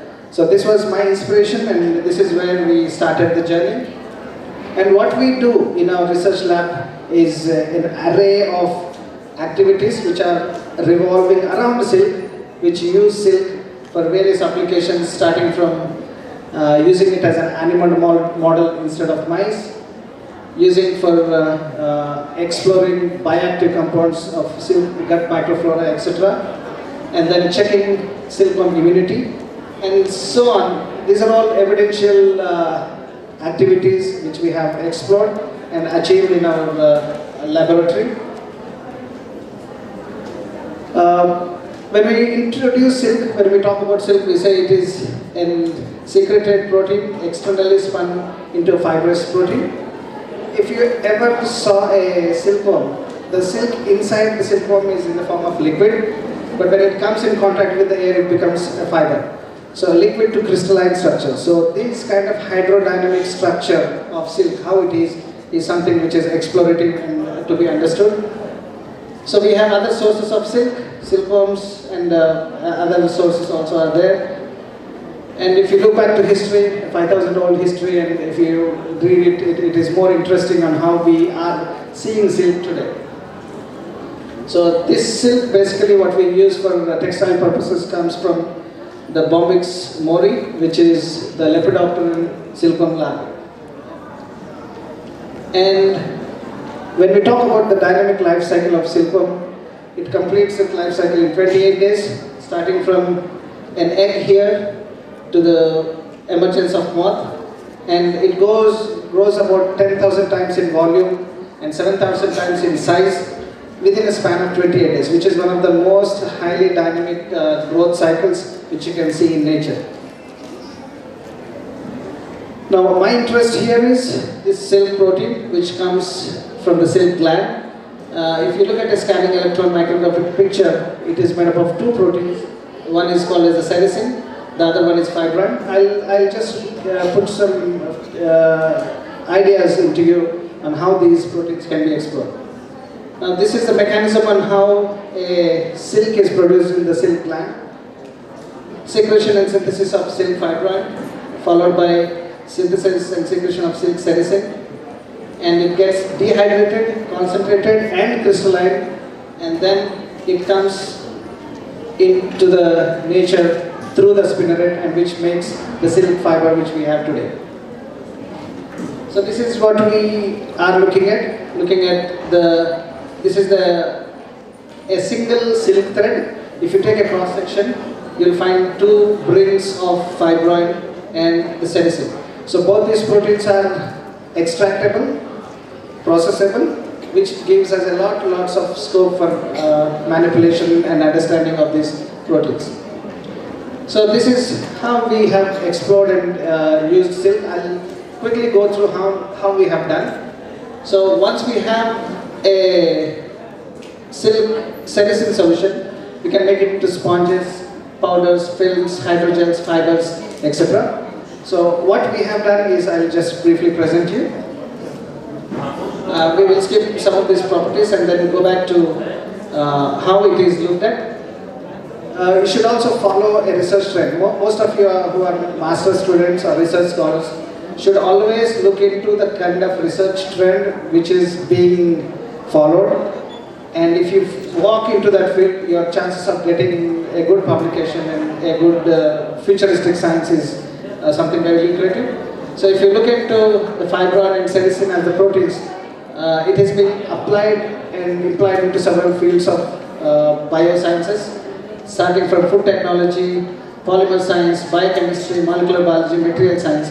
So you can imagine it's diversified uses into different fields.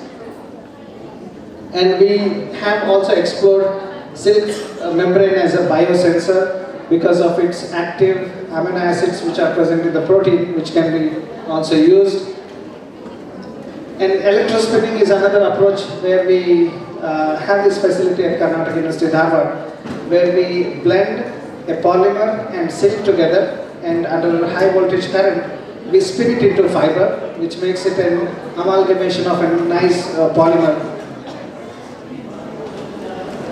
We also use silk for tissue engineering, using silk as a scaffold and embedded with cells. At the last slide, I will be presenting you on how beautifully we have shown the biocompatibility of live cell death assay using these scaffolds. So if you use scaffolds as the base, you can make it into 3D structures, mechanically suitable, porous material, highly cell adhesive, biodegradable, biocompatibility. These are all the best features which you see in silk, which can always be explored. I've been given a very short time slot where I cannot elaborate on most of the things, but if I am able to reach out to you in trying to tell you the possibilities, that should be a great approach. So we can use the silk nanofibers done through electrospinning, and if you look at the scanning electron microscope picture, where you can see the day-wise growth of cells. The cells will grow on any substrate only if it is biocompatible, it is suitable. So that is how biocompatible the silk as a material is, which can be explored through electrospinning technology. And we also see the applications of silk proteins in cosmetics, in medical applications, as a food ingredient, in biological applications. You name it and you get it. So it's only that approach you should go. Like people don't go further on it because they think it is not possible. It's possible only when you explore. You can get these cocoons from anywhere in the cocoon market or from places where silk is grown, and you can always venture into this. And it can also be used as a biodegradable material. Silk as a suture has its name. Functional biomaterials, which can work as a active membrane, and biomaterials, which is blended with various other kinds of polymers, and a cross-linked blended copolymerized material as a membrane material. We've also done some studies using silk fiber as functional food by feeding a certain composition of silk fibroid and silk sericin protein, and which shows the results like it lowers the glucose level in the blood, lowers the cholesterol level in the blood, because this being a fat-free, pure protein. We've also been able to generate three-dimensional scaffolds which can hold or host the cells into different structures. So these 3D scaffolds can be of different shapes. And if you look into the porous structure of these scaffolds, that small spaces give it more scope for growing of the cells, and so that cells can embed and it becomes an active biomaterial. Silk paper is also one approach where we can use it for wood dressing or any other material, which can be also a very good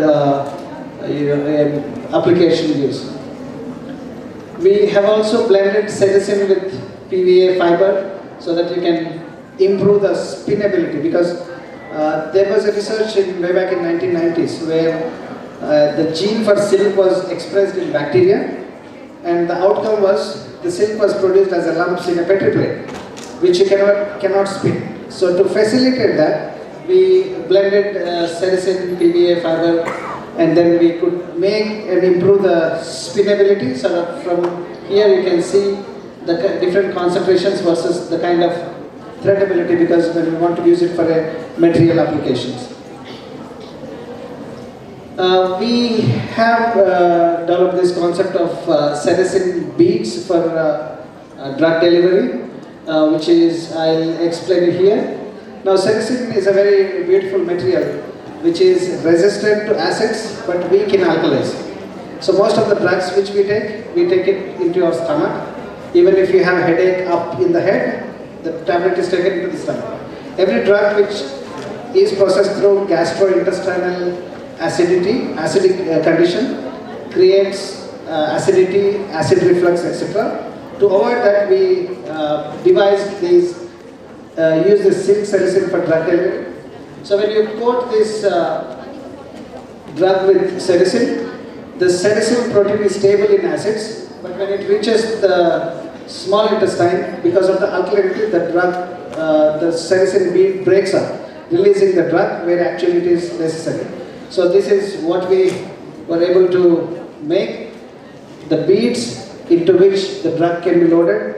We have expressed this in vitro conditions, where before release and after release we can see the color change at two different pH conditions. So these beads make a wonderful material for drug delivery. This is also another experiment where we loaded the drugs with a color dye substance which mimics the drug, and then at different pH, if you can see the color change from light to darker, represents the release of the drug at a particular pH. And here I present to you a few explorative approaches which we explored using these natural materials. Here we have wild silks, the tassar silk, if you have heard how and what are the kind of bioactive compounds. One of our former students, Dr. Iqbal, did this work, and we were able to use a simple approach, the FTIRs, the NMRs, and use this TLCs to explore the kind of bioactive compounds. The beauty here is this cocoon stays in the wild in the winter for 6 months without any damage from nature. So what is that? It is happening is we explore through this activity. We also used silkworm as a drug model. We know about mice being used for studies. The problem with the mice is we have a lot of ethical issues which are being need to be attended. We need to have a bioethical committee, ethical clearance. The beauty of silkworm is it has a similar cytochrome P450 mechanism as in humans, so that helps us realize the metabolism of ADME, and we could publish this in one of the journals. And one of our students, Dr. Delisha, who's explored a lot into bioactive compounds from microbes inside the gut. So it tells you about the implorative microbes which dwell in the insect, which help it to keep a good health, how they are capable of producing these bioactive compounds. So this is what I wanted to show you on the beauty of the silk as a membrane. The cells will survive only if they like the substrate. So this is the live cell dead assay. So all the green cells represent the liking of the cells on the silk as a membrane, which is a very idealistic material for tissue engineering. which we published this in way back in 2017 in Scientific Reports. So this is in brief trying to tell you what we do. I cannot actually put everything into this, but then I will be very happy to take few questions. These are certain research fundings in my lab, from ICMR to UKRI to UTC to DST and DBT. Of late we are not getting so much funding, but then nevertheless, whatever I am today is because of these fundings which I got. And we do also have international collaborations with various universities, the Seoul National University, Queen Mary University of London, where we did some biosensor based work.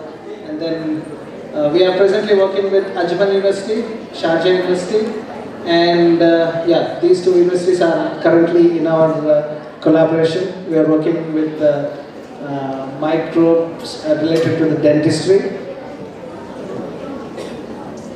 And this is I always cherish this group of students way back from, I guess this is 2017. So these guys have already helped me build what I am. Though I have a different batch of students coming in, but this is something which I always cherish, and I thank all these people.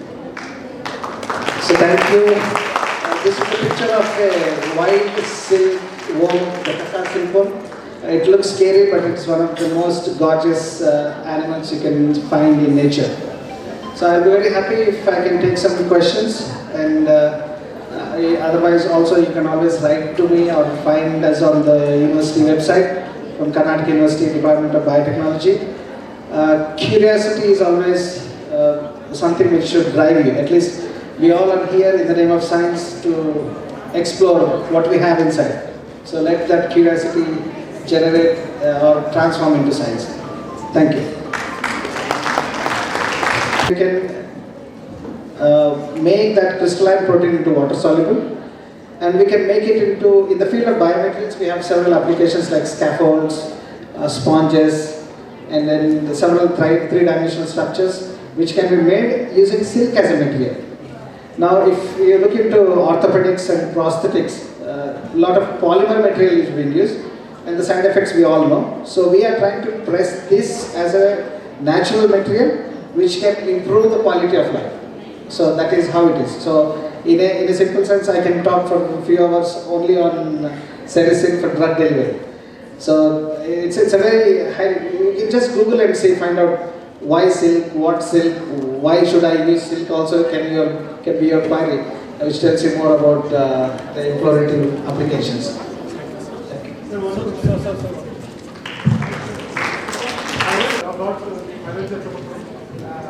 All over the world. Yes, sir. Looking at your slide. Yes, sir. Last slide. Yes, sir. What is how to approach it? You know, I'll just say in 94, my father was very happy. He said, "Maga, yen mast course tondana." When I finished my MSc, somebody told him that sabse bakwas course hai, like, and my same father started yelling at me. He said, "Kya kar rahe ho?"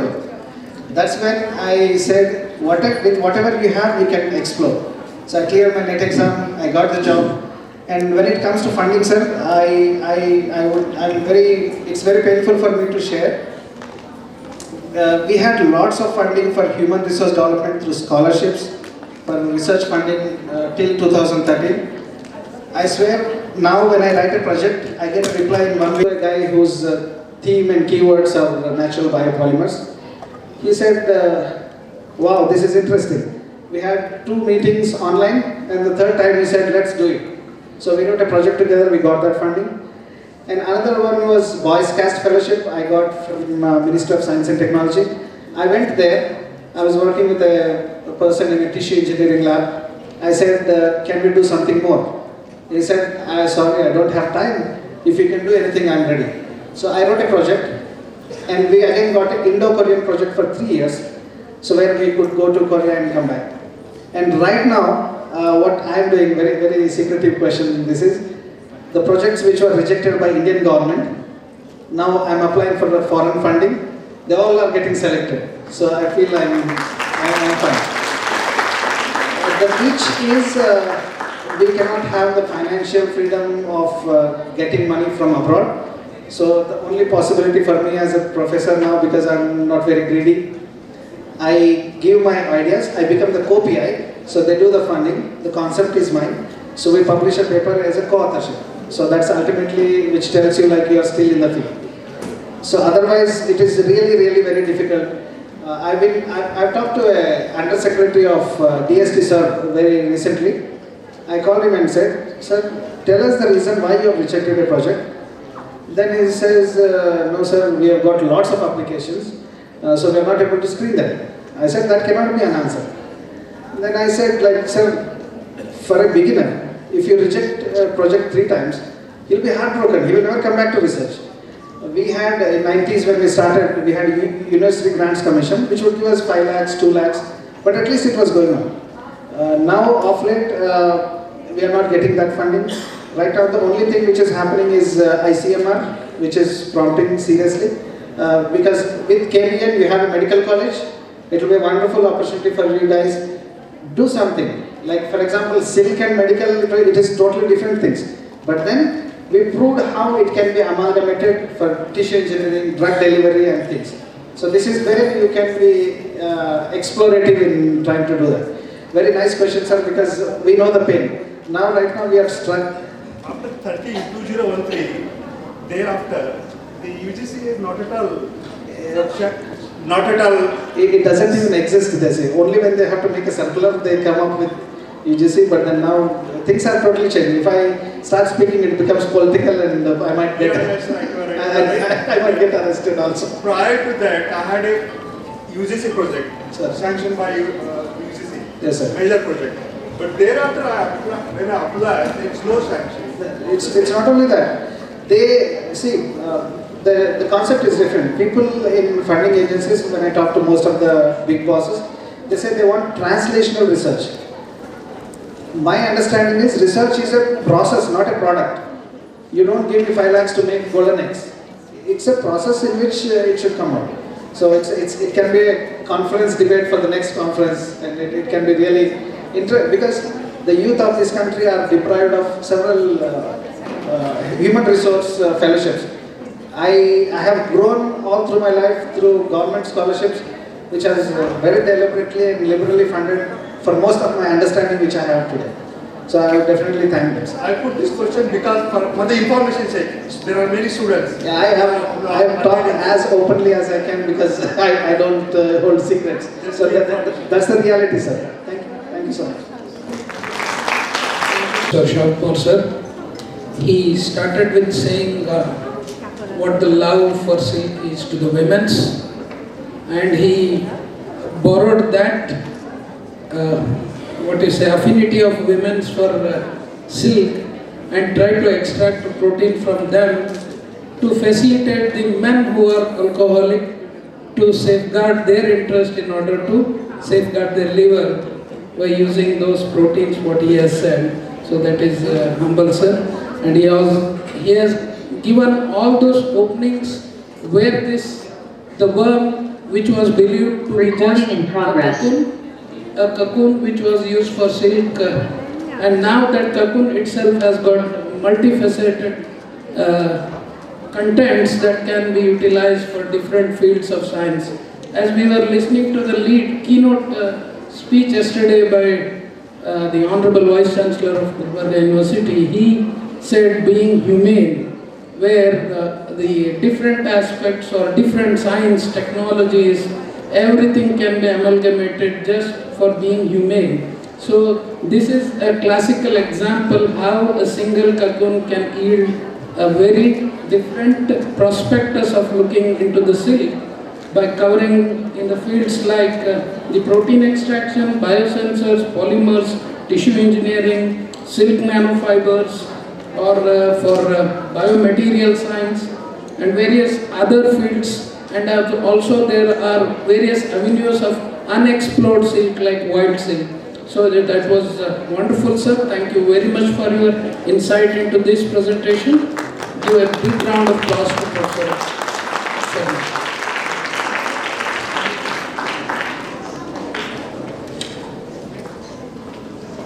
I request Dr. Sharnabasappa Eri to kindly felicitate our today's speaker, V. Shyamkumar.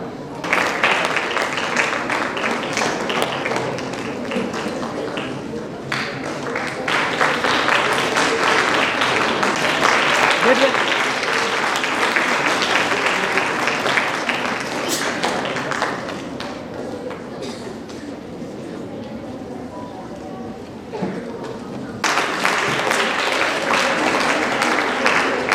my pleasure to introduce our today's chairperson, Dr. Suresh Charge. He is a university librarian and now NAC coordinator of Gulbarga University. He is a coordinator for InfibNet Center and for East Odaganga projects. He has received 2 international fellowships, IFLA and Commonwealth Professional Fellowships. He has published nearly 120 research papers in national and international journals. He is also a recipient of Best Librarian Award in the year 2020. Welcome you, sir. Please continue with the session. Very good afternoon. So we have come to the fag end of our last technical session, that is on research and development, which is going to be delivered by the invited talk from Dr. Mohammad Iqbal, a research associate of chemical engineering from Khaja University, South Korea. Very good afternoon, sir. Yeah, good afternoon. Yeah. Am I audible? Yes, sir. Ladies and gentlemen, we are living in this fascinating time of a change and a promise, wherein information is considered to be the lifeblood of modern research. Without information, there cannot be any development.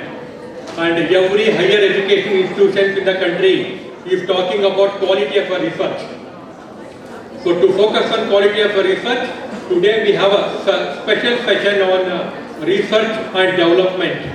Okay, so before we invite Dr. Mohammad Iqbal, so I take this opportunity to introduce to this great academician and a researcher on par excellence. Dr.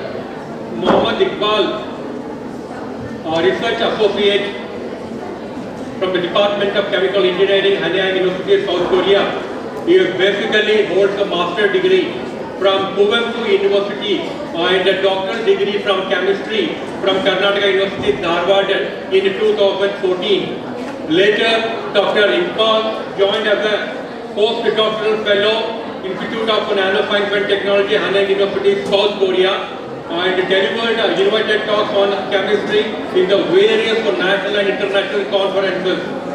Currently, he is working as a research associate professor in the Department of Chemical Engineering of Khaja University, South Korea. So, presently as a doctoral researcher at Institute of Nanoscience and Technology, South Korea, Dr. Iqbal has completed several industrial internships and projects, and he is very well experienced in the different arena of research methodology, especially for molecular designing and engineering.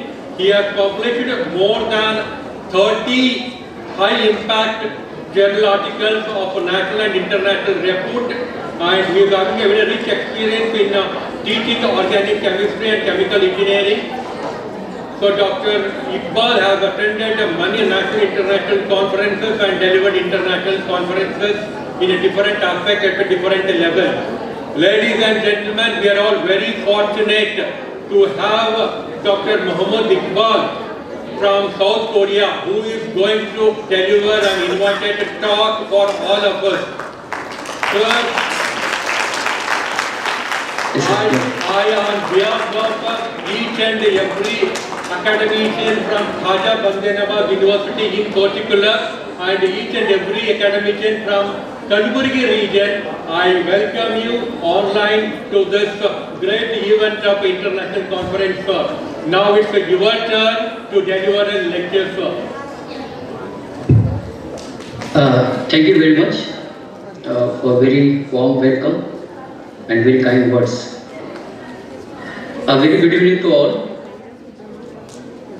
Today, first of all, I would like to thank Khaja Bandanawaz University for giving me this opportunity to talk about my research and share my thoughts on research and development, what is creativity and ideation. I'm very thankful to the organizing committee for inviting me as a speaker for this conference. I hope I will justify this through my presentation. So with this, I would like to start my presentation.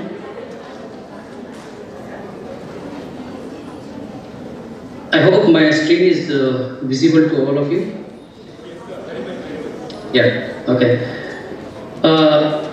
It's a very interesting title for this international conference, that bridging knowledge from diverse disciplines for global impact. It's quite interesting for me also that we can get, it's very rare that we can get this kind of a platform where people from the different background, different subjects come together and give the thoughts so that it can be helpful for the young researchers who want to pursue the research career. For my talk, I have divided into two parts. The first part is about ideation and creativity in research and development. And in the second part, I will try to connect with my research topic, that is chromogenic functional materials for unveiling the potential in practical applications. So I am working in Khaja University, which has two campuses. One is in Seoul, where I am working, and there is one more in Ansan campus, that is basically for industrial collaborated campus.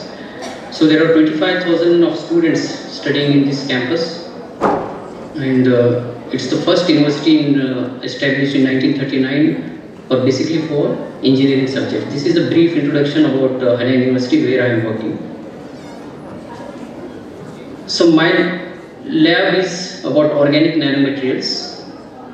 I am working basically on nanomaterials based on organic molecules. Under the guidance of Professor Jongman Kim. He is the director for Institute of Nanoscience and Technology. And our lab is associated with chemical engineering, nanotech and technology, and NRF Korea and Brain Korea projects.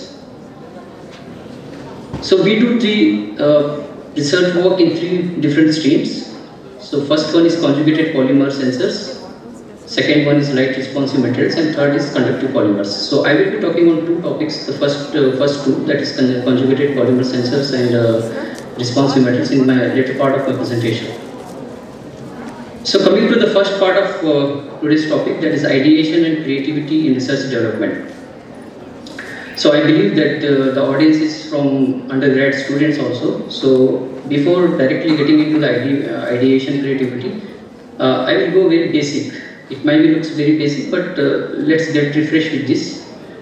So first question, what is the research, right? So if anyone wants to take, any student want to take up the research, so for them, I thought it's good to have refresh the definition of this.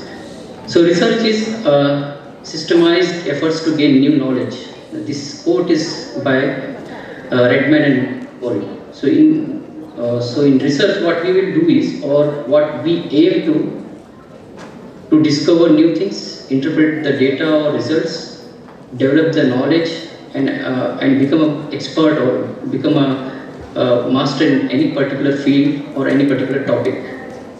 So once we know what is research, so why do we need to do the research, right? Because we know that research, what is the benefit of research and all those things, but why exactly we need to do the research? The answer is for the betterment and advancement of society. So how we can do that? For example, if you are looking at the futuristic or advanced research, maybe after 20 or 30 years later, we need something called carbon neutrality or green energy. So if you look into Indian government policies, so Indian government has policy that by 2070, India is going to be the carbon neutral country. It means there is no fear. We will not going to have any carbon emission in any fuel. So we are looking for green energy, towards green energy. So to that, it will help the research. We have to take up the research and we have to do the research. For this reason, if any students want to take up the research, this is the motivation for them, that research we are not doing to get only the academic jobs or any company jobs or any corporate jobs. This is for betterment of society or advancement of the society. So the now question is, if you are new to the research, there is a lot of things, lot of challenges, like how to pursue the research, what should be the interest of research, what should be the topic of the research, and how to find this relevant information, how to organize this information, right? To answer this, very simple, there is no reason to worry, because even if a senior researcher or a senior scientist want to take up any research which is very new, he also feel little anxious. So for any new students, should not worry about taking up the research. So coming to the research process, it has several steps. So research starts from originating with an idea or a question or a general problem. If you identify the general problem in existing technology, or you want to invent new things or discover new things, this is the first step in the research process. Then you go to the literature review. And in the third step, you have to specify your question. You have to divide your subdivide your questions and problem. In fourth step, you have to plan and determination of design and methodology. In the fifth step, you have to perform the experiments, get the data, and in next step you have to analyze the data and findings whatever you received from your experiments. Seventh is interpretation of the findings, and finally tell about the whole story. What did you find during this research process, and so that you can answer the first step, that is your idea or what is the problem you had. So this is the basic things what we follow in research. So coming to the idea and creativity. So now we know what is the problem, existing problem, what is the new invention you are thinking about, or what the new thing you want to discover.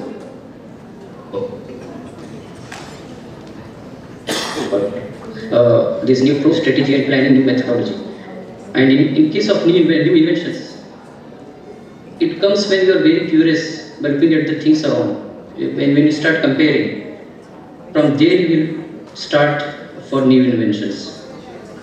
And for every researcher, the researcher should be creative enough to achieve the goals or to bring new invention or discoveries in this world.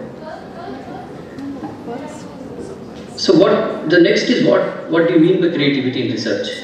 It's about generation of imaginative new ideas involving radical newness, innovation or solution to a problem, and radical reformulation of problem. This is basic thing how the creativity works, or it can also define as a creative solution, either new or recombined, and must produce some values. This is code by Higgins he given this code in 1999. To narrow down this definition in a very simple words, ability to come up with ideas that are very new, imaginative, surprising and valuable. This is called creativity in research. So how to reach to that creativity. There are different level of thinking of human brain. So starting from once you know the problem or once you know the idea, you understand it, then you try to take an action to address that. In fourth, you evaluate and do the critical thinking. This is the main step. Once you do this critical thinking, you end up with creativity. This is how the creativity in research comes through. So how to be creative? As I said before, looking at the world in terms of analogy. Just look things around you, compare it, think about it, how it comes and how it has been made, or even if it's technology or it's in nature. So just think about it, try to correlate. Can we do it or mimic it? So that's how we can get an idea. We can start to become get any new things into this world, and learning about different ways to solve a problem. and come up with many ideas, discard the useless ones, and make assumption breaking process. For example, if you have many assumptions of related to one topic, discard which is already preconceived or already reported or already been understood. Attempt a new approach and do this repeated times, and finally you have to evaluate the element of chance, whether what you are attempting to is correct direction, it's going in correct direction for innovation or not. So once you do this, that is the starting point for the new innovation or new discoveries. So now, this is all a human brain can do, right? So human brain can do these all things alone. So starting from creativity, idea, the whole process of research to achieve the goals. So if you look into the brain, human brain, there is part frontal lobe. So I took this this image from one article, that this part, that frontal lobe, is responsible for creative thinking, learning, and intelligence, behavior of human. So now the question is, if a human can do all these things, does it making it more stressful? Can we reduce the stress for human brain? The answer is yes. We need to find a solution where we can reduce the stress on human brain. We can find a solution where there's something, a machine, which work as a human, like human life. So this was not possible at least 2 to 3 decades or 4 to 5 decades before. This question was very challenging, or nobody was thought about. So now if you look in today's world, the same intelligence we can perform with artificial and computational creativity. So in this case, here, a machine can behave as a human brain. So it will reduce your work, it will reduce your thinking work, and it can do it by itself. So there was a question in 1995 by Alan Turing. He poses this question in his famous paper, that can machine think, in 1995. And if you look into today's world, it's definitely yes. Machine can think, machine can process, it can exactly replicate the human behavior, human intelligence. So what machine can do is, it can mimic human thoughts, behaviors, including learning, reasoning, and predictions. At the same time, can a machine do a fundamental research? Definitely yes. Artificial intelligence coupled with machine learning techniques is worldwide available now. It can perform the fundamental research, including all subjects of science and other backgrounds. So how it works? So it works based on algorithms. We need a certain set of data, and we need to feed it. We need to perform some algorithm and perform some coding and programming. Then it makes it easy for a human brain to think. The machine will think itself and get you with the more optimized data or more optimized ideas. So that can be possible, and it will cut down your time of research and efforts. How can we achieve this through machine, so that machine can creatively think these kind of things as a human? So human level creativity can be performed through program. A machine can perform any action if we construct a program based on some codings and algorithms. To better understand human creativity and formulate an algorithm perspective on creativity behavior in human. In the third point, which is I would like to press on, is it will enhance the human creativity without necessarily being creative themselves. It's mostly, if you look into that positive aspects, it has reduced the human work in terms of creativity. You don't need to be thinking for this creativity or being new or very novel thinking, because machine will do everything and get you with the results which is more creative, and you can sit and relax for this. Let's take an example in academic research. if you want to do a literature survey, and what machine can do is with the AI, it will help us in discovering and analyzing the information from the vast amount of existing research papers, patents, and other research journals and resources. And this will help you to identify the research gaps, the problems existing, and what new things can be added. So this is not like limited to science background or engineering background. It is open to all, like economics, management, arts, and literature. So if you update yourself with AI tools, it will help you in getting a very creative idea in solving any problem, any challenges, or any kind of new innovation you want to do. So since I am working in material science, so if I want to design a new material, so I can use the AI which will help me to find out a predictive performance of the material before I could prepare it in practical lab.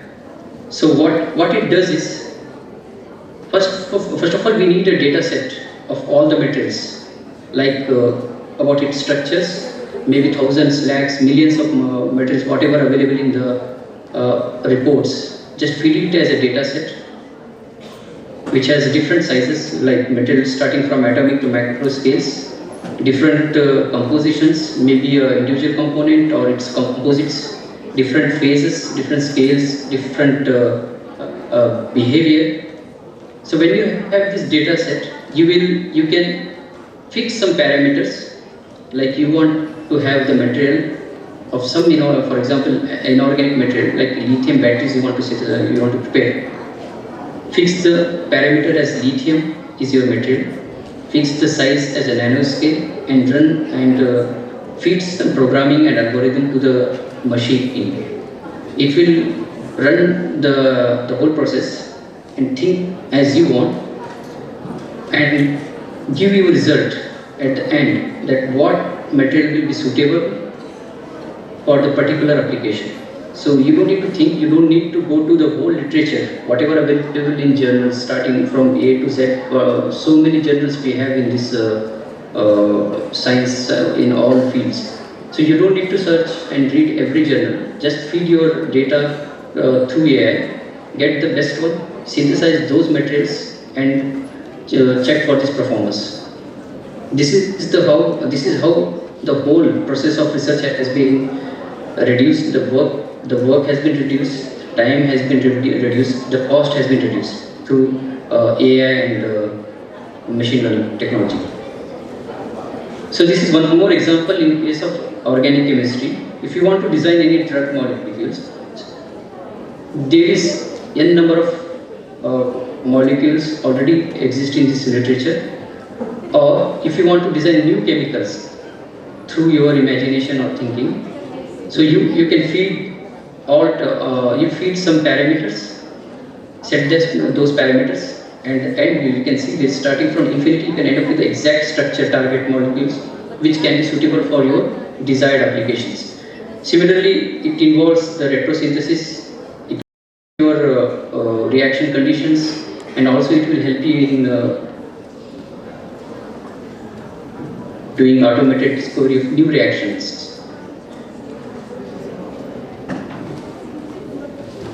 These kind of all this automatic and learning. Okay, this is one more example how AI can be very helpful. Okay, I need to be very careful. If I'm leaving the meeting, you should bear with me because there is emergency alarm is going on. Probably the fire alarm. In case of something, I will be leaving from this meeting, and I will be very sorry for that. Okay. The third point, looking at how AI can be very helpful. A drug discovery process. It takes about 10 to 12 years to get a new drug into the market, and it needs billions of dollars to make one drug from lab to pharmacy. So with this AI technology, it has reduced to about 70% of budget. We can curb this budget by taking advantage of AI and machine learning. So how it works? it will help you in design, as we seen in organic chemistry. It will help you to cut down the experiments and help you to cut down the time. It will help you to reduce the error. This is how the whole process can be reduced, budget can be reduced, and we will get, instead of getting the drugs into the market in 10 to 12 years, we may get it in 5 years. This is all of how every audience will update with this kind of technology so that they can accelerate the research and do some good research in the very. This is all about AI in the research and how it's accelerating. I'm not the expert in AI and machine learning, so this is the basic things I try to explain you. So how the new technology can be very helpful for any researcher. Coming to the second part, which I am working in my lab, that's chromogenic functional materials. So I will be talking about the practical application. I hope this topic will definitely not make you a boring one.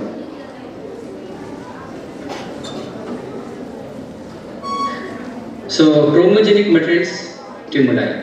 These stimuli may be light, heat, pH, or any specific chemical interaction or mechanical stress. When you apply these stimuli, the material will undergo color change. We use this for tuning the property of a material. We can have many applications like sensors, display application, smart electronics, and other technology.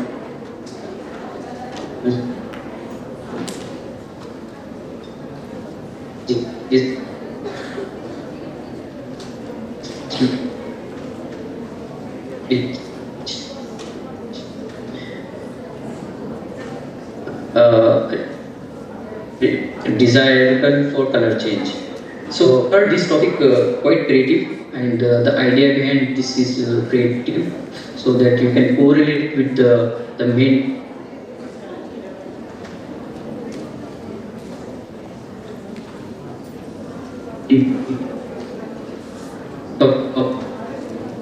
that's ideation and creativity. Achievable from magic. This quote was given by Arthur Clarke in 1973. He has 3 laws of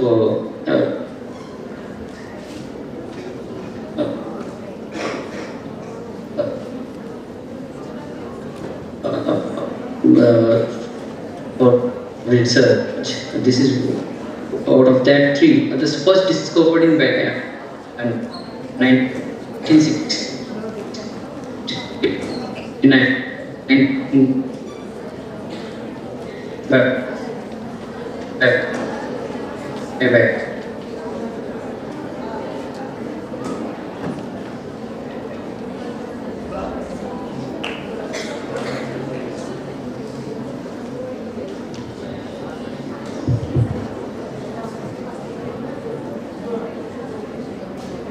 This is very recording in progress. This is very basic steps involved in this preparation. Before going to before I could explain your preparation, let's know about what self-assembly.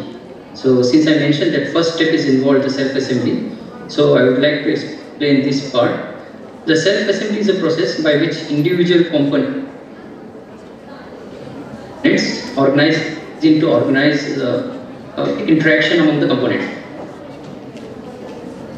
And these local, specific local interactions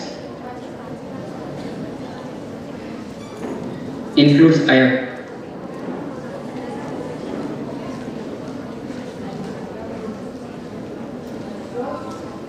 interactions. Nicely input blocks arranged in a very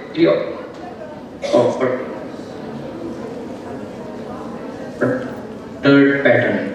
So the reason the first stream. So it has forced it to align in a way, in a systematic order. And this we called as a self-assembled structure or supramolecular structures. So this is this supramolecular structure is not new. It's already present in the nature. If you look into the biomolecules like proteins undergo self-assembly the protein foldings like hydrogen, it self-assembled through hydrogen bonding to form some secondary structure, tertiary structures and quaternary structures. Similarly in DNA also,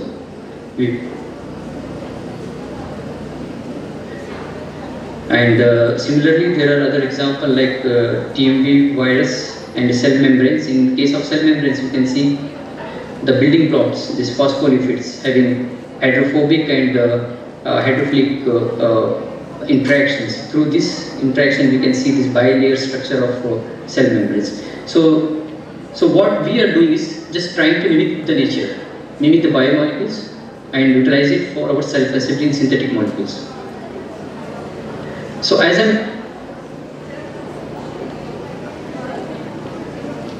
the self-assembly and topochemical polymerization. So yeah, so this is the monomer which has a diacylene template in this, which is originally randomly arranged. When you self-assemble it, it will form some supramolecule arranged in a very well-ordered pattern. Once you apply this UV here, it will polymerize to give you a conjugated backbone. And that is the polydiacylene and chromogenic material for our applications. To get this conjugation or polymerization, there is some optimal value should be satisfied.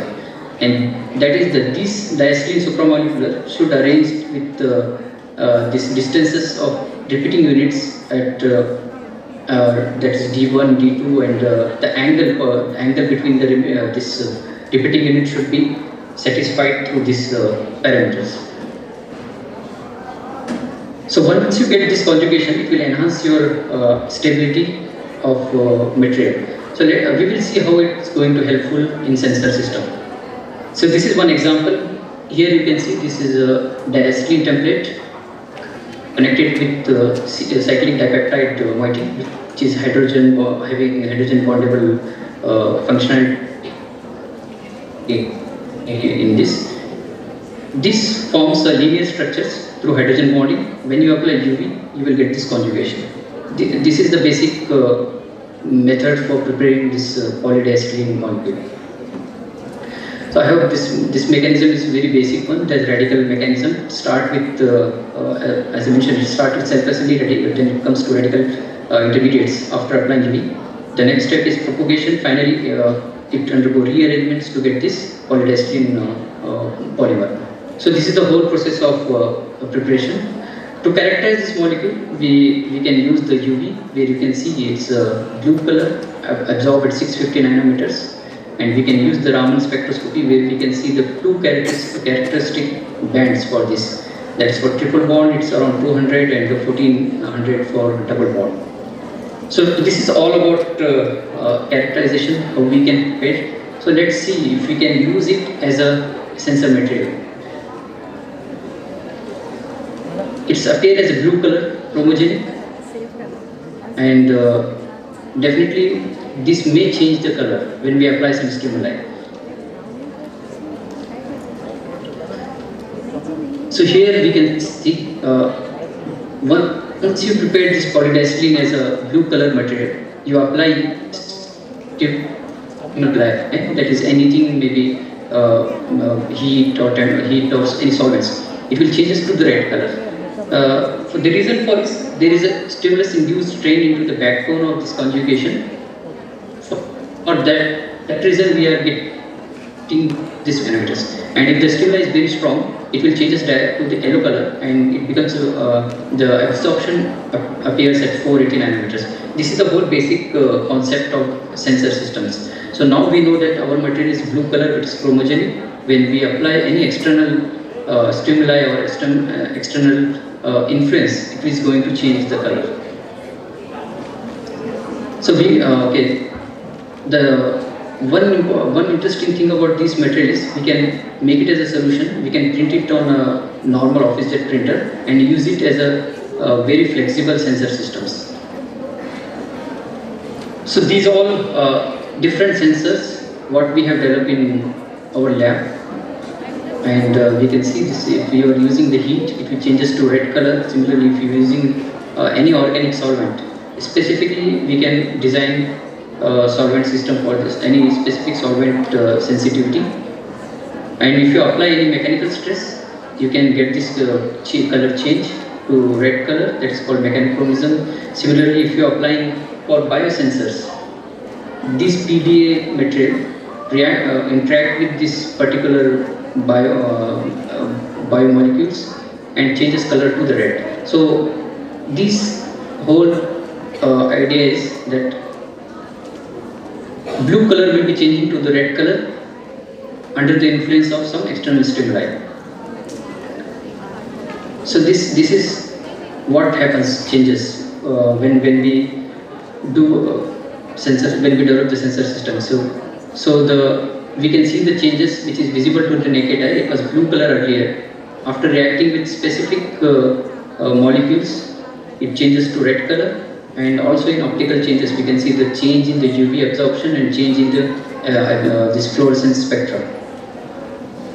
So this is about how our system or our PDA system works. So I will give some real-time changes if going to work. So this is a vapor deposited sensor system. Okay, so this is our paper-based sensor coated with the PDA material. Once you expose it to toluene vapors, it changes to red color. So why I have taken the toluene is very important. Yeah, this is the, okay. I will not go into the mechanism. Let's see directly into the application part. So this is the gasoline check chip. It means the fake petrol. If you want to check whether petrol has adulterated or it's been added with some chemicals, we have developed this kind of chip.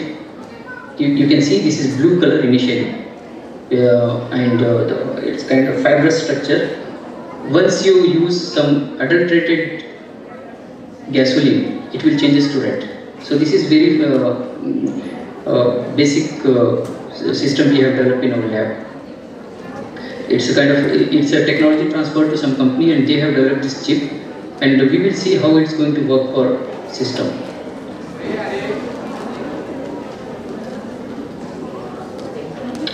So this is we took two samples. One is the pure gasoline, and the second one is adulterated gasoline. So once you drop the adulterated one, it will immediately change the color here. If you can see the second chip.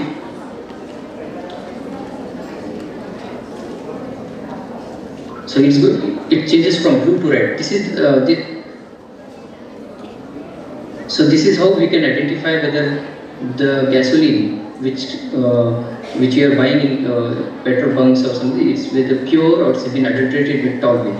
So South Korea has a very strict rules that which follows the rules and regulations very strictly about composition of gasoline.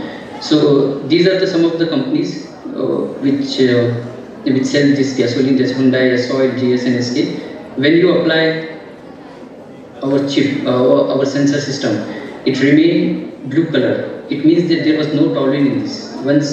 But when you see this adulterated one, it was changed to red color. It means the gasoline, there is name called Xenox. It's widely available in Korea, which uses adulterated gasoline with lower price. To curb this adulteration, we had designed this sensor system, and it has been technology transferred to some company so that we can make this kind of chip. This is one example. You can see how with very creative idea we can make research interesting. Similarly, one more example I would like to explain here with PDA, that is smartphone assisted solvent system. See, there are many solvents in environment as a pollutant, right? So there is possibility that it's very harmful if it is at certain concentration in available in air or environment. So these are the monomers we synthesize in molecules, synthesize in lab, polymerize it, use it as a paper-based sensor system using inkjet printing, and we use a mobile phone and we program a simple program for this. I will show you how it works.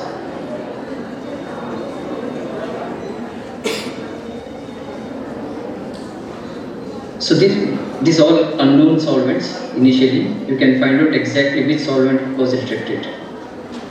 So you have to take the photo of the sample after exposing to the certain solvents. So you can find out it's acetonitride. So the whole details about acetonitride you can get it through our lab. Okay, let's see whether it was really acetonitride. Yeah, it was acetonitride.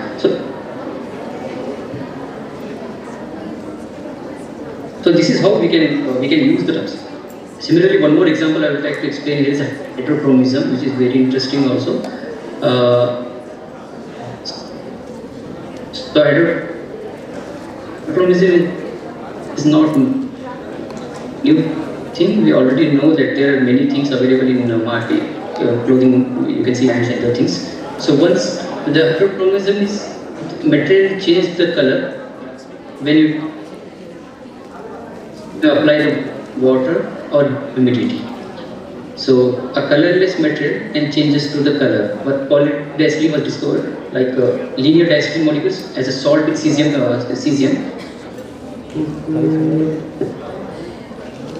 Yeah. So this is this was the mechanism for. So this is the hydrochromic material we used as a sensor system for humidity sensing. Similarly, you can see, so what we are doing with this, I don't know if I can, yeah. Just I will show this slide.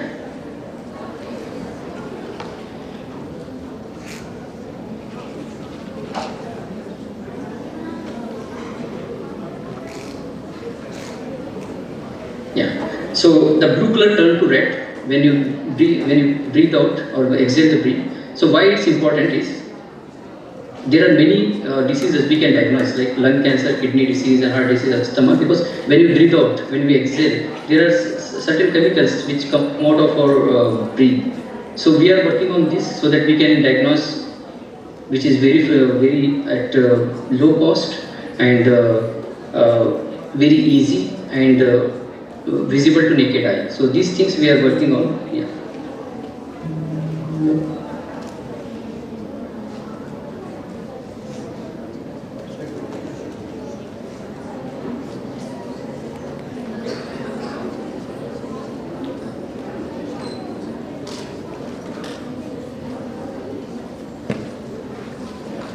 Okay, so these are all kind of these all are application what we are using with chromogenic materials.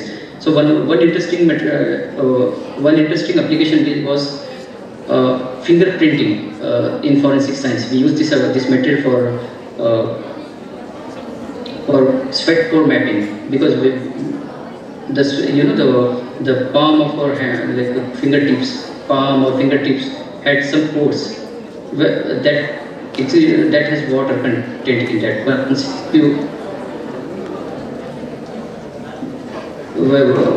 you use that with our material, you will get this kind of pattern. Anyways, I will skip the whole this. In conclusion, if you can see that what we have done in our lab is we have developed so many different kind of sensor systems with this PDA. So from sweat pore mapping to hydrochromic sensor, turn-on sensor, gasoline check sensor, and different hydrocarbon sensor. Also, we are working on organic nanotubes. We are working for biosensor systems. Maybe in future I can show you these slides. So one more part what we are working is this one. I think we are running out of time, so I will just show the slide what we are working with light responsive materials. So we are working on reusable paper. We have synthesized this kind of molecules, organic molecules, which can be act as inks. that things we can use it for multiple printing. For example, if you want to use one paper for multiple times, you can just erase it with light and reprint it, and this can be continued for multiple times, multiple cycles, so that you can save the paper and save the resources. So this is one of application we are working in our lab. So I hope my talk was the audience can understand or correlate what we are working in lab. So I would like to thank all my professor and all my lab. If anyone has any interesting idea or any interesting concept which can be collaborated or which can work together, please reach out to me. And for more details on about research, publications, what we are working, please visit our website.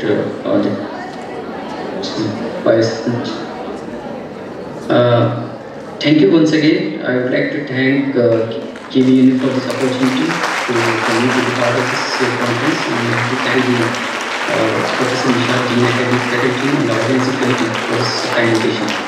Thank you once again. Thank you for patiently listening to me, and thanks to our audience over there. Thank you, Dr. Mohammad Iqbal ji, for enlightening our delegates with your very thought-provoking lecture with more of a practical approach towards the research and development. So, Dr. Iqbal ji has touched upon each and every aspect of a research process. To what is the research, why do we conduct research, and how we should go for a research. The entire research process, right from identification of the research problem to the selection and literature review, research methodology, objectives, hypothesis, data analysis and reporting. Each and every step involved in the entire research process has been touched upon by Dr. Mohammad Iqbal ji, and also given more emphasis on how the artificial intelligence is going to help in conducting the research.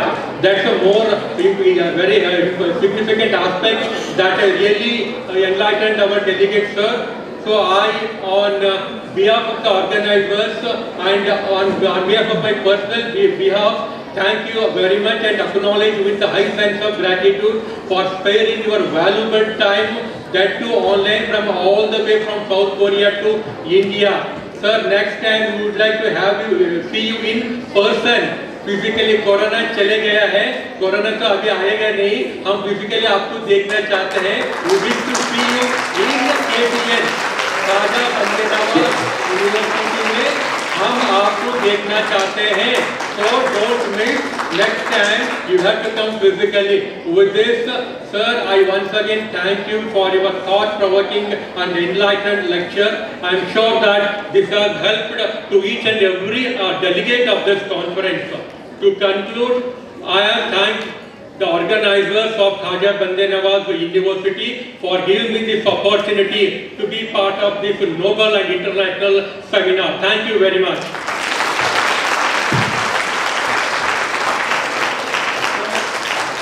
Thank you everyone. Thank you, sir, for your kind words. Yeah, thank you. Yeah, now we can sign out. Thank you very much, sir. Thank you. Thank you, Dr. Suresh Jange, sir, for your motivational talk. Now I request Dr. Saleha Khatun, Coordinator and Head, Faculty of Education, to present token of goodwill gesture to the session chair, Dr. Suresh Jange.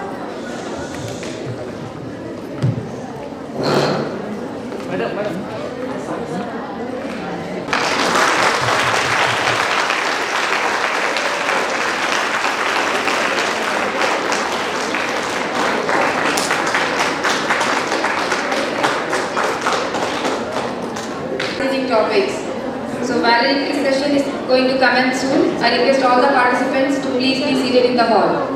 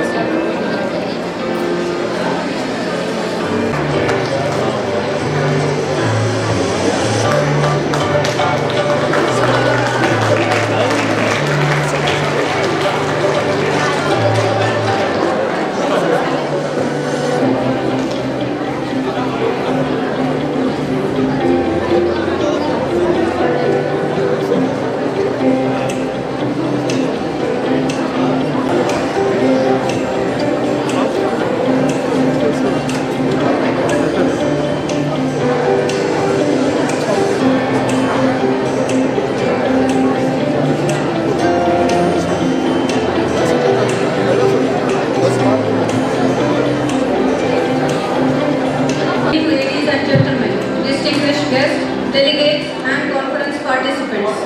Myself, Dr. Sanaya, Assistant Professor, Department of Mathematics, Khaja Bandanawaz University, honored to be the anchor of the conference. As we gather here today to mark the conclusion of this extraordinary first ever international conference of its kind by Khaja Bandanawaz University with the theme, Bridging Knowledge from Diverse Disciplines for Global Change. And I, Dr. Hina Mubin, Assistant Professor, Department of Zoology, Khaja Bandanawaz University and co-anchor of the conference. Once again, welcome you all. To begin, I would like to invite on stage our today's guest of honor, Janab Sayyid Muhammad Ali Al-Hussaini, Honorable Pro-Chancellor, Khaja Bandanawaz University. And I request Dr. Sayyid Abrar to escort our guest of honor on the dais.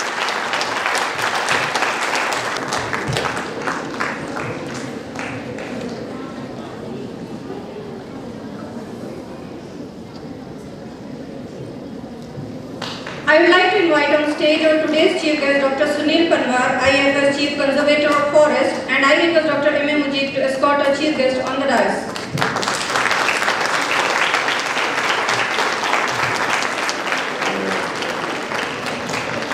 I would like to invite on stage our guest of honor, Professor Ali Raza Musfi, Honorable Vice Chancellor, Khaja Bandanawaz University, and I request Dr. Badrinath Kulkarni to escort him on the dais.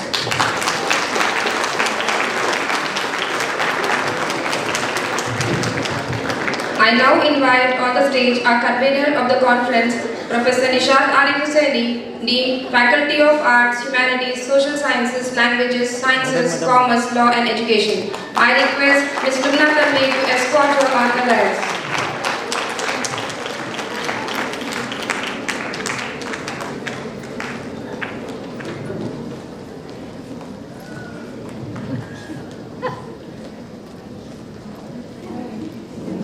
To begin with the valedictory ceremony, I request Mr. Shujaudin Sabi, Assistant Professor, Department of English, Khaja Bandanawaz University, in extending a warm and gracious welcome to our esteemed dignitaries.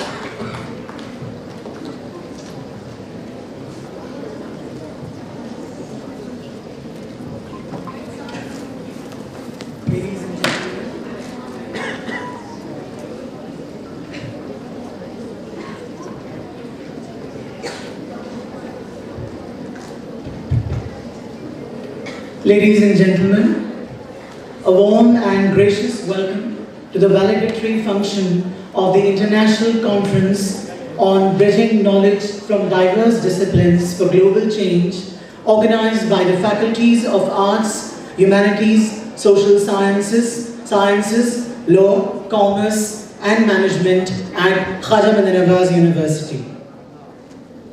Today marks the culmination of an intellectually enriching journey that has brought together educational experts, scientists, and scholars from across the globe. Under the enlightened guidance and patronage of the Honorable Chancellor, Janab Dr. Sayyid Shah Khusro Hussaini Sahib, we all have gathered here.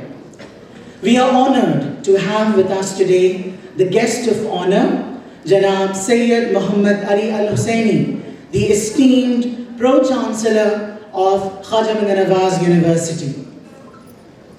Your presence, sir, adds immense value to this occasion, symbolizing our commitment to excellence in education and research. You're welcome, sir.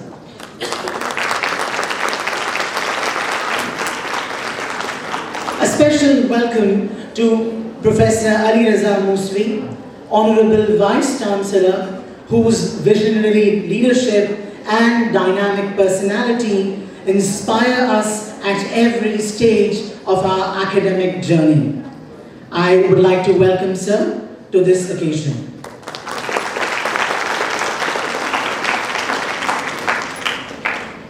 I am honored to extend a warm welcome to the chief guest of today's occasion, Dr. Sunil Panwar, IFS, Chief Conservator of Forests, Kalaburgi. Before I take the honor of welcoming others, I would like to briefly introduce the chief guest of today's occasion. Dr. Sunil Panwar is Indian Forest Service Officer from the 2005 batch. He has diverse experience of working in many government departments of Karnataka. He has worked as MD Ambedkar Development Corporation, Secretary Information Commission, CEO, E-Governance Department, apart from working in the Forest Department. He is considered an authority in use of technology for delivering citizen services. He also established a software development agency for Government of Karnataka, which has till now done business of more than 100 crores. Presently, he is the Chief Conservator of Forest Gulbarga Circle, covering other 4 districts of Karnataka. He is also Member Secretary of Zoo Authority of Karnataka based in Mysore. He shares a keen interest in Urdu poetry and keeps traveling to various parts of India for poetry gatherings. We welcome sir.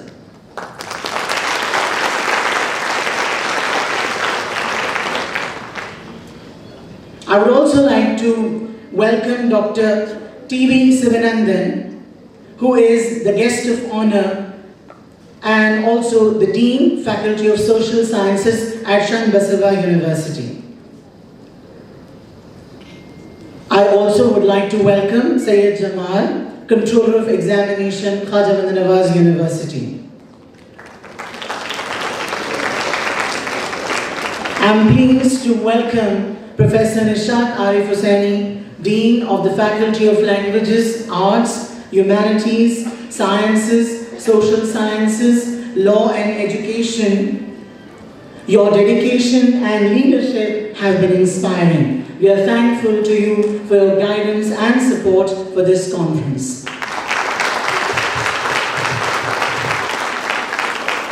It is my privilege to welcome all the respected deans of various faculties, distinguished speakers, esteemed guests, coordinators of departments, participants, and everyone present here.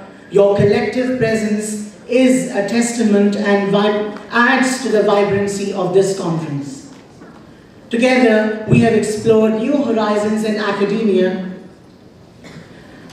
I request Professor Pradhan, Secretary General and the first Vice Chancellor of Khaja Bandanawaz University to kindly come to this stage. I request Mujib sir to escort him.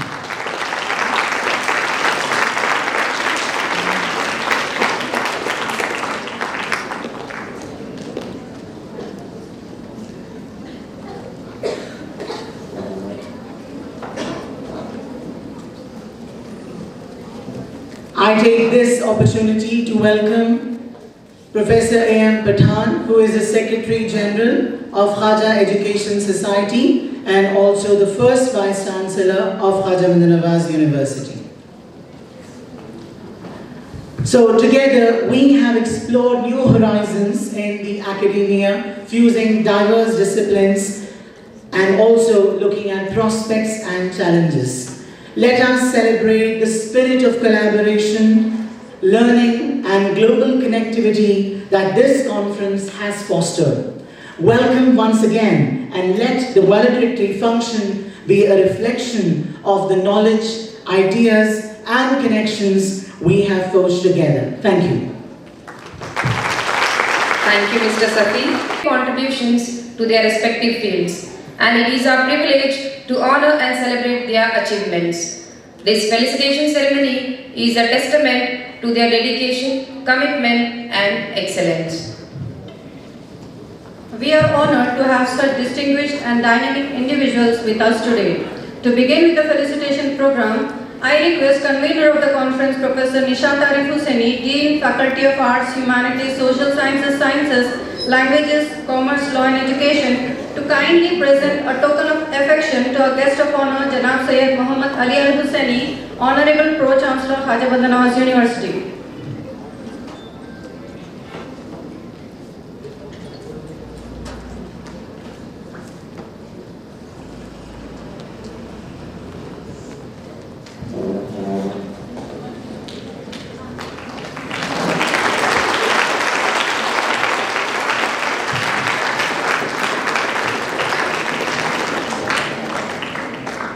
Thank you, ma'am.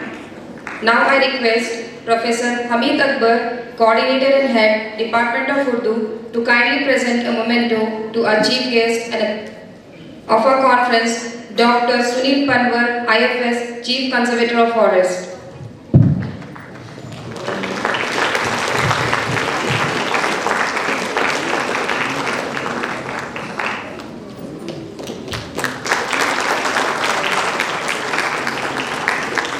Muhammad Ali Al Hussaini Sahib.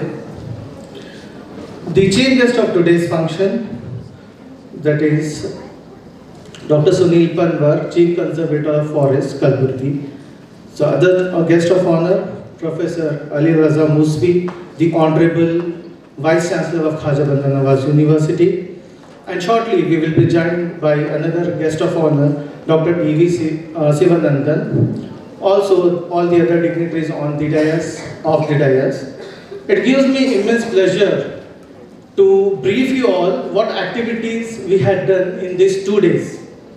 So, the first day, the concept of getting this bridging knowledge for diverse disciplines took off from the keynote address by Professor Dayanand Akzar, who delivered an invited talk, keynote address on the topic multidisciplinary research, prospects and challenges, wherein Sir highlighted what are the latest emerging trends and technologies that have intersected several disciplines and have contributed to the welfare of humans and the society in general. So after this first inaugural keynote address, we had an invited lecture 1, which was taken up by Ms. Preeti Mathur, who is an author for 7 Rivers to 10,000 Lakes, Minnesota's Indian American community, all the way from USA. She joined us online and delivered this talk. And the second invited lecture was on artificial intelligence and the emerging real-time applications. This was delivered by Dr. Priya Shah Hassan and followed by the next talk, which was on some real-world applications of cryptography. So we started with journalism and crisis, then we came on to crypto, then AI, then we moved on to a talk from commerce and management, which was on sustainable business models and environmental economics, which was delivered by Dr. Arthur Fernandez. He is the Professor and Dean, Institutional Branding and Outreach, Kirloskar Institute of Management, Pune, India.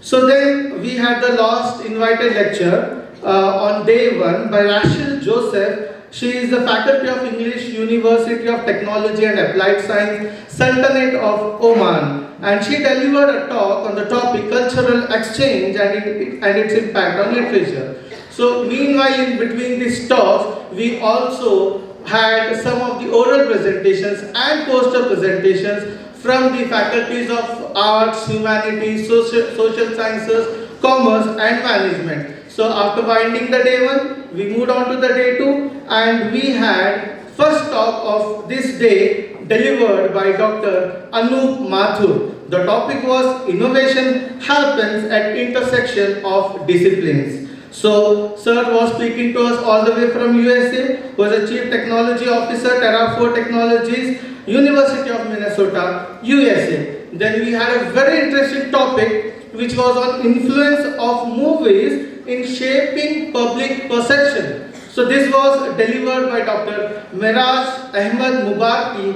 all the way from Hyderabad. Sir travelled and came down here. He is an assistant professor, Department of Journalism, Maulana Azad National University, Hyderabad. Then we had a talk by Dr. Saleh Esharka, who spoke on the topic Bridging Knowledge, the intertwining threads of cultures in literary expressions. Sir joined us all the way from Yemen online, and he spoke, which we had a very interesting interaction later.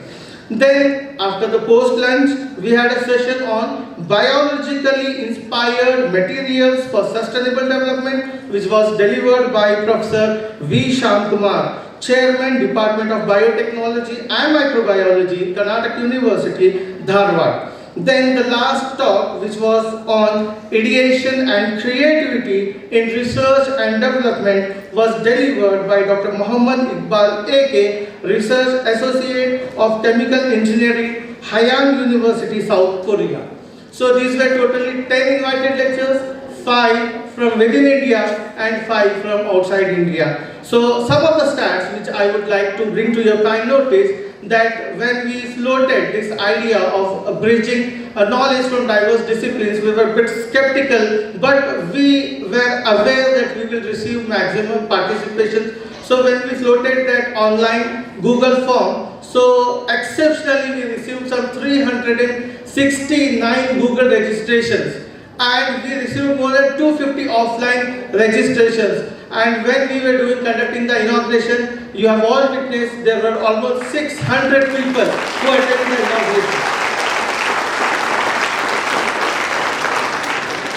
In all, we had around 60 oral presentations from different research scholars, students who joined us from various universities and institutes, and we had received abstracts from students and scholars from South Africa, then from Canada, and reaching to outside countries. We also had abstracts receiving from small towns and villages like from Chincholi Taluka. So the meaning, what we tried to reach, the global change, and we received these abstracts from everywhere, every corner. So the poster presentations were also held for all of the students and scholars and faculty, and we had around 84 poster presentations. So the idea of Khaja Bandanawaz University as a university is bring down the disciplines, intersect them, and bring some useful contributions which can change the society and bring the human welfare. So the idea of our Honorable Chancellor, and the same idea is also echoed by our Honorable Pro-Chancellor and well executed by the Honorable Vice-Chancellor of Khaja Bandanawaz University, was brought to a reality on this day. So we expect that these deliberations, these talks may have contributed a lot and added to your existing information, and we will continue from this university to take up more such events which will facilitate all of you. So with this brief report, I would like to sign off. Thank you so much. Have a pleasant evening.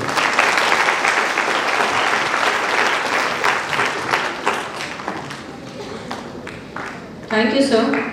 As we come to the end of this insightful conference, it's time to hear from our esteemed Dean of Faculties and convener of the conference to address the gathering.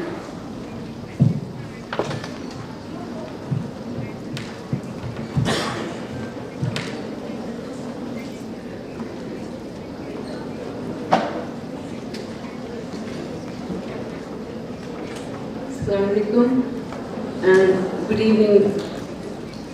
I extend a very warm welcome with gratitude to the Honorable Pro-Chancellor of the University, Janab Sayyid Muhammad Ali Al-Hussain Sahab, who in spite of his absolutely hectic schedule since the past couple of weeks has still managed to step in here. Thank you very much, sir. I also welcome the vital, pivotal role played by the Honorable Vice-Chancellor, Professor Ali Raza Musfi, who has been present yesterday, and now he has raised the occasion as well. I warmly welcome and would like to thank Dr. Sunil Panwar, IFS, Chief Conservator Forest. So we had looked forward to your coming here since a long time, ever since your formidable reputation preceded you of a multi-talented person, an idealist and an absolutely upright, honest officer who has joined the cadre of officers as an IS in Kalburgi. Dr. Panwar can be accessed and got to know from the internet, where some of his very dynamic poetry exists. He is a connoisseur of the Urdu language as well, and in all aspects he is in sync with the vision of the Khaja Bandanawaz University, which is looking forward to being a green university, and forestation and reforestation is part of our important agenda. I will welcome Professor Pathan, who has been with us and is a dear friend and patron who is always welcome in any function of the Khaja Bandanawaz University. I am very happy to have you here, sir.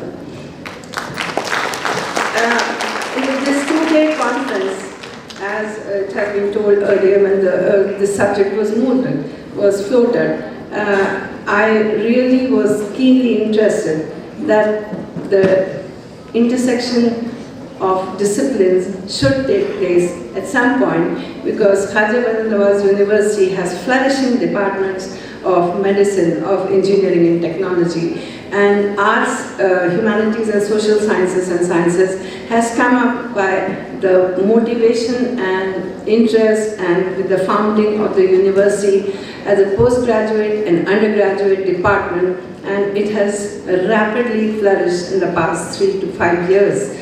And there are a large number of students still wanting to come in, and we have the Pro-Chancellor, Ali Al-Hussaini, who spearheads change and takes it further. The vision of his father, Sayyid Shah Khusro Hussaini Sahab, has been taken forward, and he has been adding luster, luminance and excellence to it by giving us absolutely stunning infrastructure.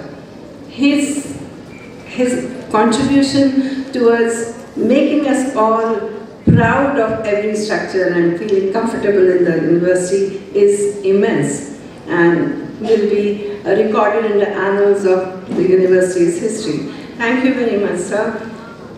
Speaker after speaker who came and addressed the conference had one thing in common, and that was technology for human assistance. The bottom line of the first speaker and then the next day's speaker and all the speakers of the keynote address was that being human should not be forgotten. Technology and progress is very, very essential, but the touch of humanity cannot be forgotten. And that is why, to supplement the professional courses, the non-professional courses, which are rapidly progressing, are essential and needed because humanity thrives and survives on these courses. We had a very interesting talk on rocks and geology and the groundwater of Kalaburgi and North Karnataka district, and we look forward to more interaction because ultimately, as the keynote address speaker also said, that what is it in it that the students should look out for? Future prospects, a good vocation, a profession which they can take up, and what is going to be their contribution to humanity, to society. They must give back. Students, research scholars should learn this, and I'm sure everyone is becoming more and more aware of this, that they need to give back to the society, to people in general, what they have learned. With this, I also welcome Dr.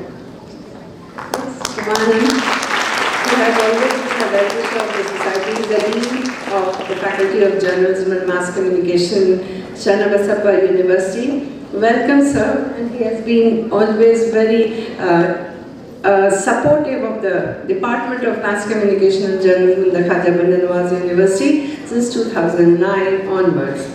I welcome you, sir, and we may proceed with this brief synopsis. Thank you, and welcome once again.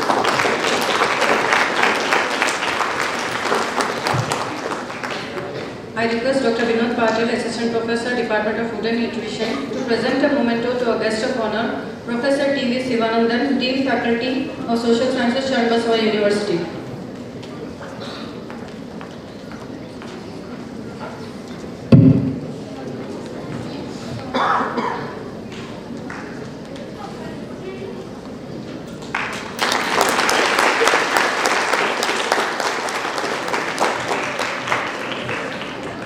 To continue to hear from our dignitaries, I now request our chief guest, Dr. Sunil Panwar, IFS, Chief Conservator of Forest, to motivate us with his speech.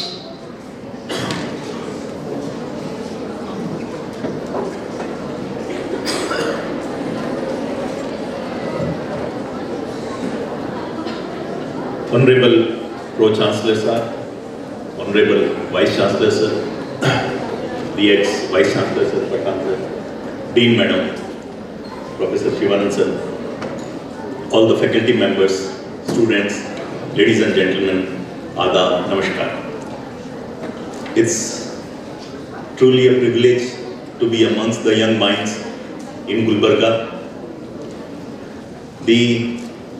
When I saw the topic of the conference, which has been very successfully organized in this institute, I could not help but wonder that humanity, we as human beings, the species Homo sapiens, we have been on this earth, maybe as per the scientific expeditions and science, 1.5 lakh years ago to somewhere 2 lakh years ago. There are skulls and bones which are found in the caves, where the earliest human who was walking was painting on the caves. So that journey till now, we have started agriculture roughly 13,000 years ago, and that is roughly the time when we started living together and we started specialization. So humanity for lakhs of years without specialization was existing on this earth, and earth was doing fine. There was no pollution, there was no climate change, we were not killing each other. People in some way were following what is the topic of this bridging knowledge from diverse fields. So all the diverse fields, all the knowledge was not specialized, it was at one place, and that's why earth was doing well. We started the specialization. We became engineers, we became doctors, we started producing fossil fuel.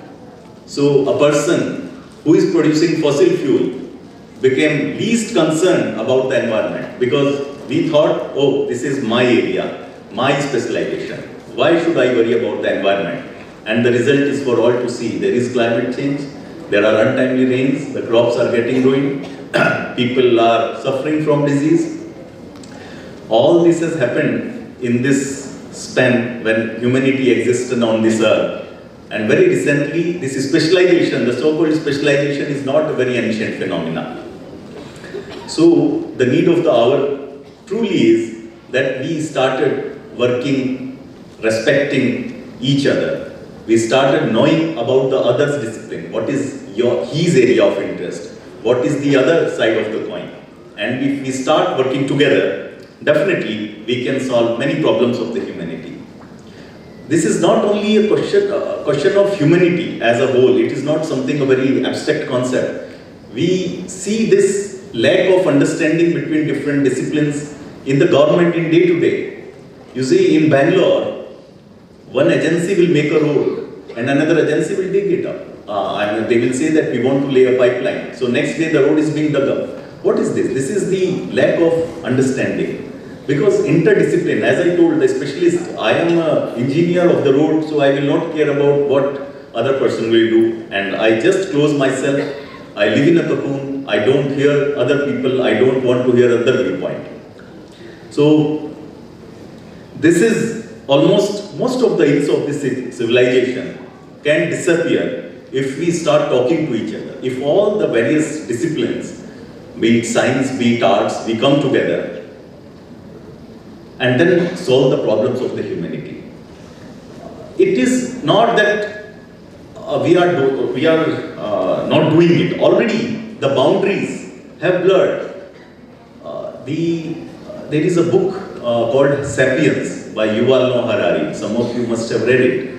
If you read it, you will come to know that already a computer can read a radiology report, an X-ray report, most of the times better than a doctor. So the distinction between biology and technology is somewhere vanishing, and this is what the future will be. As students and as a temple of learning, so these organizations like this university, if we are not preparing our students for the future, it would be a great injustice. And in that direction, I believe this conference has very successfully at least started the discussion in the academia that we all need to converge, all the different streams need to converge at one place and work for the humanity as a whole. I congratulate all the organizers, and then also I feel somewhat elated that in a place like Gulbarga, such a nice university with such a nice campus and all the facilities is existing. If we as a students, you as a students, having all such facilities, do not emerge as the true problem solvers of this world, it would be a great injustice to the founders of this university. So start thinking big, start thinking collaborative, and from my side, I congratulate once again the organizers, and thank you all for inviting me to this wonderful program. Thank you. Thank you, sir, for your inspiring words. Continuing with the program, I now request our guest of honor, Professor T.V. Sivanandan, Dean Faculty of Social Sciences, Bandanawaz University, to kindly address the gathering.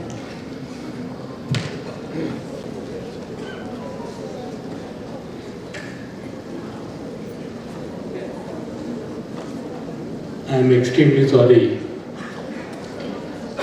for coming late to this function.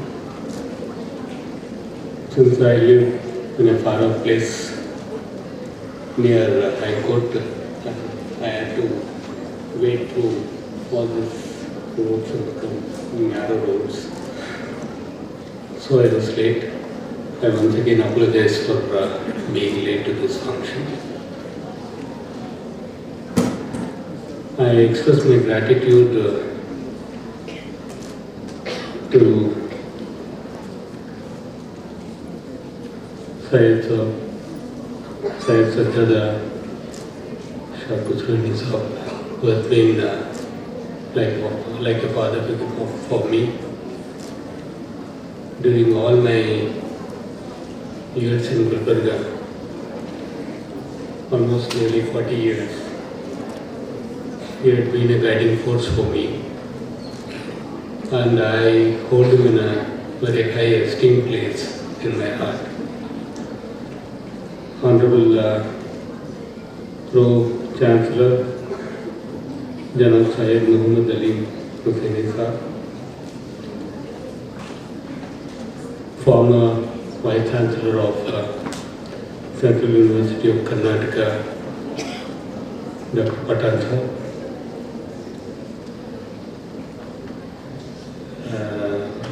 Dr. Mr. Kundur sir, and the other dignitaries on the dais. I have come unprepared for this function because I was not told, I was not aware that I'll have to speak on this function. However, as the chief guest mentioned, there is convergence of different disciplines.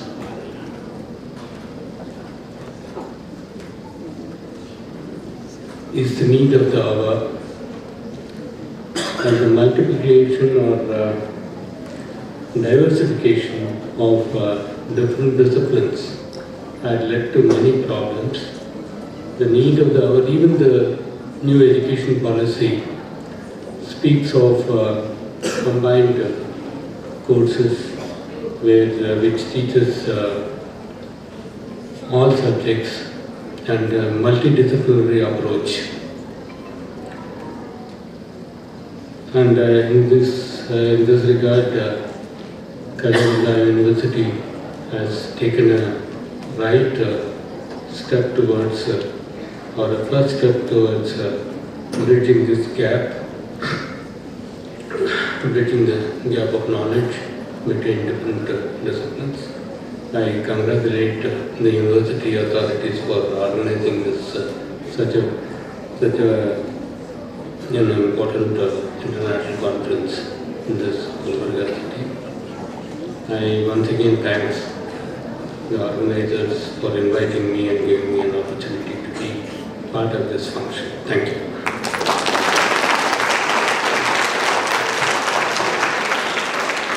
Thank you for your inspirational speech, sir. It is my honor to invite a guest of honor, Janab Sayyid Muhammad Ali Al-Hussaini, Honorable Pro-Chancellor, Khaja Bandanawaz University, to enlighten us with his speech.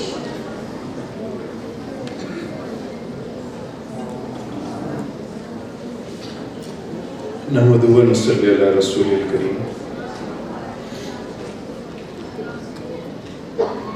Honorable Chief Guest, Mr. Sunil Bandanawaz Sahab, IFS, Honorable Vice Chancellor, Khaja Bandanawaz University, Professor Ali Raza Muswi Sahab, our esteemed guest, Professor A.M. Pathan Sahab, Secretary General, Khaja Education Society, guest of honor, Shivanand Sahab, Dean, faculties, distinguished guests, faculty, members and students. Assalamu alaikum. Good evening. I won't take a lot of time. Pardon my voice. Just my cold is coming down. It's a wide subject which the conference was about, and I was impressed by how it was organized and with the number of speakers we could get hold of from abroad and from India. And I've seen how successful the conference ran since yesterday. I congratulate the Dean first of all, under the guidance of Vice Chancellor. I think she has succeeded with organizing this conference. With the faculty and the whole organizing committee. I would just like to mention a few things why this university was established and why this society was established by my grandfather in 1958. It was to educate each and every citizen who lives in and around this region. That was the aim.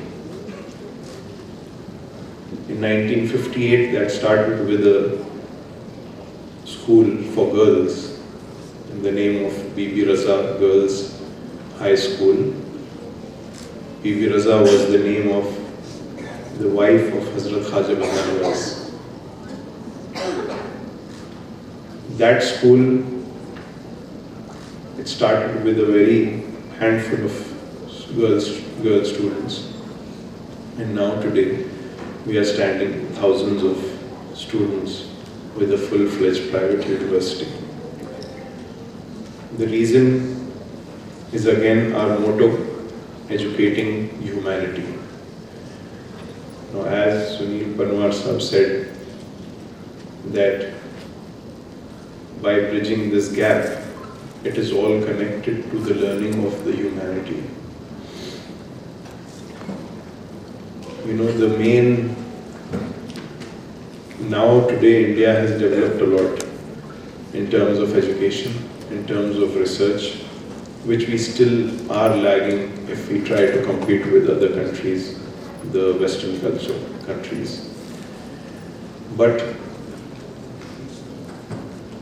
you know, the first thing which we have to ask is to create a question for doing any kind of a research. There has to be a question created. I know you might have been studying all this, but this was the first thing which I learned when I went to McGill. In the 90s, into early 2000, when I was studying in India, I couldn't get hold of how research was done.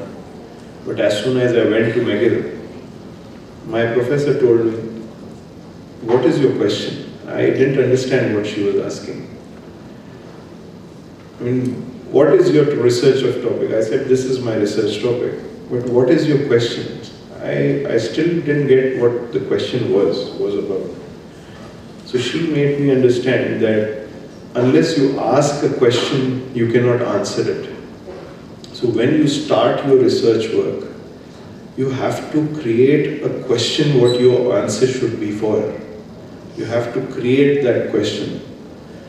So once you create that question, then all these multidisciplinary bridging will come into picture. Then you will have to explore all kinds of research, all kinds of subjects which is related to your research. And this is what I think, which I understood from what the conference is also trying to do, is how important it is to bridge these disciplines into each other. And I honestly thank the Dean and Honorable Vice Chancellor for have invited me today. And I convey the regards of Honorable Chancellor. I just told him that I'm going for this function. He said, please convey my regards to all of them. Because of his illness, he's not attending a few functions. Inshallah, if you all pray, maybe in the future he'll again come and attend all these functions. Thank you so much for inviting me here. Thank you.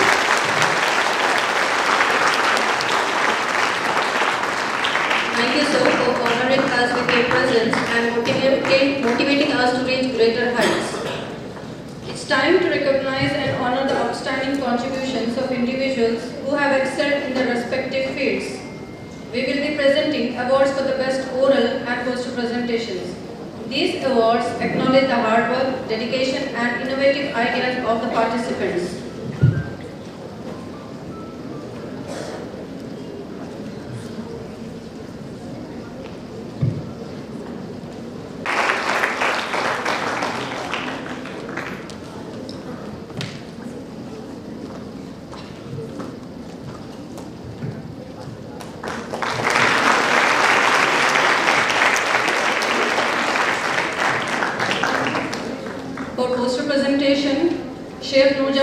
Alumni of Khaja Bandanawaz University.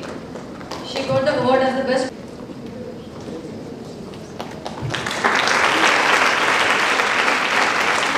Next.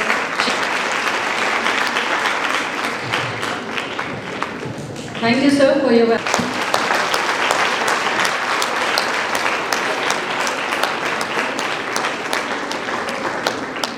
Second prize, Kagola Priscilia of Central University, Karnataka.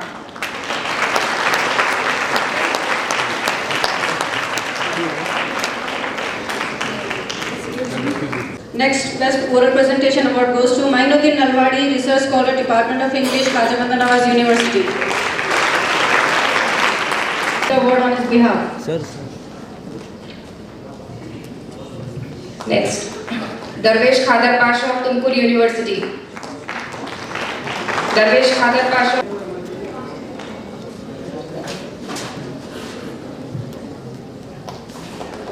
Next, Ambika Mahadev. Ambika Mahadev in Commerce and Education.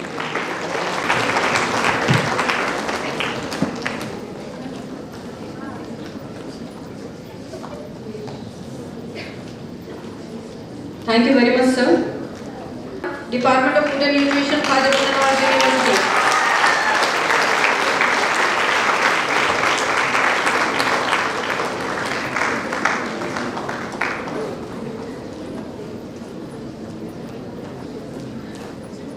Another prize goes to Gangambika Government Degree College, Kalburgi. Gangambika.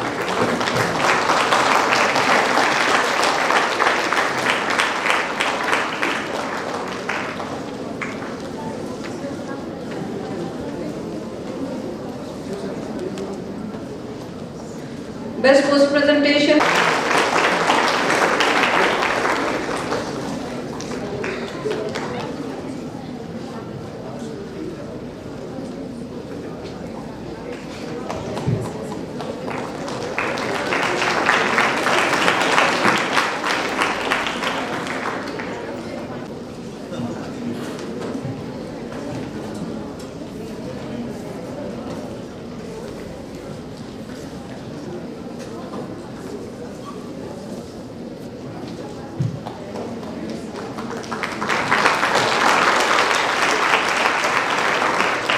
For their valuable contributions to this conference.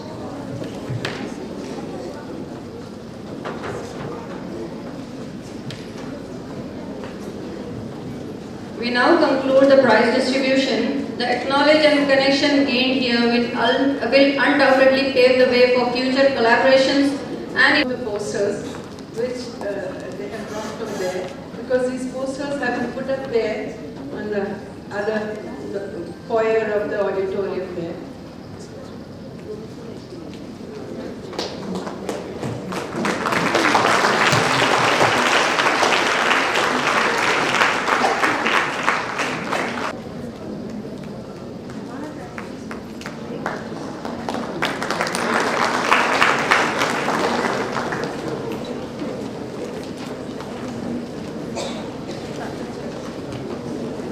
I call upon Ms. Priyanka Bakshi, Assistant Professor, Department of Food and Nutrition, to deliver vote of thanks.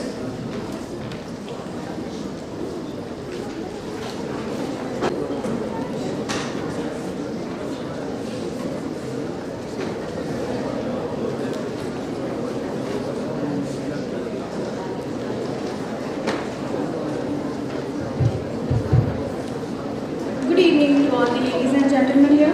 Myself, Priyanka Bakshi, Assistant Professor and Coordinator, Department of Food and Nutrition, Khaja Bandanawaz University.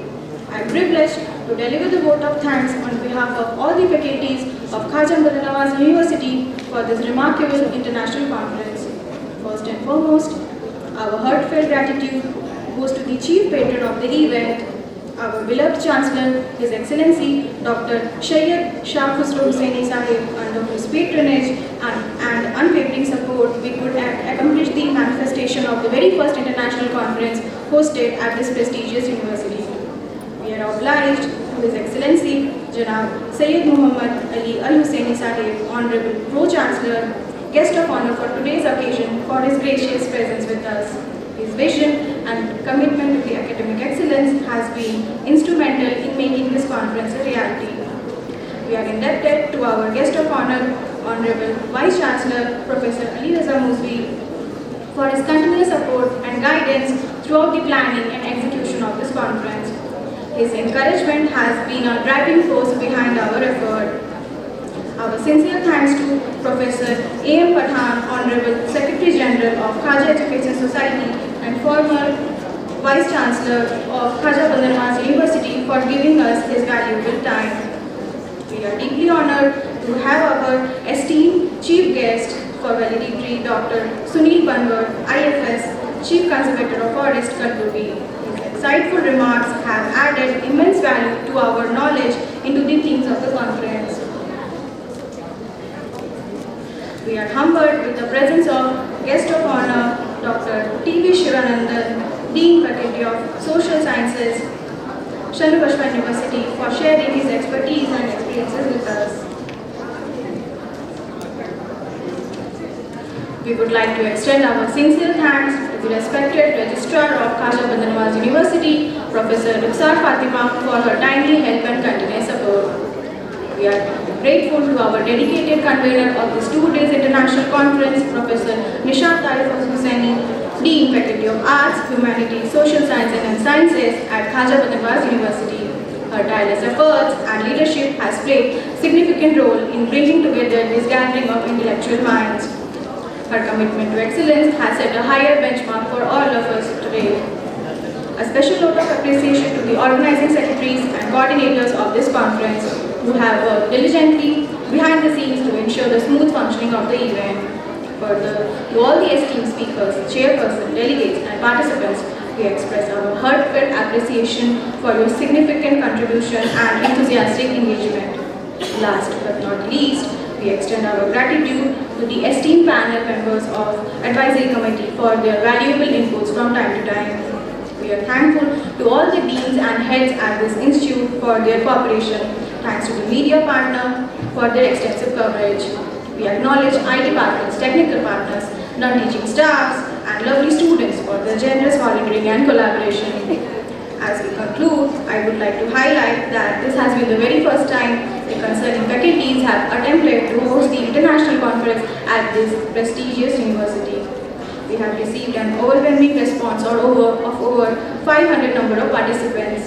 This reflects the potential we have to sensitize the academic population. We hope you all would collaborate with us again in our future endeavors at this university as we continue to pour more wisdom and knowledge for the scientific and academic community at large. Thank you to one and all. We now conclude our 2 days international conference on bridging knowledge from diverse disciplines for global change by singing national anthem. I request your attention, silence and respect as we all rise to honor our national anthem.